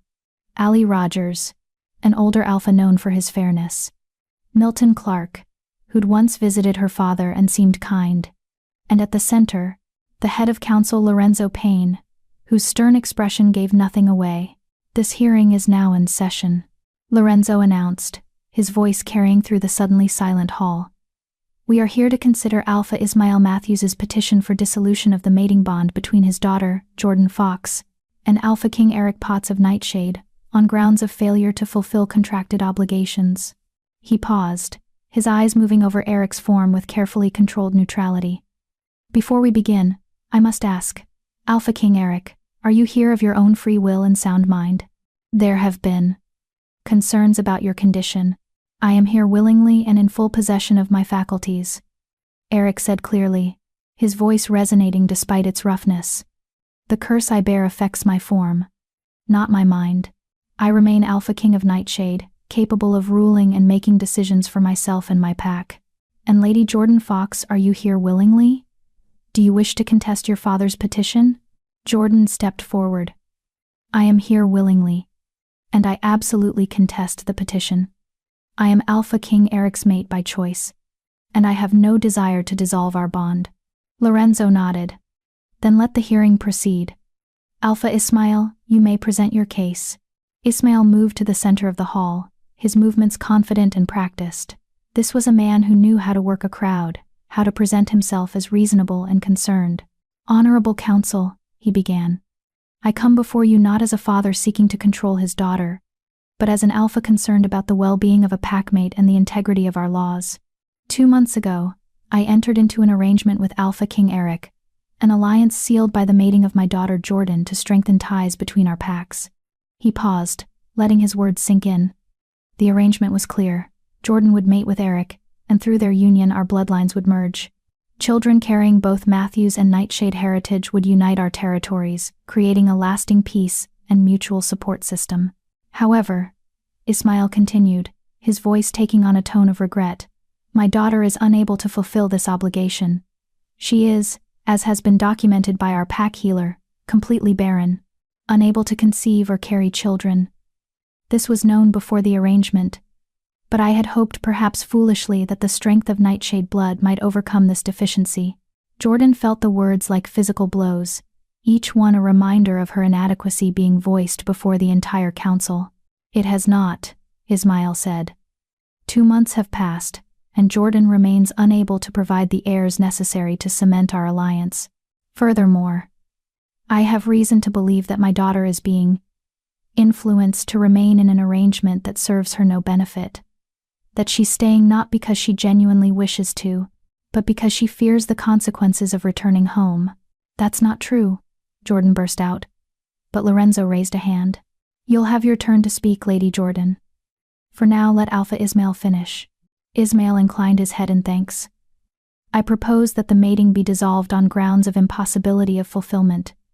Jordan would return to Matthew's territory where she can live comfortably as part of our pack. And I would provide an alternative arrangement, my other daughter, Eloise, who is capable of bearing children and eager to fulfill the alliance requirements. This way, no one is harmed, and the original intent of the agreement is preserved." He turned to look at Jordan, his expression carefully arranged into concern. "I want only what's best for my daughter. And keeping her trapped in a castle with a cursed Alpha who can't even show his face to the world, unable to provide the children the arrangement requires, that's not what's best for her. I'm asking the council to recognize this and allow her to come home." When Ismail sat down, whispers erupted throughout the hall. Jordan could see some of the council members nodding, apparently swayed by his reasonable tone and concern for her well-being. "Alphaking Eric," Lorenzo said, "you may respond." Eric rose, and despite his horrific appearance, he carried himself with undeniable authority. When he spoke, his voice was clear and commanding. "Alpha Ismail's petition is built on 3 false premises," Eric began. "First, that our mating was purely political and contingent on producing heirs. Second, that Jordan is here against her will or under duress. And third, that dissolving our bond would be in her best interest." He moved to the center of the hall, his presence commanding attention despite or perhaps because of his monstrous form. "The truth is far different. Yes, Jordan was sent here by her father. Yes, the initial arrangement was political in nature. But what developed between us transcends those origins." Eric's eyes found Jordan's across the room. "Jordan Fox is not just my mate. She is my cousin, blood of my blood through the Nightshade line. Her mother was Allison Nightshade, my father's sister, who left our pack to mate with Ismail Matthews. This makes our bond not just political, but familial, a reunification of separated bloodlines." Murmurs rippled through the crowd. Ismail's expression darkened. "I can prove this," Eric continued. "The Nightshade Lullaby is a song passed down through our bloodline, mother to daughter, for generations. Only those with Nightshade blood can recognize it instinctively, can sing it without being taught. Jordan knows this song. She sings it with me, our voices harmonizing in ways that only shared blood can achieve." He held up his arm, showing the 3-dot birthmark on his wrist. "The Nightshade mark. I carry it, as did my mother, as did my Aunt Allison. Jordan's mother bore the same mark. She remembers tracing it as a child. This is not a political arrangement gone wrong. This is family finding each other after years of separation." Lorenzo leaned forward. "You claim Lady Jordan is your cousin? That she carries Nightshade blood?" "I do," Eric said firmly. "And I challenge anyone here to explain how she could sing our bloodline's sacred song if she didn't." "That's irrelevant," Ismail cut in, standing.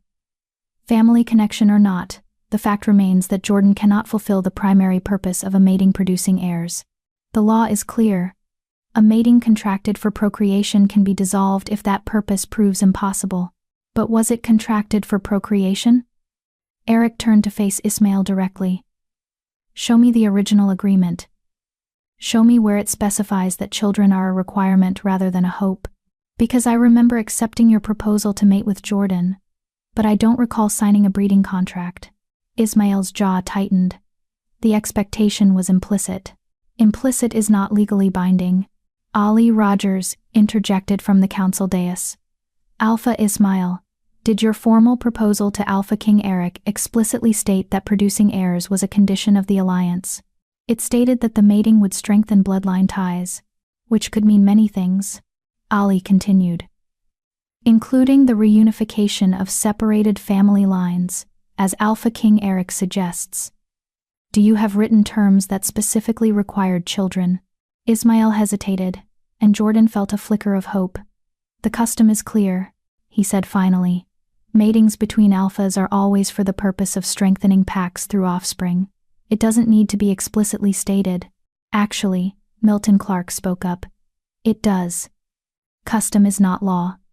If you wish to dissolve a mating on grounds of unfulfilled contract, you must prove the contract included those specific terms. Otherwise, this is simply a father trying to annul his daughter's chosen bond because it didn't produce the results he wanted. She didn't choose it. Ismail's composure cracked slightly. I sent her there. She went because she had no choice, because she was worthless to our pack, and at least this way she might serve some purpose. The words hung in the air, and Ismail seemed to realize his mistake immediately. So you admit it, Jordan said, her voice cutting through the stunned silence. You sent me to die, or to disappear, whichever came first. You told me directly that if Alphaking Eric killed me, at least I'd finally be useful. This was never about alliances or heirs. This was about disposing of a daughter you saw as a burden. She moved to the center of the hall, facing her father directly. For 7 years after my wolf failed to manifest, you treated me like I didn't exist. I was invisible in my own pack, worthless because I couldn't shift or bear children.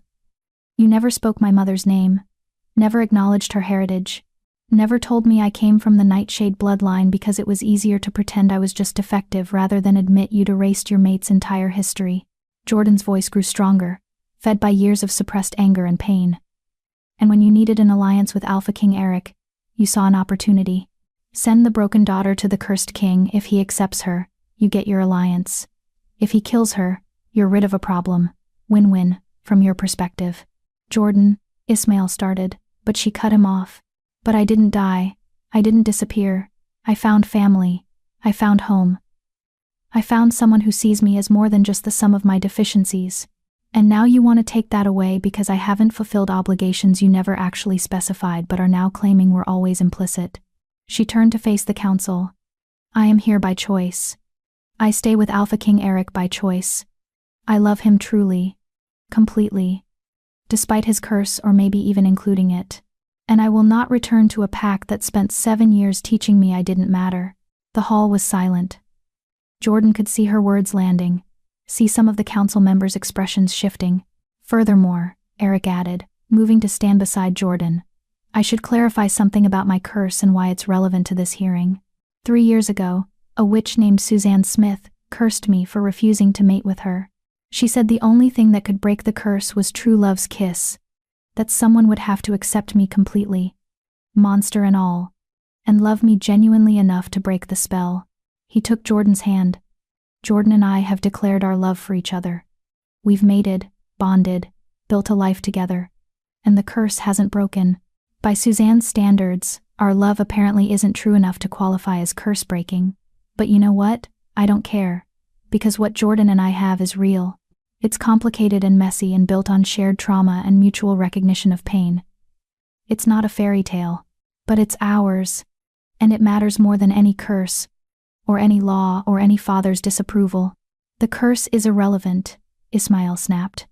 We're here to discuss whether the curse is entirely relevant, Eric interrupted, because you're using it to argue that Jordan is trapped by a monster, that she couldn't possibly want to stay with someone like me, but she does. She looked at this. He gestured to his ruined form and chose it. Chose me. Not because she's desperate or coerced, but because she sees past the horror to who I actually am. Or because she's been manipulated, Ismail countered. Isolated in that castle for months with no one else to talk to, nowhere else to go. Of course she's convinced herself she wants to stay. It's survival instinct masquerading as love. Then let her speak for herself, Ollie Rogers said. Lady Jordan, you've heard your father's concerns. You've heard his claim that you're here out of fear or manipulation rather than genuine choice. Tell us, in your own words, why do you wish to remain mated to Alphaking Eric? Jordan took a breath, gathering her thoughts. This was it, her chance to make them understand. I spent 7 years being invisible, she began quietly. 7 years trying to justify my existence by being useful in whatever ways I could. Organizing records, growing herbs, doing any task that might prove I deserved to take up space in a pack that had no use for me, and it never worked. I was still worthless, still a failure, still treated like I was already dead. She looked up, meeting the eyes of the council members. When my father sent me to Nightshade Castle, I thought I was going to die. And honestly, part of me was relieved. At least dying would mean someone had seen me, even if only long enough to decide I was worth consuming. At least I'd finally matter, even if only as a meal. A few wolves shifted uncomfortably at her words. But Eric didn't kill me. He didn't even threaten me. He gave me a room, had food delivered, left me alone to process everything that had happened. And when I broke his rules and wandered the castle at night when I should have been punished or sent away, he talked to me instead, asked me why I'd come, listened when I explained that being consumed by a monster seemed preferable to spending one more day being invisible. Jordan's voice grew stronger. And he understood, because he knew what it felt like to be reduced to your worst qualities. To have everyone look at you and see only what's missing, or broken, or wrong. We recognized each other, him and me. Two broken things learning to survive in a world that had no use for us. She moved closer to Eric, their bond humming between them. Over the weeks and months, we built something. He taught me piano, his mother's compositions, that had been silent for 3 years. I sang with him, our voices harmonizing on a lullaby I didn't even know I remembered. We discovered we were family, that my mother was his aunt, that we shared bloodline and heritage, and a song that connects us in ways deeper than any political arrangement. And somewhere in all of that, Jordan continued, I fell in love. Not because I had no other options, not because I was manipulated or coerced, but because Eric sees me, really, truly sees me, not the Wolfless failure or the barren disappointment, but just me, Jordan. A person worthy of being known, of mattering, of existing without constantly apologizing for it. She turned to face her father. You ask why I want to stay? Because for the first time in my life, I have a home. Not a place I'm tolerated until I become too much of a burden. Not a pack that treats me like a ghost. But an actual home where I belong, where I'm valued, where my presence makes things better instead of worse. And yes, Jordan said, looking back at the council, I can't bear children, that's true. That hasn't changed. But neither Eric nor I signed a breeding contract. We formed a bond based on genuine connection, and that bond has only grown stronger. The fact that we can't produce heirs doesn't negate what we've built. It doesn't make our love less real or our commitment less valid. She took Eric's hand, their fingers intertwining. I am here by choice. I stay by choice. And I'm asking the council to recognize that my choices matter. That I'm not a child who needs her father's protection, or a tool that needs to fulfill its function. I'm a woman who's found where she belongs, and I'm refusing to leave it. Silence fell when she finished. Jordan could see some of the council members nodding slowly, their expressions thoughtful. Even a few of the Alpha representatives in the audience seemed moved by her words. But Ismail wasn't done. Beautiful words, he said, his voice dripping with false sympathy. Truly moving, but they don't change the facts. Jordan is barren. The Nightshade bloodline needs heirs even if you refuse to admit it. Alphaking Eric, your pack requires succession planning. And my daughter cannot provide that. Eloise can. She's willing, capable, and would serve the Alliance's true purpose, without requiring you to abandon Jordan entirely. I don't want Eloise, Eric said flatly. I want Jordan. Only Jordan. Because you've convinced yourself that broken love is somehow more noble than practical necessity. Ismail shot back. But nobility doesn't defend territories, doesn't maintain alliances, doesn't ensure your pack's future after you're gone. What happens in 20 years when you're dead and there's no heir to take your throne? When the Nightshade pack fractures because their king was too proud to make practical choices, then they'll fracture, Eric said simply. But they'll do it knowing their king chose integrity over convenience, that he refused to betray his mate for political expediency. That's the legacy I want to leave, not a pile of heirs born from a bond I didn't want. That's madness, Ismail said. That's love, Jordan corrected. And it's worth protecting. Lorenzo held up a hand, silencing the argument. We've heard extensive testimony from both sides. The council will now deliberate. Alpha King Eric, Alpha Ismail, Lady Jordan, please wait outside while we consider our ruling. The wait was excruciating. Jordan paced the small antechamber where they'd been directed, unable to sit still, her nerves stretched to breaking. Eric stood by the window, his massive form silhouetted against the fading daylight, tension radiating through their bond. Whatever happens, he said quietly, we stay together. Even if we have to run, even if we have to live as rogues.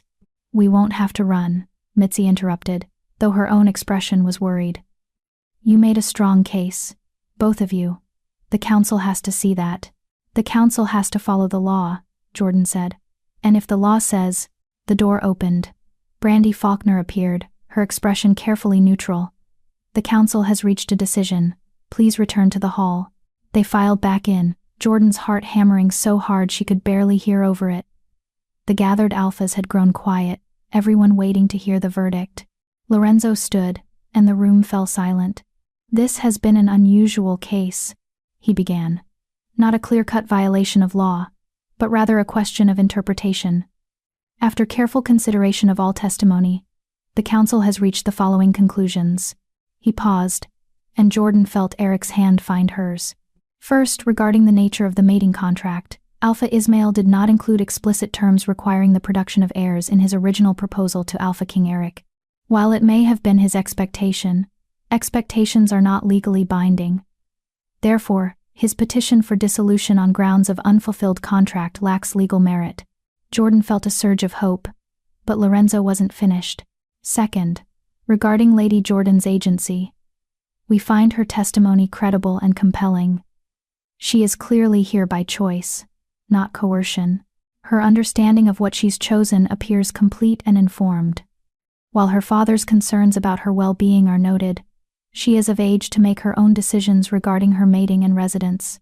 Relief flooded through the bond from Eric.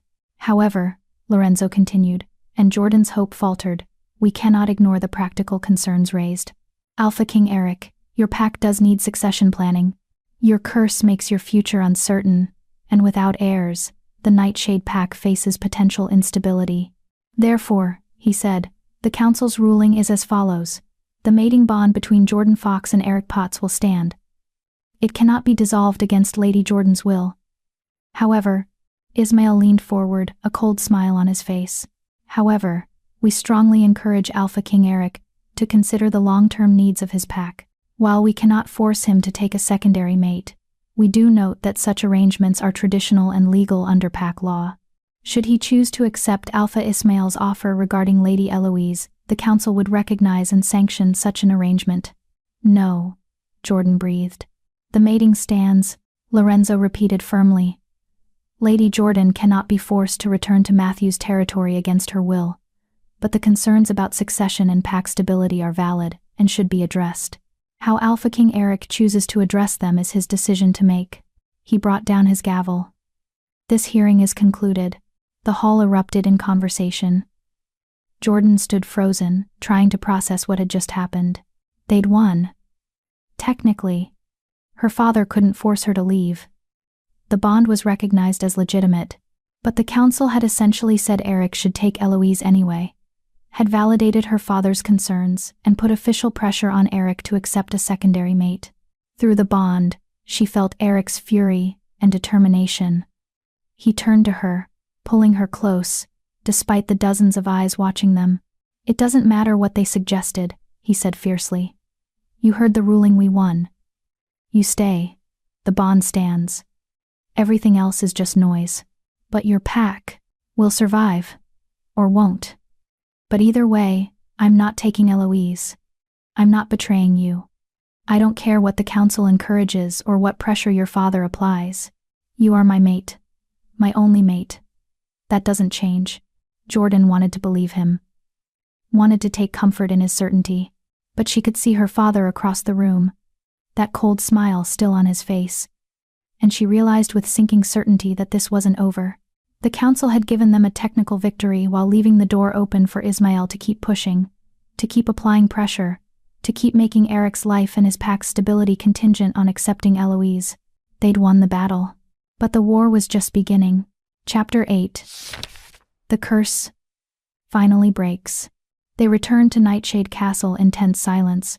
The council's ruling had bought them time. Jordan couldn't be forced to leave. The bond was legally recognized. But the encouragement for Eric to take a secondary mate hung over them like a sword waiting to drop. And worse, Jordan could feel through the bond how the suggestion had burrowed into Eric's mind, taking root in the part of him that felt responsible for his pack's well-being. "Stop," she said on their third night back, finding him in his study, staring at reports he wasn't actually reading. "Stop letting them make you doubt."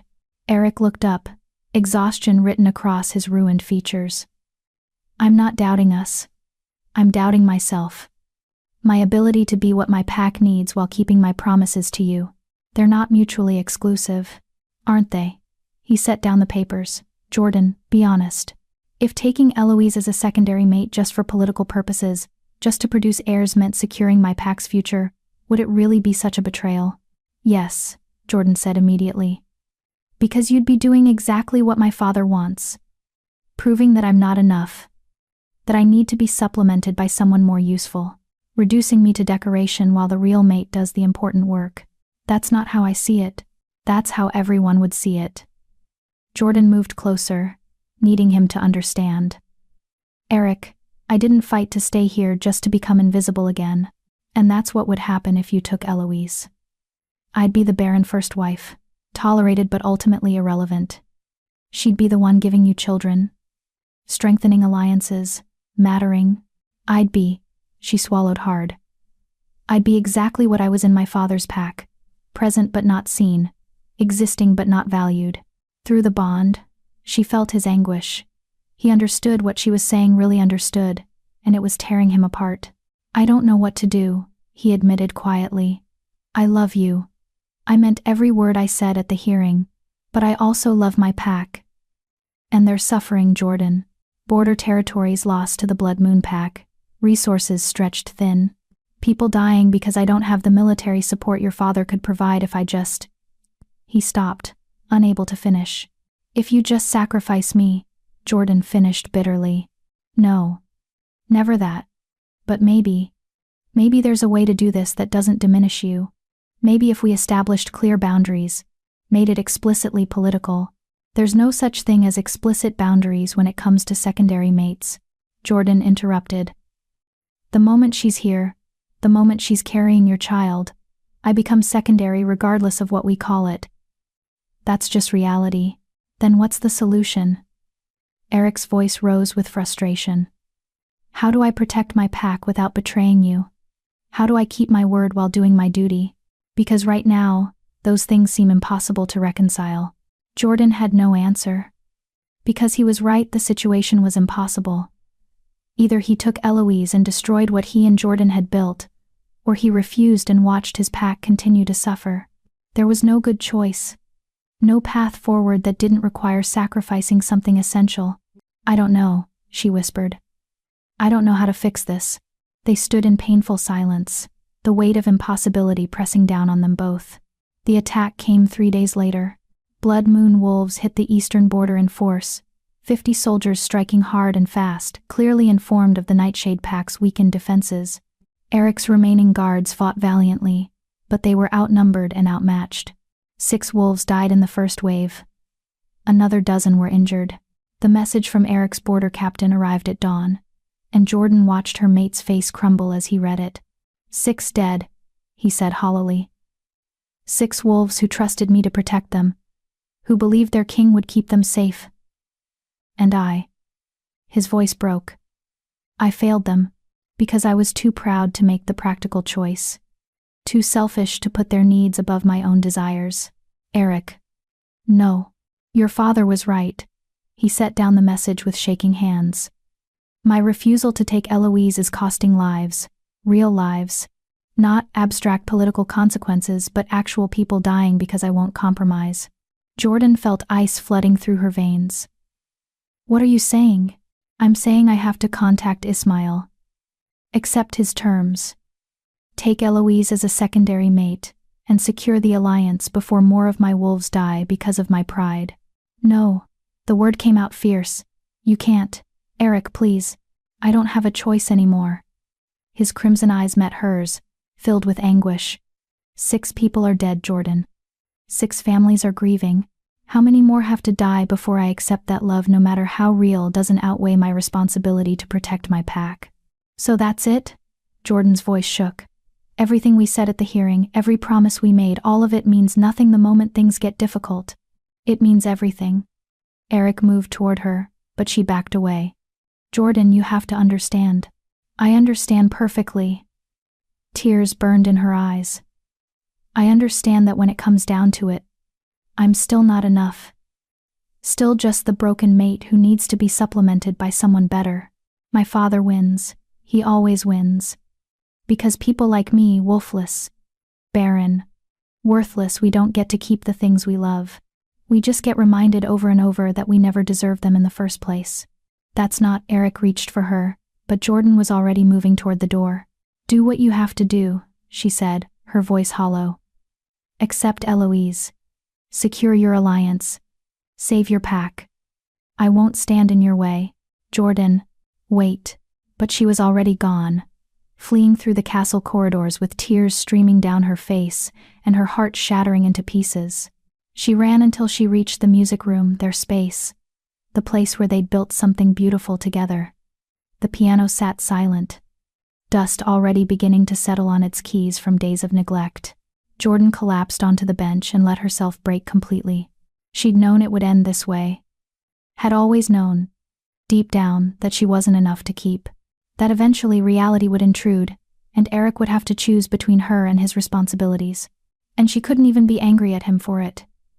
He was right, people were dying, his pack needed protection, and she was standing in the way of that protection because she was too broken to provide what the alliance required. Maybe her father had been right all along. Maybe she really was worthless except as a placeholder until someone more useful came along. Jordan's hands moved to the piano keys, muscle memory taking over where conscious thought had failed. She began to play the Song of Becoming, the melody flowing from her fingers automatically, and then she began to sing. Not the lullaby this time, not the song of bloodline and connection, but her own words, pouring out in the ancient language that had somehow become natural to her. I am not enough. Never will be broken from the start. Unable to see why you chose me when I can't provide what every mate should give with pride. I tried to be worthy, tried to belong, but worthiness fades when everything's wrong. My body betrays, my blood runs cold. I'm just a story that should never be told. The words came from a place of deep pain, each note a confession of inadequacy.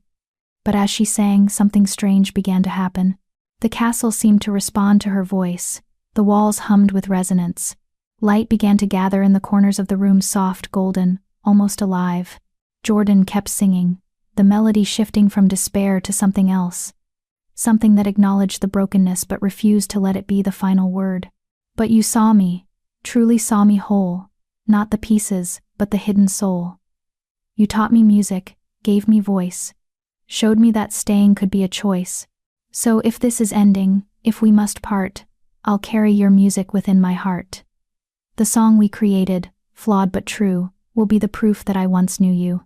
The light grew brighter, coalescing into something that looked almost like notes of music made visible, dancing, swirling patterns that seemed to be drawn to Jordan's voice. And then she heard it. Another voice joining hers. Eric stood in the doorway, his massive form silhouetted against the hallway. And he was singing the bass line to her melody, the foundation that made her soaring notes possible. You are enough. Always have been perfect in your imperfection. I chose you knowing what you couldn't give. Because you gave me a reason to live. I was lost, trapped in my curse, every day making everything worse. But you looked at me, and didn't flee. You saw the man I used to be. Their voices twined together as Eric moved into the room, the golden light swirling faster now, responding to their harmony. Jordan felt the bond between them pulse with power, something more than just emotional connection. Something ancient and magical awakening. They reached the bridge together, their voices blending into perfect unity. Two broken pieces don't make one whole, but they can create something new. A song that's ours alone to know. A love that's messy but true. The light exploded outward, filling the entire room with radiance so bright Jordan had to close her eyes. She felt magic moving through her, through both of them, the power of the Nightshade bloodline, responding to their combined voices, to the song they'd created together. And then something shifted. Through her closed eyelids, Jordan saw a flash of darkness. Eric's form, but changing. She heard him gasp, heard the sound of his body transforming. Not the partial shift of his curse, but something deeper, something complete. The light faded slowly. When Jordan finally opened her eyes, she found herself staring at a man. Not the monster she'd grown to love, not the nightmare amalgamation of human and wolf, just Eric. Tall, broad-shouldered, undeniably human. His face was angular and strong, free of the muzzle that had defined him for 3 years. His hands resting on the piano beside hers were perfectly formed, the claws gone, just 5 fingers on each hand. His eyes were still striking, but no longer crimson. Instead, they were the deep blue-violet Jordan had imagined when he described his appearance before the curse. He was beautiful, and he was staring at her with an expression of absolute wonder. "Jordan," he breathed. "The curse, it's broken. I can feel it. The witch's magic is gone."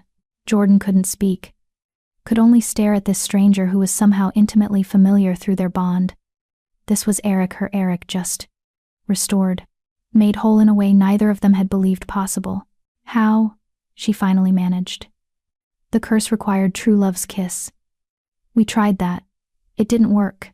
"No," Eric said slowly, understanding dawning in his eyes.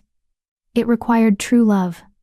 Not the sanitized fairy tale version, not perfect and selfless and transcendent, just true, real, the kind of love that exists in the messiness and the complications and the impossible choices."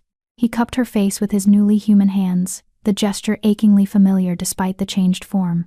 "We've been loving each other all along, Jordan, but we kept waiting for it to be pure enough or simple enough, or enough like a story to count. We kept thinking that because it was built on shared trauma and mutual recognition of brokenness, it somehow didn't qualify. But it did," Jordan whispered. "It always did." "It did," Eric confirmed. "The moment you chose to stay despite having every reason to run, the moment I chose you over political convenience. Every night we spent making music together, every time we faced impossible choices and refused to face them alone. That was true love. Not despite the complications, but including them." Through the bond, Jordan felt the truth of his words resonating. They'd been so focused on what their love wasn't, not a fairy tale, not curse-breaking, not the pure transcendent thing they'd imagined was required. They'd missed what it actually was. Real, messy, hard-won, and absolutely true. "The song," Jordan said suddenly. "When we sang together just now, we created something new. Not the lullaby, not your mother's compositions, but our own music, our own story." "A duet," Eric agreed. "Neither voice complete on its own, but together." He pulled her close, and Jordan felt the warmth of human skin instead of fur, smelled his scent without the acrid tinge of curse magic. "Together, we're enough." They stood like that for a long moment, just holding each other and marveling at the transformation. The curse was broken. Eric was human again.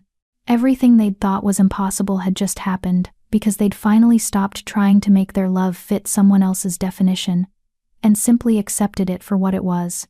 But reality intruded quickly. "The attack," Jordan said, pulling back. "Your border wolves, Eric. People died.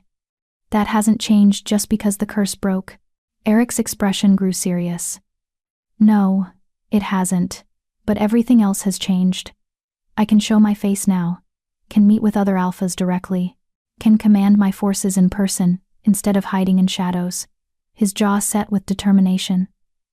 "And I can tell your father exactly where he can put his offer regarding Eloise. But the alliance is no longer necessary." Eric's voice was firm. "With the curse broken, I can forge new alliances. Stronger ones, built on respect rather than desperation. Your father only had leverage because I was isolated and weakened. That's no longer the case." He took her hands, his grip warm and strong. "Jordan, I was about to sacrifice everything we built together because I thought I had no other choice. But I did, I just couldn't see it while I was trapped by the curse. Now I can." Now I can be the king my pack needs without betraying the woman I love. Are you sure? Jordan searched his face. Because 6 people still died. More will die if the Blood Moon pack isn't stopped. Can you really forge new alliances quickly enough? I have to try. Eric's voice was steel. But I'm not doing it by accepting your father's terms. I'm not proving to him, or to you, that you needed to be supplemented. You never did. You were always enough. I just let fear convince me otherwise. Through the bond, Jordan felt his absolute certainty. Felt the curses breaking had done more than just restore his form, it had restored his confidence, his clarity, his ability to see options beyond the narrow path her father had tried to force him down. What do we do now? She asked. Now. Eric smiled, a fully human expression that still carried all the warmth she'd come to recognize in his ruined features. Now we send a message to your father. And then we prepare for war. The message Eric sent to Ismail was short and pointed. The curse is broken. I rule Nightshade in my true form, capable of forging alliances without depending on your support. Your offer regarding Eloise is declined permanently. Jordan remains my only mate, now and always. If you wish to maintain our alliance, it will be on equal terms, not as a favor you hold over my head. Regarding the Blood Moon pack, I'm handling it. Eric Potts, Alpha King of Nightshade. Jordan watched him seal the letter with his restored hands, marveling at how much had changed in the span of a single night. Eric was human again. The curse that had defined their entire relationship was gone, and with it, the power dynamic that had given her father leverage had completely shifted. He's not going to take this well, she said. I don't care. Eric's voice was firm. He spent months manipulating us, using my curse and your insecurities as weapons. That ends now. But what about the Blood Moon pack? You said you're handling it how? Eric moved to his desk, pulling out a map of the territories. With the curse broken, I can do what I should have done months ago, call a council of all the northern alphas. Show my face, prove I'm still capable of ruling, and form a coalition against the Blood Moon pack. United, we're stronger than any single alliance with your father could make us. He traced the border territories on the map. It will take time. Some alphas will be suspicious. I've been absent for 3 years, and rumors have filled that void. But I can convince them. I just needed to be able to show my face to do it. Jordan studied the map, seeing the tactical advantages Eric was describing. And my father? Can either join the coalition on equal footing or remain isolated. His choice. Eric looked up, his blue-violet eyes intense. But he doesn't get to hold you hostage anymore. Doesn't get to use the threat of dissolving our bond as leverage. That power is gone. He'll try to undermine you, Jordan warned. Spread rumors about the curse breaking, suggest it's a trick or temporary. He won't give up his leverage easily. Then we'll prove it's real. Eric came around the desk, taking her hands. We'll attend the council meeting together. Let every alpha in the Northern Territories see that I'm restored, that we're united, that what we have is real and unbreakable. Through the bond, Jordan felt his determination, and underneath it, a fierce protectiveness. He was done letting her father dictate terms, done allowing their love to be questioned or diminished. Together, she said, echoing their promise. Together, Eric agreed. The Northern Alpha Council convened 2 weeks later at the river-crossing neutral territory where representatives from every major pack could gather safely.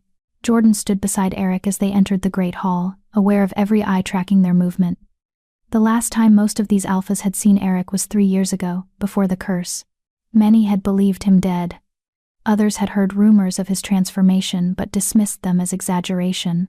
Now, walking into the hall in his true form, human, whole, undeniably present, Eric commanded the attention of every wolf in the room. The gasps and whispers followed them to the front of the hall, where the head of the council waited.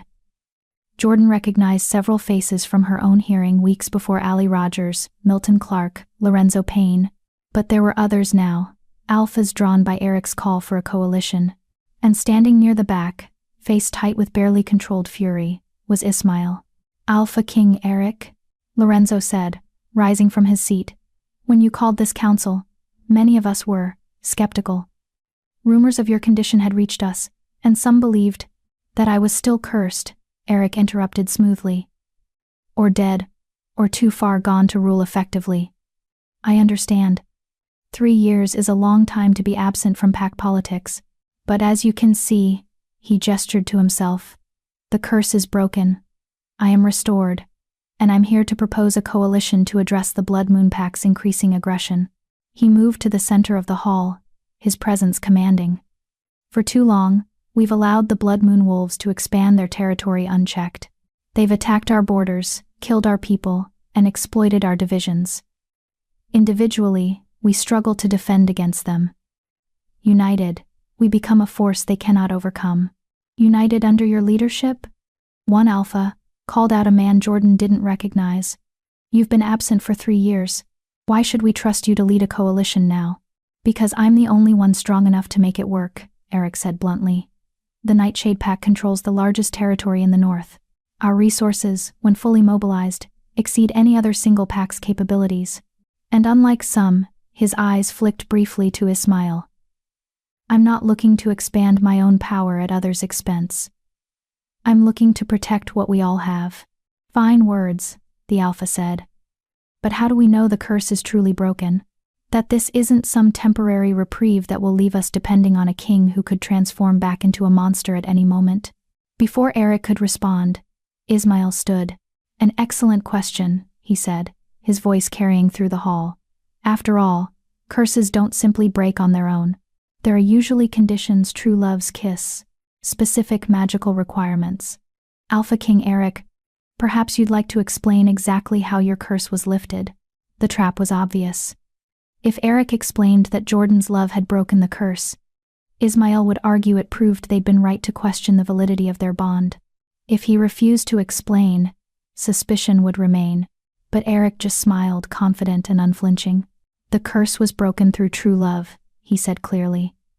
My mate, Jordan Fox, daughter of the Nightshade bloodline through her mother Allison, loved me completely enough to break the witch's spell, not despite my cursed form, but including it. Her love, and mine for her, proved strong enough to overcome magic that had trapped me for 3 years. He turned to face Ismail directly.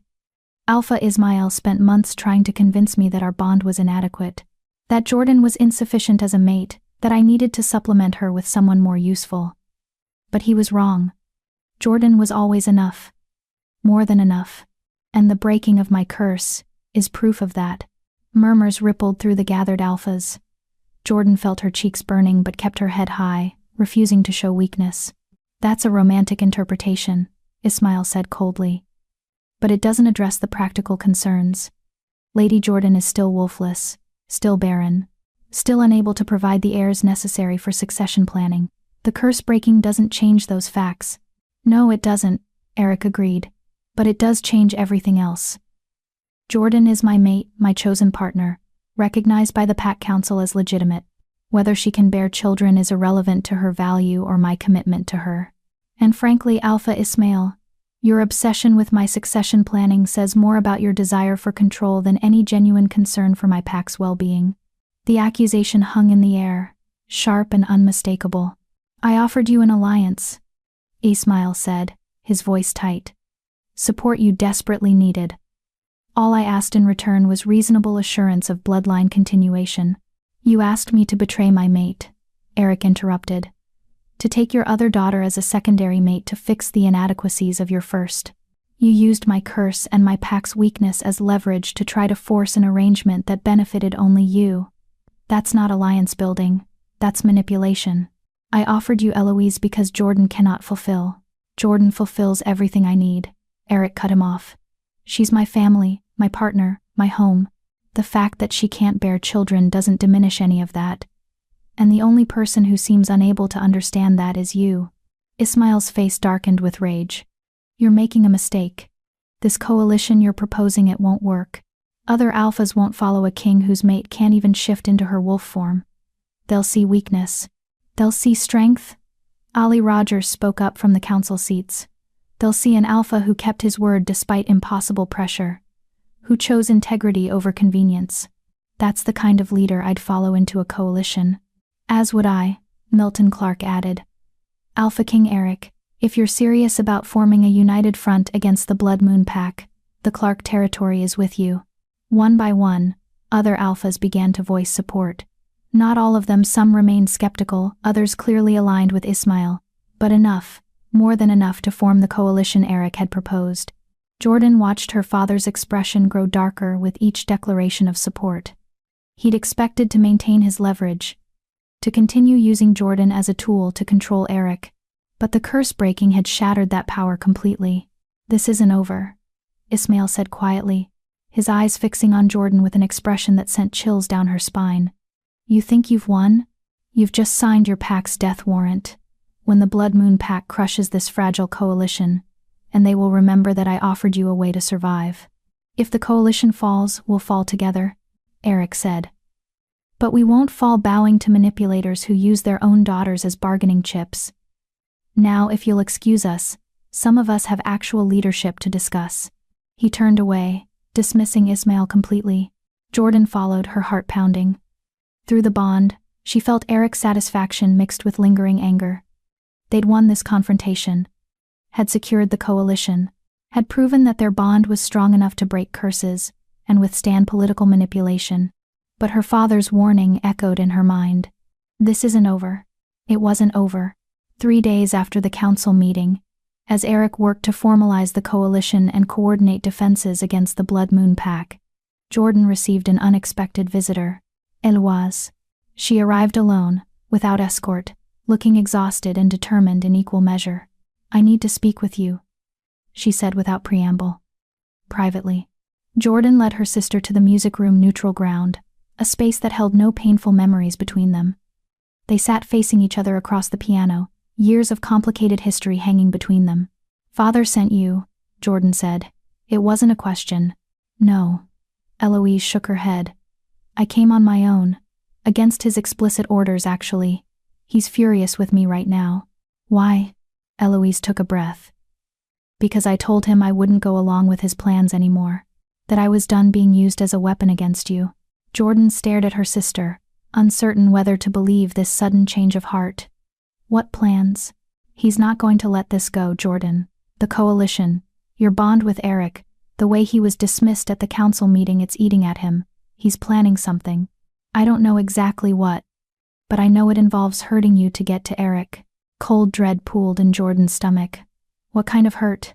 "I don't know specifics. He's being careful about who he tells. But I've overheard enough to know he's working with someone, maybe the Blood Moon Pack, maybe the witch who cursed Eric originally, someone who can undo what was done." Eloise leaned forward urgently. "Jordan, you need to be careful. Father sees you as the weak point in Eric's armor. If he can hurt you, he thinks he can control Eric." "Why are you telling me this?" Jordan asked. "Why turn against him now?" Eloise was quiet for a long moment. "Because I saw your face at the hearing," she finally said. "When Father detailed all your inadequacies, listed every way you'd failed to be useful, and I realized he'd do the same to me eventually. The moment I stopped being useful, stopped serving his purposes, I'd be just another tool he didn't need anymore." She met Jordan's eyes. "You were right. About everything. He doesn't value us as daughters. He sees us as assets to be deployed or discarded as needed. And I'm tired of pretending that's love." Jordan studied her sister, seeing genuine emotion behind the words.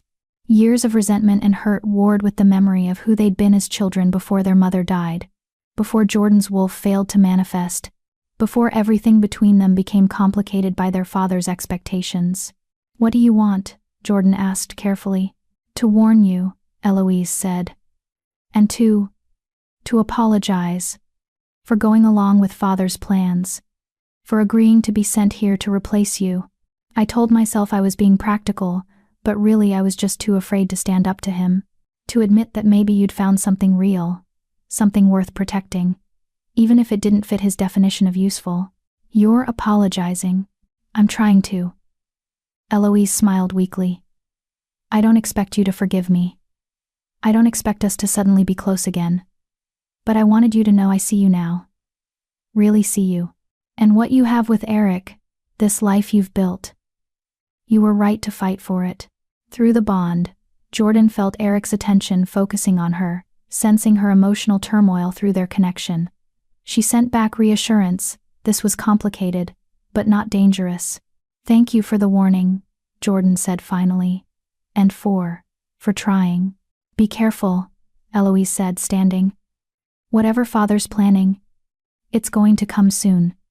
Before the coalition solidifies. Before Eric becomes too powerful to threaten. Watch your back, Jordan. And watch Eric's too. After Eloise left, Jordan sat alone in the music room, processing everything her sister had said. Her father was planning something designed to hurt her specifically, to use her as leverage against Eric. She should have been terrified. Instead, she felt only determination. Because this time, she wasn't alone. Wasn't invisible. Wasn't facing her father's machinations without support. This time, she had Eric, had their bond, had a coalition of alphas who'd seen her father's manipulation and chosen to support her mate instead. Whatever Ismail was planning, they would face it together. And they would win. They had to. Because the alternative, losing everything they'd fought so hard to build, was unacceptable. Jordan rose from the piano bench and went to find Eric. They had preparations to make. A storm was coming, and they needed to be ready. Epilogue. Where we belong. 6 months later. The music room glowed with afternoon sunlight, dust motes dancing in the beams that streamed through windows Jordan had spent weeks cleaning. The castle had changed dramatically in the months since the curse broke, no longer a tomb, but a living, breathing home filled with purpose and people. Jordan sat at the piano, her fingers moving through a new composition she'd been working on. Not Eric's mother's music, though she still played those pieces often. This was something of her own creation, a melody that spoke of transformation and finding home in unexpected places. She heard him before she saw him, Eric's footsteps in the hallway. No longer the uneven gait of his cursed form, but the confident stride of a king who'd reclaimed his throne. Through the bond, she felt his contentment and slight exhaustion. The coalition meetings were productive but draining. How did it go? She asked as he entered, not stopping her playing. Eric moved to stand behind her, his hands settling on her shoulders as he listened to her music. Surprisingly well. We've pushed the Blood Moon pack back to their original borders. Their alpha is requesting terms for a formal peace treaty. That's wonderful. Jordan's fingers stumbled slightly on the keys. Does that mean? The coalition worked. She heard the satisfaction in Eric's voice. Your father's warnings about it being fragile and doomed to fail? Completely wrong. United, we were more than strong enough to defend our territories and force the Blood Moon pack to negotiate. Jordan smiled, finishing the piece with a flourish.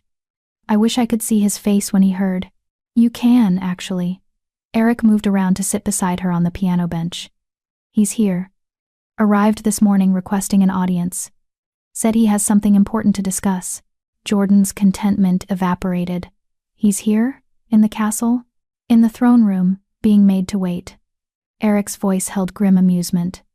I wanted to check with you before I agreed to see him. After Eloise's warning about his plans. That was 6 months ago, Jordan interrupted. And nothing happened. No attacks, no schemes, nothing except him being forced to watch your coalition succeed while his influence diminished. She considered.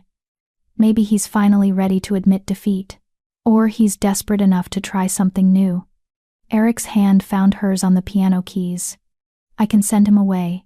Tell him we're not interested in whatever he's selling. Jordan was tempted. The thought of facing her father again made her stomach churn with old wounds. But she could also feel through the bond that Eric wanted closure too, wanted to face Ismail from a position of strength, and make clear that his manipulation no longer had power over them. Let's hear what he has to say, Jordan decided. Together. Together, Eric agreed. Ismail looked older than Jordan remembered. 6 months hadn't been kind to him. New lines etched his face, and his shoulders carried a weight that hadn't been there before. He stood in the throne room, flanked by only 2 guards, a far cry from the 20 wolves he'd brought to make his power clear months ago. Eric sat on his throne with Jordan standing at his right hand. The position she'd claimed from the beginning and never relinquished. The statement was clear. They were united, unshakable, and uninterested in whatever games Ismail wanted to play. Alpha Ismail, Eric said coolly.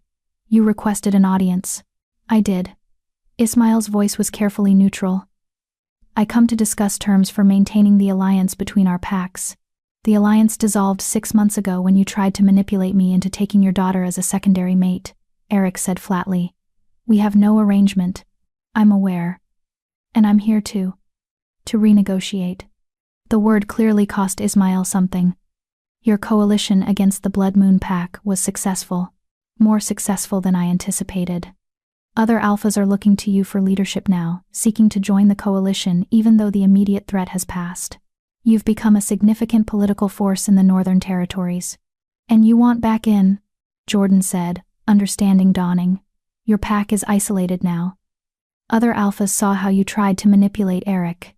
How you used your own daughters as weapons. They don't trust you. Ismael's jaw tightened, but he didn't deny it. My pack needs allies. The Matthews territory borders hostile lands, and without the coalition's protection, we're vulnerable. I'm here to propose a proper alliance, one built on mutual benefit, rather than… He stopped, seeming to struggle with the words. Rather than coercion. What changed? Eric asked. 6 months ago, you were threatening us. Invoking pack law, sending Eloise as a replacement, warning that our coalition would fail. Now you're asking to join it. Why? Because I was wrong. The admission clearly pained Ismael. About the coalition. About your ability to rule effectively after the curse. About… His eyes flicked to Jordan. About many things. About me, Jordan said quietly. You were wrong about me. Ismael was silent for a long moment. Then, slowly, he nodded. Yes, I was wrong about you. The acknowledgement hung in the air, inadequate. Far too late, but real. You treated me like I was worthless, Jordan continued, her voice steady despite the emotions churning through her. For 7 years after my wolf failed to manifest, you made it clear that I was a burden. A failure. Something to be disposed of at the first opportunity. You sent me here expecting me to die or disappear, and when I found home and family and purpose, you tried to take it all away, because it didn't serve your interests. I know. Ismael's voice was low. I know what I did. What I've always done. Treating my daughters like assets, rather than people. Measuring their worth by their utility rather than… He stopped, swallowing hard. Rather than seeing them at all. Why? Jordan demanded. Why couldn't you just see me? Why was it so impossible to value me for who I am instead of constantly measuring me against what I'm not? Ismael looked at her fully for the first time, and Jordan saw something she'd never seen in his face before: genuine emotion. Pain, perhaps. Or regret. Because you reminded me of your mother, he said quietly. Every day, you looked more like Allison. Had her eyes, her expressions, her way of moving through the world, and it hurt. Losing her hurt so much that I couldn't bear to look at you without remembering everything I'd lost. So I stopped looking. Stopped seeing you as my daughter. And started seeing you as just a problem to be solved. A burden to be managed. The explanation didn't excuse anything. Didn't undo 7 years of erasure and rejection. But it was at least honest. That wasn't fair to me, Jordan said. I lost my mother too. But I also lost my father because you couldn't handle your grief. You erased both of them from my life. I did. Ismael's voice was heavy. And I can't undo that. Can't give you back the years I stole or the childhood you deserved. But I can. He hesitated. I can try to do better going forward, if you'll allow it. Jordan looked at Eric, finding his hand with hers. Through the bond, she felt his support. Whatever she decided, he would stand with her. This was her choice to make. She studied her father, this man who'd caused her so much pain, who'd tried to destroy the home she'd built here. Part of her wanted to reject him completely, to make him feel the invisibility she'd endured for years. But another part, the part that had learned about love and forgiveness and second chances from Eric, understood that holding on to that anger would only hurt her. An alliance? Jordan said finally. On equal terms. The Matthews Pack joins the coalition, receives its protection and resources. In exchange, you provide the same military support you originally offered. But she held up a hand as Ismael started to speak. You acknowledge publicly that I am Alphaking Eric's mate, that our bond is legitimate and uncontestable, and that any future arrangements regarding our pack's succession are ours to decide without your input. And, Eric added, his voice hard, You formally apologize to Jordan. Not just to me privately but publicly. Let every alpha in the coalition hear you acknowledge that you were wrong about her. That she was always enough, and you failed to see it. Ismail flinched as if struck. A public apology would be humiliating for an alpha of his standing. Would require him to admit fault before his peers and acknowledge that his daughter, the one he'd declared worthless, had been right all along. Jordan waited, curious to see whether his desperation for the alliance would outweigh his pride. Finally, Ismail nodded. I'll do it. Whatever terms you require, I'll meet them. My pack needs this alliance, and... He looked at Jordan again. And maybe it's past time I acknowledge some truths I've been avoiding. Then we have an agreement, Eric said, pending the public apology and formal documentation of terms. You'll be notified when the next coalition meeting is scheduled. It was a dismissal. Ismail recognized it as such, nodding stiffly before turning to leave. But at the doorway, he paused. Jordan, he said without turning around, your mother would be proud of who you've become, what you've built here. I thought you should know that. Then he was gone, leaving Jordan standing beside Eric's throne with tears streaming down her face. Not tears of pain this time. Tears of release. Of closure. Of finally being seen by the man who'd spent 7 years looking through her. Eric pulled her into his arms, and Jordan let herself be held, feeling the safety and warmth of his embrace through the bond they shared. Are you all right? He murmured against her hair. I think so, Jordan said. It doesn't fix anything. Doesn't undo the damage. But it's something, Eric finished. Acknowledgement. Maybe even the beginning of actual healing. Maybe. Jordan pulled back to look at him. I don't think I can ever have a normal relationship with him. Too much has happened. But maybe we can have something. Some kind of peace. That's more than enough, Eric said. You don't owe him anything more than you're willing to give. Through the bond, Jordan felt his absolute support. His understanding that this was complicated and painful and would take time to process. And his unwavering certainty that whatever she decided, he would stand beside her. I love you, she said softly. I love you too. Eric kissed her forehead. Now, I believe you were working on a new composition? I'd like to hear the rest of it.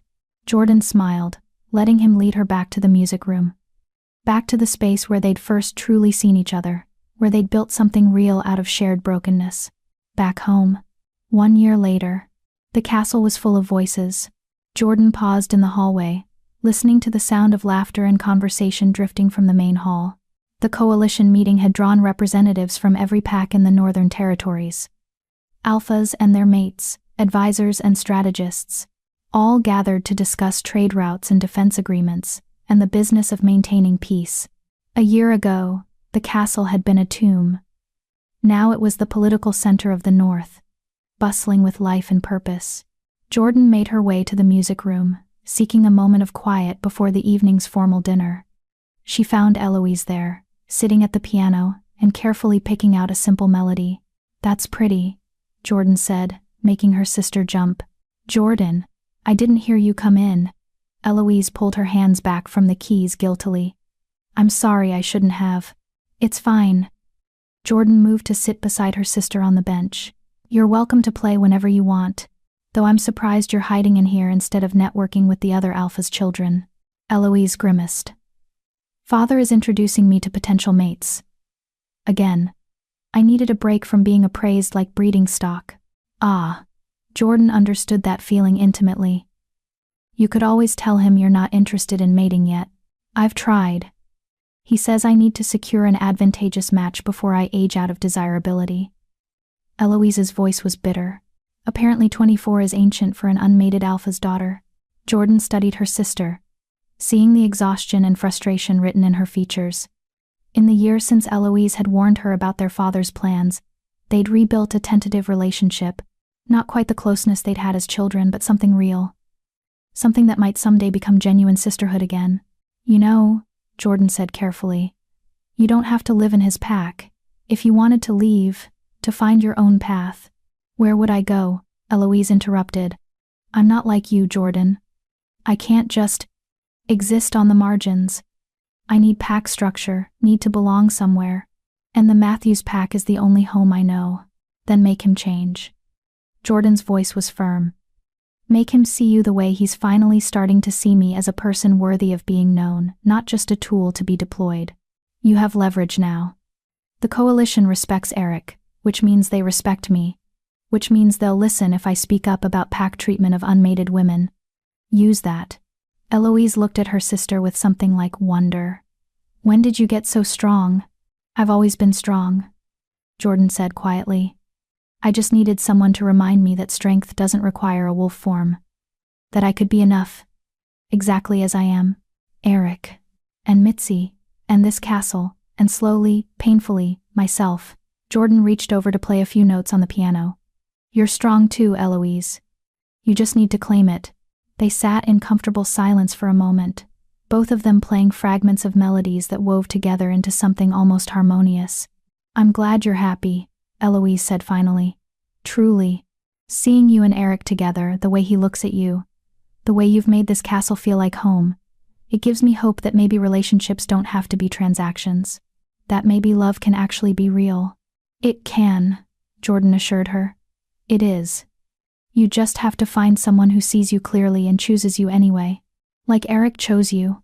Like Eric chose me, Jordan agreed. Monster form and all. Eloise smiled, genuine and warm. For what it's worth, I never thought you were worthless. Even when Father said it. Even when I went along with his plans, I knew you mattered. I was just too afraid to say so. I know. Jordan squeezed her sister's hand. And I've forgiven you. We were both surviving the best we could in an impossible situation. But we don't have to keep surviving that way. We can start actually living. I'd like that, Eloise said softly. Before Jordan could respond, Eric appeared in the doorway. There you are. I've been looking everywhere. He stopped, seeing the sisters together at the piano. I'm interrupting. No, Eloise said, standing. I should get back anyway. Father will send search parties if I'm missing too long. She smiled at Jordan. Thank you. For the talk. And for everything. After Eloise left, Eric moved to sit beside Jordan on the bench. Everything all right? Better than all right. Jordan leaned against his shoulder. I think Eloise and I might actually rebuild something real. It won't be what we had as children. But it could be something good. I'm glad. Eric's arm wrapped around her waist. You deserve to have family beyond just me and Mitzi. Speaking of Mitzi, have you seen her? She was supposed to oversee the dinner preparations, but I haven't heard her voice in hours, which is concerning. Eric laughed. She's in the kitchens terrorizing the temporary staff we brought in for the coalition meeting. I passed by earlier and heard her threatening to turn someone into soup if they didn't dice the vegetables properly. That sounds about right. Jordan smiled, then turned serious. Eric, can I ask you something? Always. Do you ever regret it? The way things turned out? I know you've got the coalition now, and the curse is broken. But you also have a mate who can't give you heirs. Who can't shift to fight beside you if it comes to war. Does it ever feel like you settled for less than you deserved? Eric was quiet for a moment, considering the question seriously, rather than dismissing it with easy reassurances. No, he said finally. Not once. Not even close. Jordan, you've given me everything that actually matters: home, partnership, a reason to exist beyond just ruling. The things you can't give me? They're not things I want. Not if having them means losing what we have. He turned her to face him fully. I don't need heirs. If the nightshade line ends with me, then it ends with love and integrity intact. That's a better legacy than any biological children could provide. And as for fighting, you fight beside me every day. Just in different ways. Your strength isn't measured in claws and fangs. It's measured in resilience and courage, and the absolute refusal to become invisible just because the world wants you to. Through the bond, Jordan felt the truth of every word, felt his absolute certainty that she was exactly what he wanted, exactly what he needed, exactly enough. I love you, she whispered. I love you too. Eric kissed her softly. Now, we should probably make an appearance at this dinner before the Alphas start wondering if their host has abandoned them. Probably, Jordan agreed. But she didn't move, just sat there with Eric in the music room where it had all begun, feeling grateful for every impossible choice that had led them here, for being sent to die and finding home instead, for falling in love with a monster and discovering a man, for choosing each other every day despite every reason to give up, for building something real out of shared brokenness, for finally being seen. 2 years later, Jordan stood in the castle's library, once dusty and forgotten, now meticulously organized and frequently used, cataloging a new shipment of books from the Southern Territories. The coalition's success had opened up trade routes that had been closed for years, allowing information and culture to flow freely between packs. She heard the sound of small footsteps racing down the hallway, followed by Mitzi's exasperated voice. "Slow down. You'll trip and crack your head open, and then your parents will have me for soup." A child burst into the library, a boy of perhaps 6, with dark hair and bright golden eyes. He skidded to a stop when he saw Jordan, suddenly shy. "Sorry, Lady Jordan," he said, his voice small. "Mitzi said I could find books here, for learning."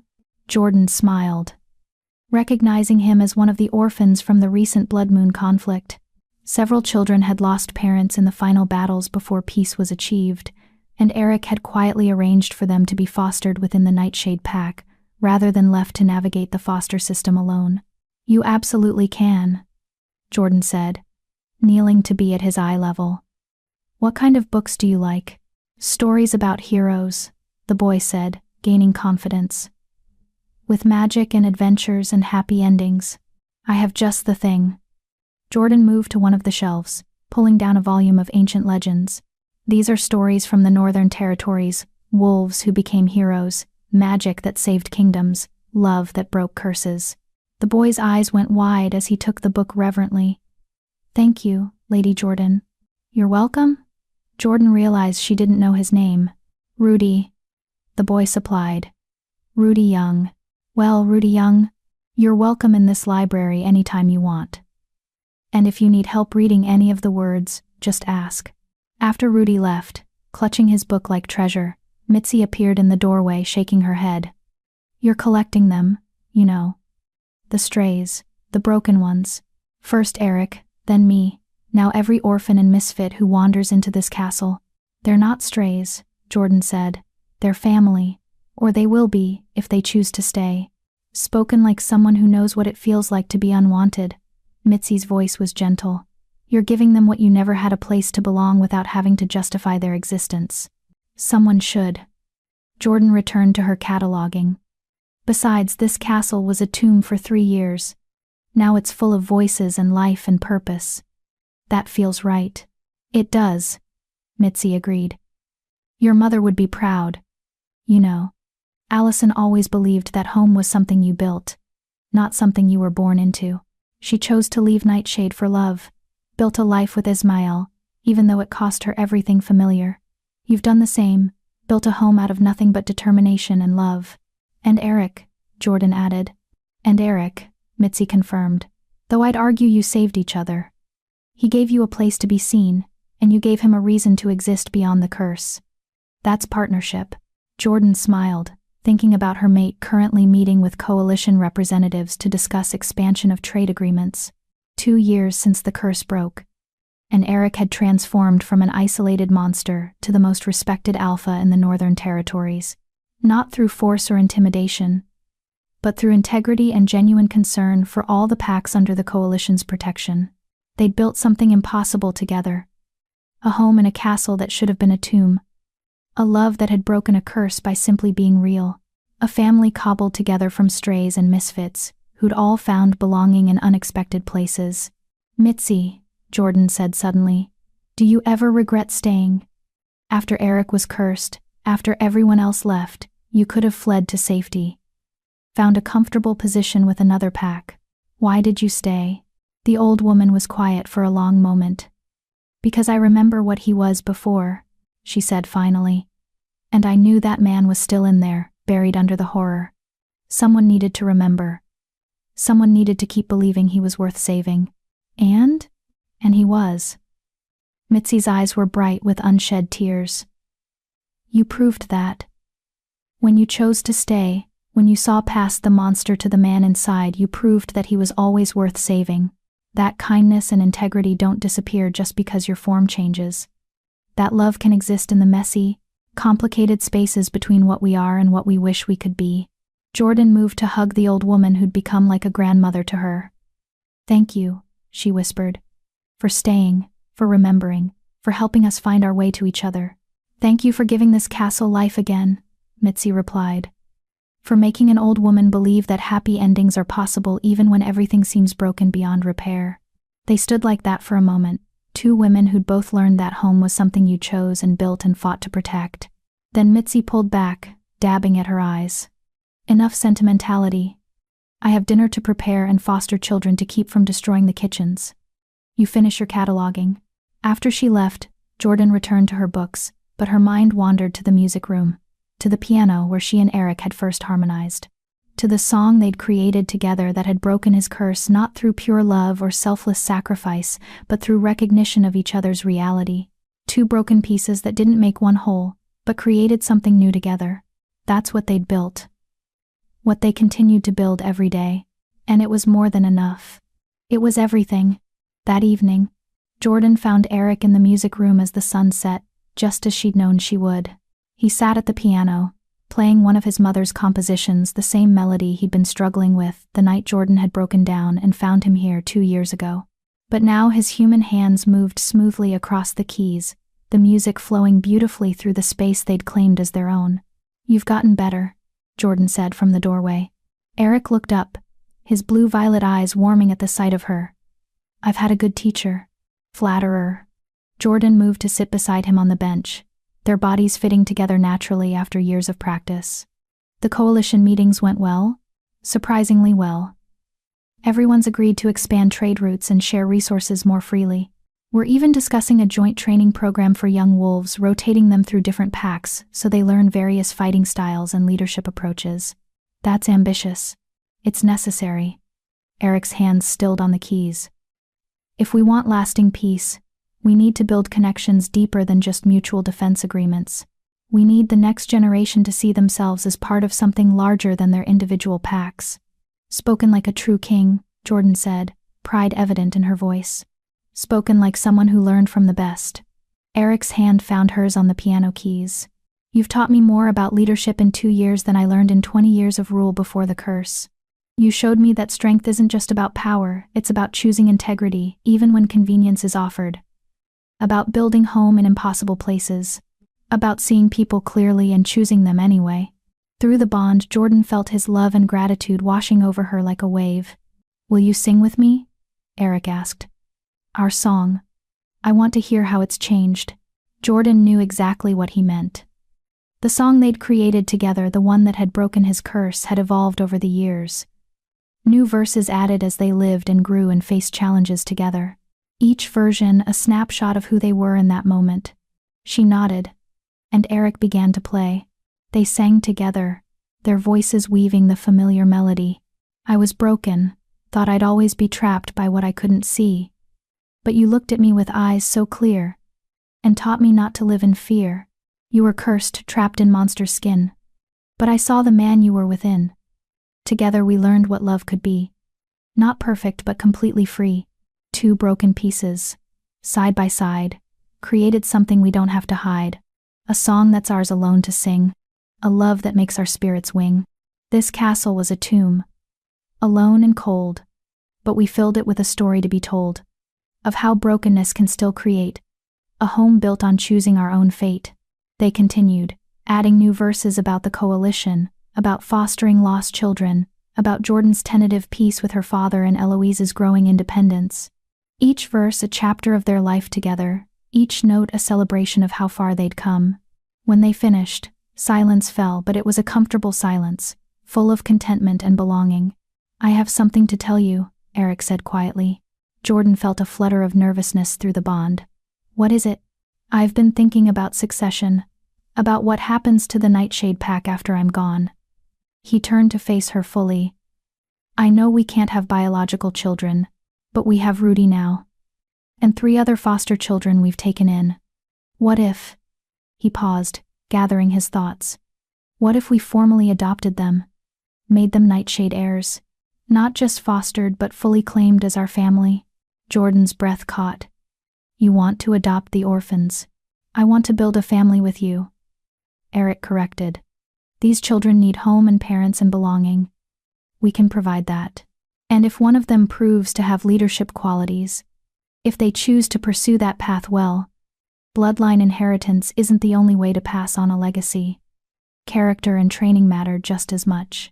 Through the bond, Jordan felt his absolute sincerity. He wasn't suggesting this as a consolation prize for not having biological children. He genuinely wanted to create a family with her, to give lost children the home and belonging they both understood the value of. Yes, Jordan said, tears streaming down her face.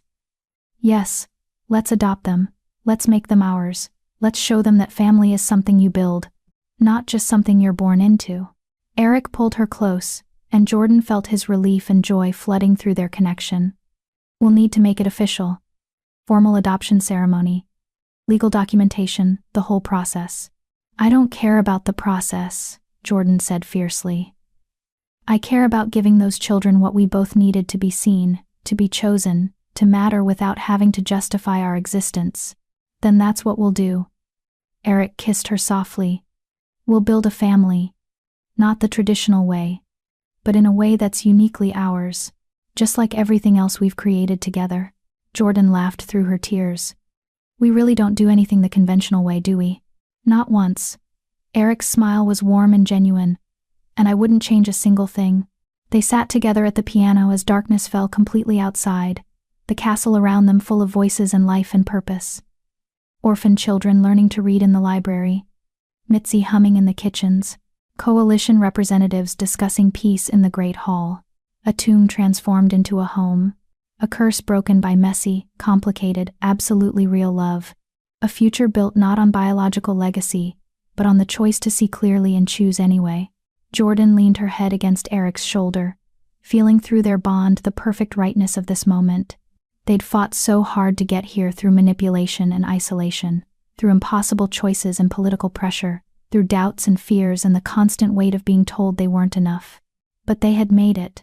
Together, they had built something impossible, and it was more beautiful than any fairy tale. It was home.